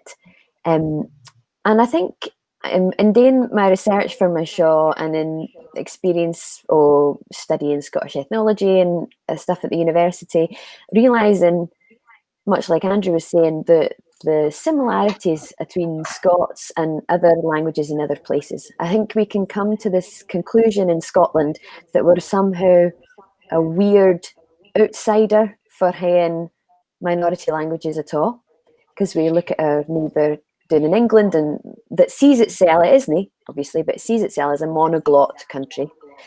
And so looking at what other countries do to hease up their own leads, to hease up the speakers and users and signers, their own leads, and seeing what works there, what does it do, and who does it do it.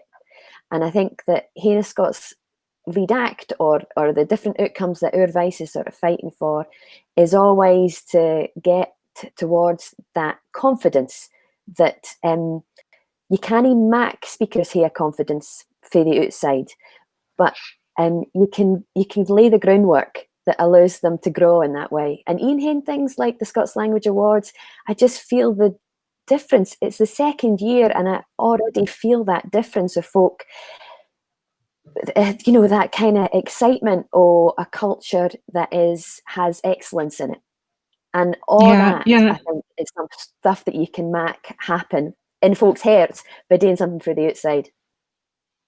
Yeah, it's fantastic. It's so much enthusiasm, and so much people do, you know, within their fields, and the creativity that's behind it. It's amazing. So, in a way, if I could play a devil's advocate for a bit here, you know, one could say Scots is experiencing this fantastic revival, and people are no longer thinking twice if they want to use it on social media and elsewhere, and we've got the language awards and so on. So in a way, there is no reason it can't develop and flourish in the future, regardless of whether there is a Scots Language Act or not. So why is it important at all? I mean, maybe let's just get on with things and use Scots, and that's it, and that's enough.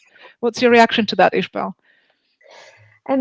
I think I can definitely understand that reaction, and I mind another Scots language campaigner talking about the fact that sort of badges, you know, your wee badge that says "We hae a insert language here act" does nothing at all. However, a lot of this success that Scots has had, or the slowing down or any kind of degradation of Scots, has come out of legislation. Just no a Scots Language Act as yet. The EU legislation on minority leads has been absolutely vital to the support of Scots language, Gaelic language, British Sign Language here in Scotland. And it's though we didn't have a Scots Language Act specifically yet, legislation has been important. And a Scots Language Act would allow organisations to bring the language as far to the forefront of cultural decisions, planning decisions, building decisions, all the things as it needs to be for, as Jack says, the speakers being a third of the population and folk really valuing it enough to say in the census that they're speakers and users and writers and readers. And I think that an act is something that you need for that, so that governments can come and go and the language can keep its strength. Yeah, that's beautifully said, Ishbel. Is this how you see things developing, Jack, in that context as well? Is this why we need the Scots Language Act? I would actually be inclined to agree with your devil's advocate there. That I think Scots is a thrawn wee bismel lead. It's clung on against all the odds for hundreds of years. And I think it'll had clinging on for a long, long while with any more support. But I think, and I think that's largely because of the individuals and the volunteers that are putting their life's work into holding up the lead and protecting it, teaching it in the school. You know, folk are using their own time, their own energy, and their own siller to keep Scots alive, and it's working. Scots is alive, but I think that misses the point. I think we shouldn't settle for folk, individuals, private persons using their own time and siller to save Scots. I think there's only so much that you can do as an individual. You can't put in place a national strategy with all the other individuals that are putting in the effort. You can't put in place proper funding, you know. So you need, at some point, legislation to then boost what these individuals are already doing. We are relying as a community on these individuals, on volunteers, on activists. Legislation wouldn't come in and take all that over and ding them out and do it itself. It would support them to do it better. That's what's really essential about a Scots Language Act. It would put in place the groundwork to support what's already being done at the moment and make sure that it's done better. So I think absolutely, you know, the lead's going to survive, but if it's going to thrive, we need to really ease up what's actually being done now. And that's what we need legislation for. Yeah, and I think it would also be a shame not to pick up on some of the work that has already been done to bring this point home, right? So all the work that was present in the Scottish Parliament, for example, done by the Cross-Party group on Scots some years ago. So there is definitely something to build on. Andrew, is this again something you would see as a question of language just doing its own thing and the users and the speakers getting on with things, or do you feel legislation would change something also from a perspective of, let's say, someone living down south? Do you think that would have an impact? I think it's very important for at least 12 reasons. For me, I'd say that from the first thing, as pointed out before, was that I think if you have more money today, mere things with, then it makes a huge difference, to be honest. If you're in a position where you have the money today, mere initiatives on a sort of grassroots level, or even just get people to independently do things like that, then it makes a huge difference to being able to support the sort of organizations that are independently doing things at the moment.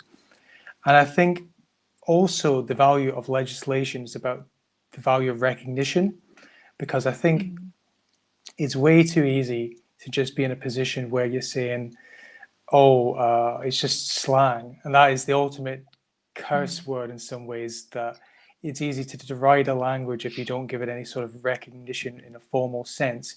And people can be discriminated against or mocked or whatever just because that there's no formal recognition. And although that's kind of for example, on an EU level or on a Scots government level, there'll be some document that says Scots is recognised as an official lead.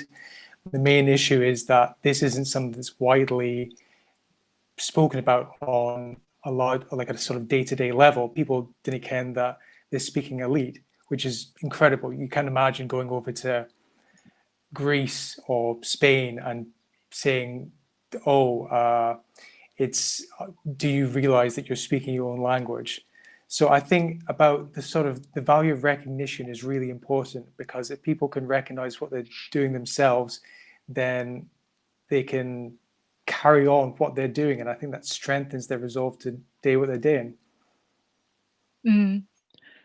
Yeah, that's actually very well put, giving the Scottish voice validation, recognition, legitimacy.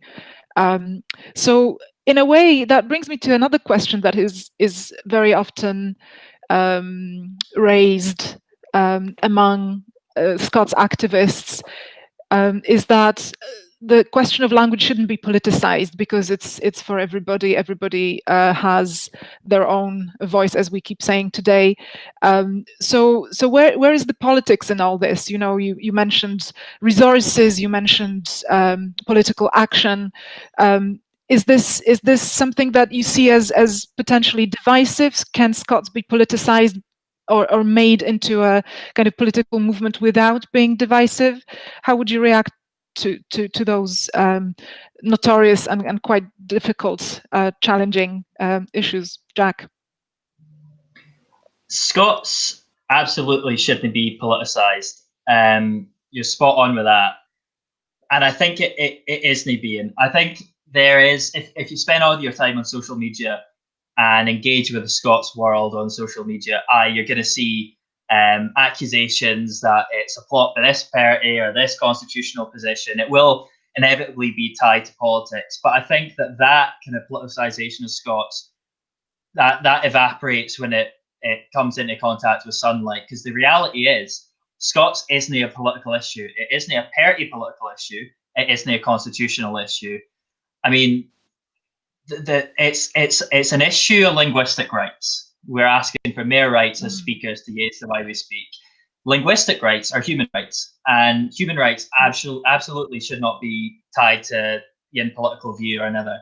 And I think that's something that the political kind of establishment and the political sphere in Scotland at the moment gets. It understands. It certainly understood it in the context of Gaelic, because the Gaelic Language Act in 2005 was voted unanimously through. There wasn't a single MSP that voted against it. There is kind of this broad recognition that Scots is not anything to do with politics. It's a rights issue, and it shouldn't be tied to any party or constitutional position. And the main accusation you tend to get on Twitter and the like is that it is an SNP nationalist ploy to make us more different to the English.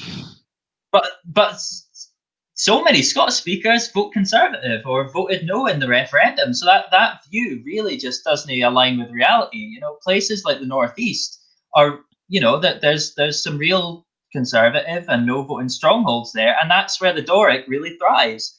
So if you actually went and tell these folk that, you know, the way you speak is just a nationalist ploy, they go, what? Or fit? And it just doesn't align with the reality. So, you know, we need to keep making the argument that it's linguistic rights, human rights, and that, you know, Obdi agrees something should be done, regardless of politics. I think that's very well put. Linguistic rights. This is what we're here for, aren't we, Ishbel? I mean, in some ways, I agree with absolutely everything Jack said. But I would say it's in terms of, I suppose it depends how you define politicized. I'd say all language use, all lead is politics, and that they're absolutely wrapped up. The idea that English language is no political is a complete fantasy. You know, ask MD in the Caribbean whether the fact that English is used there has any political meaning. And that's all language use is political. And so I think it's no party political. And the very slightly euphemistic constitutional issues, I think that it isn't aligned directly in those ways. And some leads, they do that. Like I ken that Catalan is quite closely aligned linguistically and then a political movement. But Scots lead doesn't have to be like that. It isn't like that. And I think that there are politics in every decision that you make, in the same way that feminism used to say the personal is political. I think that that's the same with Scots. It's a political act to use Scots when you go into the doctor. It's a political act to use it in a courtroom. It's a political act to apply for a job in it. It doesn't mean that it shows that you voted X, Y, and Z. Yeah, that's a really interesting take on it, Ishbel. I think it's an identity question as well, isn't it? And the way you prefer to present yourself to the world, and that's, in a way, it's a defining act in itself, the way you choose to present yourself to the world. Andrew, what's your take on it? Would you like to add anything? Yeah, I mean, my views are very similar to the other two. So I think it is, you can't necessarily treat it as a political element any more than other aspects of culture. I think if you were to say something in the Parliament like, we should be trying to promote Scots literature, not even Scottish language, but in terms of just like literature from Scotland. But everyone, any MP, pretty much everyone would agree with that. There'd be no issue. Everyone would just say, oh, that's fine, because everyone values the nature of culture. And this is just another element of wider Scottish culture. I mean, we're not really looking at, it's not even just about the teaching, it's about the promotion of Scots as an entity within wider society. It's something that exists already. It's not something that's being created out of a vacuum. We're just trying to promote something that exists and make sure that it's given the legs to stand on, really, that it deserves. And I think, as Ishbel said as well, that it's all language is politicized to an extent, even where it's a very establishment element. I mean, let's remember at the same time, English was entirely a political entity within Scotland, in the way that from the 18th century onwards, it was pushed as a way of repressing any sort of entity of Scotland or Scots identity. So it's all language is political in some element. It's just about not turning into a football and just respecting it for what it is. Yeah, I think the way you talk about the 18th century perceptions really resonates with me, because looking at Scots from a historical perspective, obviously this is such a big part of your heritage and your nation's story, isn't it? So really not paying enough attention to that aspect is also devoiding yourself from bits of culture and that connection with the past, which we shouldn't neglect. But I also wanted to maybe press a little bit on some even harder issues, because obviously here, and we've been having a wonderful day and we are looking forward to the gala in the evening, but I think this particular panel is really well placed to address some challenging issues head on. And one of them for me especially is as we're sitting here talking, we probably represent a narrow margin of people who are involved in Scots in some way, because we are within a certain age bracket, and probably we are middle class, and probably we have these similar educational experiences and things like that. So do you see that as problematic, that between us, a largely kind of central belt, middle class, relatively young people are talking about these things? Is this an issue? Is this something that you would see as problematic? What's your answer to that? And is this something that Urwijs is trying to represent, or are we looking broader? Are we seeing more? Andrew, maybe I'll start with you. Sure. So for me, I'd say that the very nature of this organization is about trying to overcome that in a lot of ways, because again, it is an issue of education being a limiting factor. I mean, the only reason I was able to learn about Scots as an entity is because of just reading through Wikipedia pages and stuff like that. I mean, it's not everyone's idea of a good social life, but I think that's not something that's necessarily applicable that everyone has access to in the same way. So I think this organization and movement is very important in the fact that we're trying to give Abdi a voice to participate in this. And I think that is definitely one of the key elements that should be focused upon, because I think it's the people who don't necessarily understand that it's Scots as its ain lead are going to be the ones who suffer the most from discrimination and being told that, oh, you're not speaking English right. So I think it's the most important thing we can do is to try and get a wide cross section and just work in general to try and increase awareness of Scots as an entity, so that everyone, regardless of what part of society, if they can have a voice in participating in it. It's about normalization, isn't it? Would you agree with that, Jack? Aye, yeah, definitely. I think Andrew's hit on a really important point, that we, in a certain sense, are privileged to be able to recognize Scots in this way and discuss Scots in this way, because we come to a place where it's maybe less of a politicized act. Maybe it's easier for us to speak Scots. It's easier for us to discuss Scots, and we care about it. We come to a place of privilege, and like all people in places of privilege, you then have an onus to kind of use that privilege for good and try and affect change with it. And that's exactly what Urwijs is trying to do. If we represent a small margin of the Scots community, then we need to be doing all in our power to widen that margin and really bring folk on board. And I think that's something we're definitely trying hard to do, and it's definitely something that we try and be guided by our members. We try to be an organization that is led. Oh, is everything? Oh, sorry, I thought I'd frozen there. We try and be an organization that's led by the membership and open, transparent, and brings everybody on board. Urwijs is about Urwijs as a community. It's not about Urwijs as middle class central belters. It's about all Scots speakers, and that's what we want to do.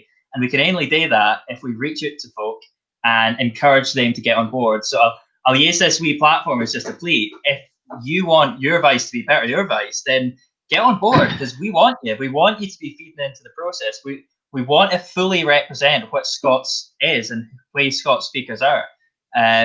We want to be as much Doric as we are Shetland, as we are Central Belt, or as we are Borders. We want to be as much urban as we are rural, because that's who we can best communicate and make our case to policymakers. They will listen to us if we can demonstrate that we are the voice of the community. and we need all the viewers here today to feed into our processes to be able to demonstrate that and really get things done. Yes, that's very powerful, Jack, but absolutely we are also subscribed to that. And I would like to encourage everybody who's listening and watching to use the chat to ask any questions or post any comments. I know that some people have already done so. So we will stop in a second, maybe to have a look at the chat and what's going on there. But before that, I would just like to give the floor to Ishbel again on the same issue, on the same topic, representation, validation, normalization. Ishbel. I mean, it's a big one. And the kind of group that you're describing us as is that the domination of that group that I'm in, all kinds of activism is something that is right enough has come right to the front of discussions, whether that's climate activism, whether it's language activism, whether it's feminism, and I really see linguistic rights, urvice, as part of a large and global community of different kinds of activism that is often led by people that are at the most marginalised. And so we're no macking activism at a hail cloth here. We're using the skills, we're getting up on the shoulders of Black, Indigenous, people of colour, refugees, asylum seekers, folk that have been campaigning for years, and we're using the tools that they're teaching us. And so it is really in our interest to learn. It's also in our interest to make sure that folk who are been at the university, and folk who, as Andrew says, maybe didn't even ken that the language that they're using is a language and isn't. So, I mean, how can my husband is from England and he studied linguistics, and I found it really bizarre to think that folk could be told that the language they spoke, that they didn't speak a language. Like, how could that be? And that is the way. So it's really at our responsibility to make sure that folk feel that connection, to actively go out in the way that the likes of Matthew Fitt and James Robertson has been doing for years, getting into schools, telling kids and saying, this is yours as much as it's mine. In fact, often more so. Yeah, that's fantastic. Actually, Matthew and James were in a recording presented earlier today during the break, and I listened to their banter and their blather about the books that they've published and translated into Scots. And yeah, it's such a big part of how kids are growing up these days. And then obviously the Scots Language Award in schools. So there is so much good happening out there.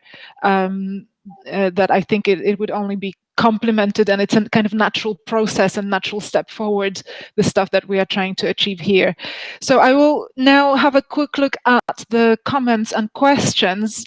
So people have been saying Ishbel's always for Hulet is fantastic. Laura Green says she loved it. And Susie Briggs is saying it's great to see people pushing forward with their passion for Scots. Stephen Mark Browning was saying he's been speaking Glasgow Scots, and he's been told it's died out or it's dying out, and he's there as a speaker, so it's one of these things that you hear people think about what you are, but that doesn't quite click.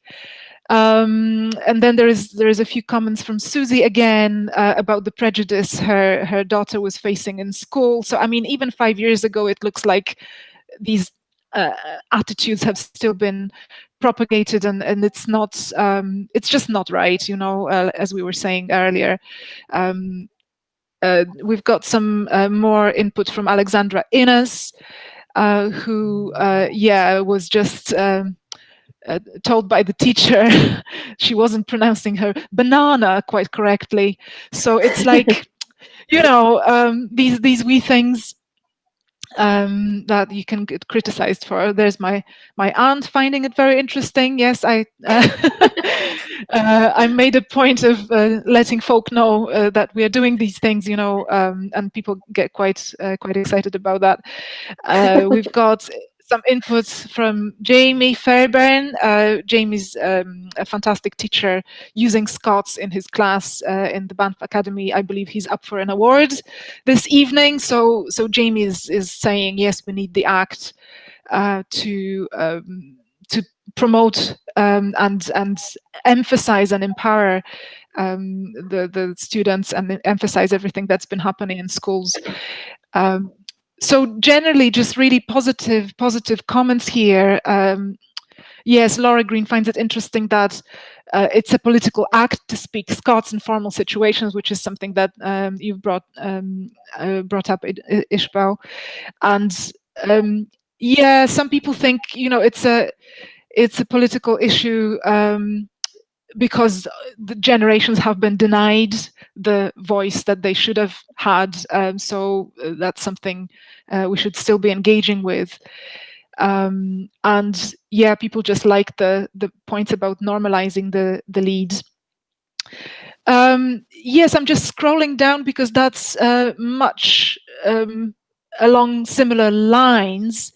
So I can't really see questions as such. It's just people really responding to what you've been saying in a very positive way. So I'm really pleased that we have raised these questions and we have raised these sometimes slightly challenging issues, and also tried and put forward our own ways of addressing those challenges and those issues. So by way of wrapping up, I think I've got two more things to ask you, and in a more practical sense, and perhaps coming back to a question that Andrew Scott has just asked. So when do you think we'll get an Act? So that actually links to my final, or one, maybe last but one question, which is, when we get the Scots Language Act, and feel free to speculate when that would be, what would change on day one? So the Scots Language Act is there. What's going to change, and when is that going to happen? Andrew, I'll start with you. So in terms of timeline, it's still, I'd imagine, several years away, given the slow way that the policy machine works in all different countries. But what I would like to see come out of it, especially as a sort of first entity, I think for me, it would be about having some perhaps more formalized leadership platform to be able to take the language forward.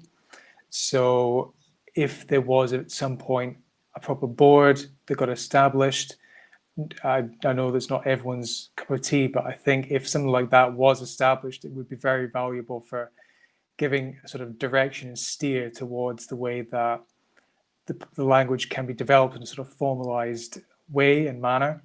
And I think if that was something that was to come out of the Act, then that would be a very good step towards, again, recognition and about making sure that all the good work that's being done already can be sufficiently supported and organised in a way that's progressive for the future of Scots. Thanks. Yes. Well, let's see. Ishbel, what do you think? I don't know. Yeah, timelines. I mean, looking at, for example, I mean, we're not starting, like, as I say, from scratch, even in Scots language. There's been campaigning, my parents were campaigning in the 70s, folk were campaigning in the 20s, there's a ground there. But looking at the likes of the British Sign Language Act, and they had a really 10, 15-year process. I'd love for it to be faster than that. The government's done it before. We can get the wheels going. But as for what I see in the changes, and I think a board does have, as Andrew says, its disadvantages and its advantages, but just having that visibility, having a visibility that means that the likes of, as Jamie Fairbairn was saying there, that schools, for example, are allowed to use Scots, encouraged to use Scots training in the curriculum for excellence, but there's sic a lang tale o it's no, you know, it's no muckle older than me that you were physically beaten at school for using Scots.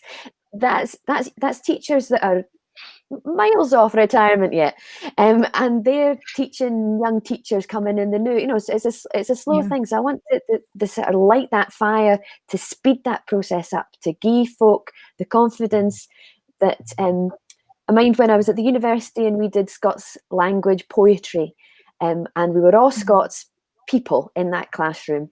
And nobody could read that out in Scots in that classroom because we were at the university, and folk would read poems about Scots language, about the suppression of Scots that were in Scots, and would translate it into English. And because they couldn't get the words in Scots out of your mouth. And that's what I want. I want folk to feel you didn't have to get it right, but it's yours and here play with it. It's, you know, it's fine. Make mistakes. You didn't have to be perfect. Yeah, so I mean, this really brings back the point made earlier today in discussion of the Doric, how important that was for one of the participants to do his professorial lecture in Scots, but it also felt like it was a statement. It was something unusual to do, and why should it be unusual? You know, that's always something that puzzles me as someone who comes to this situation from the outside. And it's your language. It's the language of your country, and so many people here, you know, have a background that shouldn't be denied. So that's something that I definitely see as, you know, there is a lot of work to be done here to legitimize it and normalize it. So Jack, when and what happens on day one? I would say in terms of the timeline and the time frame we're working towards, it unfortunately is quite technical. I mean, that there is only so much legislation that the Parliament can get through in one term, and especially in the age of COVID, there's a lot that's just had to be kind of dinged out into the land grass, because it just isn't possible to get rid of it. But, you know, the perfect timeline ahead would be one where all the main parties go into the Holyrood elections with commitments to Scots in their manifestos, all get together, round the table after the election, and thrash out a plan with a constant, you know, consultation with us, with the community. And if that were to happen, we'd be talking, you know, 3, 5, 7 kind of years. That's fingers crossed. We just didn't can at this point. But in terms of what it would do, I mean, it would certainly lay the groundwork for a lot of real kind of narrow, tangible policy outcomes. So it would lay the groundwork for more Scots broadcasting, more funding for existing groups that exist, you know, folk that are doing an amazing job for promoting the lead at the moment. If it's, you know, whether it's the Poetry Library, the Doric Board, all these groups that are already there, it would lay the groundwork for more funding for them, improving them further. It would lay the groundwork for a national strategy, for a board. There's a lot of really kind of narrow policy objectives that it could lay the foundations for. But it's on day one, it's only laying the foundations for them. On day one, the main impact it has is exactly what Obdi's been saying here. It's normalization and destigmatization, because at the moment, you know, you can resist discrimination against Scots as much as you're wanting to, but when you hate the government taking action on it, suddenly that sends a message that it is a priority, that the government takes it seriously, that the government recognises A, there's an issue, and B, it's an issue big enough taking action on. So that totally changes the game for ordinary Scots speakers who, if they're faced with discrimination, if they're faced with stigmatisation, can then say, actually, nah, I deserve to be speaking this way. This is right to be speaking this way, and the government agrees with me. That's a real kind of psychological key shift for a lot of folk, and it's totally that kind of normalization where it in 10 years it shouldn't be a massive statement to be speaking Scots. It should just be you're in Scotland, Scots is here. It's still bonny, it's still amazing, it's still, you know, a beautiful thing, but it isn't weird. It's just we're in Scotland, we speak Scots. Some of us stay, some of us didn't. Some of us speak Scots with an English accent, some of us speak Scots with a Polish accent. it should just be a totally normalized, accepted thing in our society because it's there. It isn't going anywhere. So let's accept it. Let's normalize it. Let's bring it into our conception of ourselves as a people.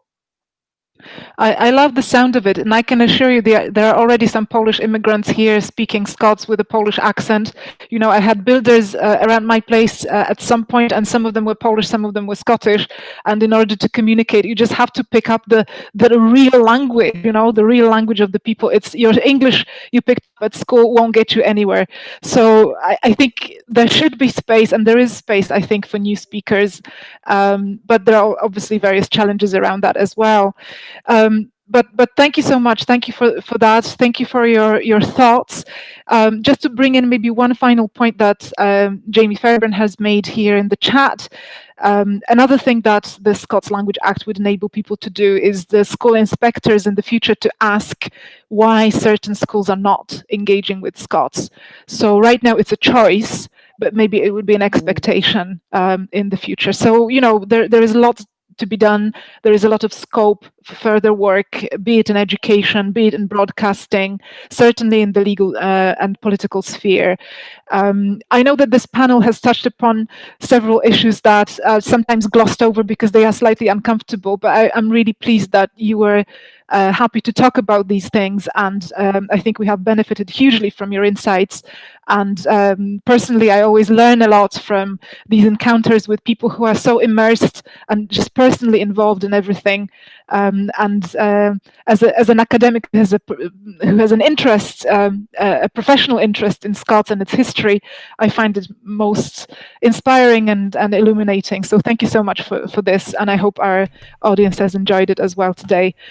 So I think we will just bring it to a close. I would like to thank again Ishbel McFarlane, Jack Capener, and Andrew Maitland for joining me for this blether on finding Urweis and Huitnest, and now we know. So that was great, and thank you very much, guys. Thank you, and see you later for the Scots Language Awards. Thanks very much, guys. That was fantastic. Loved it. That we're going to take a wee break now, and next up we have the Scots Language Awards ceremony and gala concert, and that will be at 7:30 tonight. And it's going to be amazing. We've got performances from Gerda Stevenson, Gary Robertson, Shona Donaldson, and Jim Malcolm, and nobody knows the results, so everyone's going to be calling in live. It's going to be exciting. It could all go wrong. It should be a lot of fun, actually, and we've got some beautiful effects. There's going to be lots of gold and lecterns and everything. So thanks very much for watching, and we'll see you at 7:30.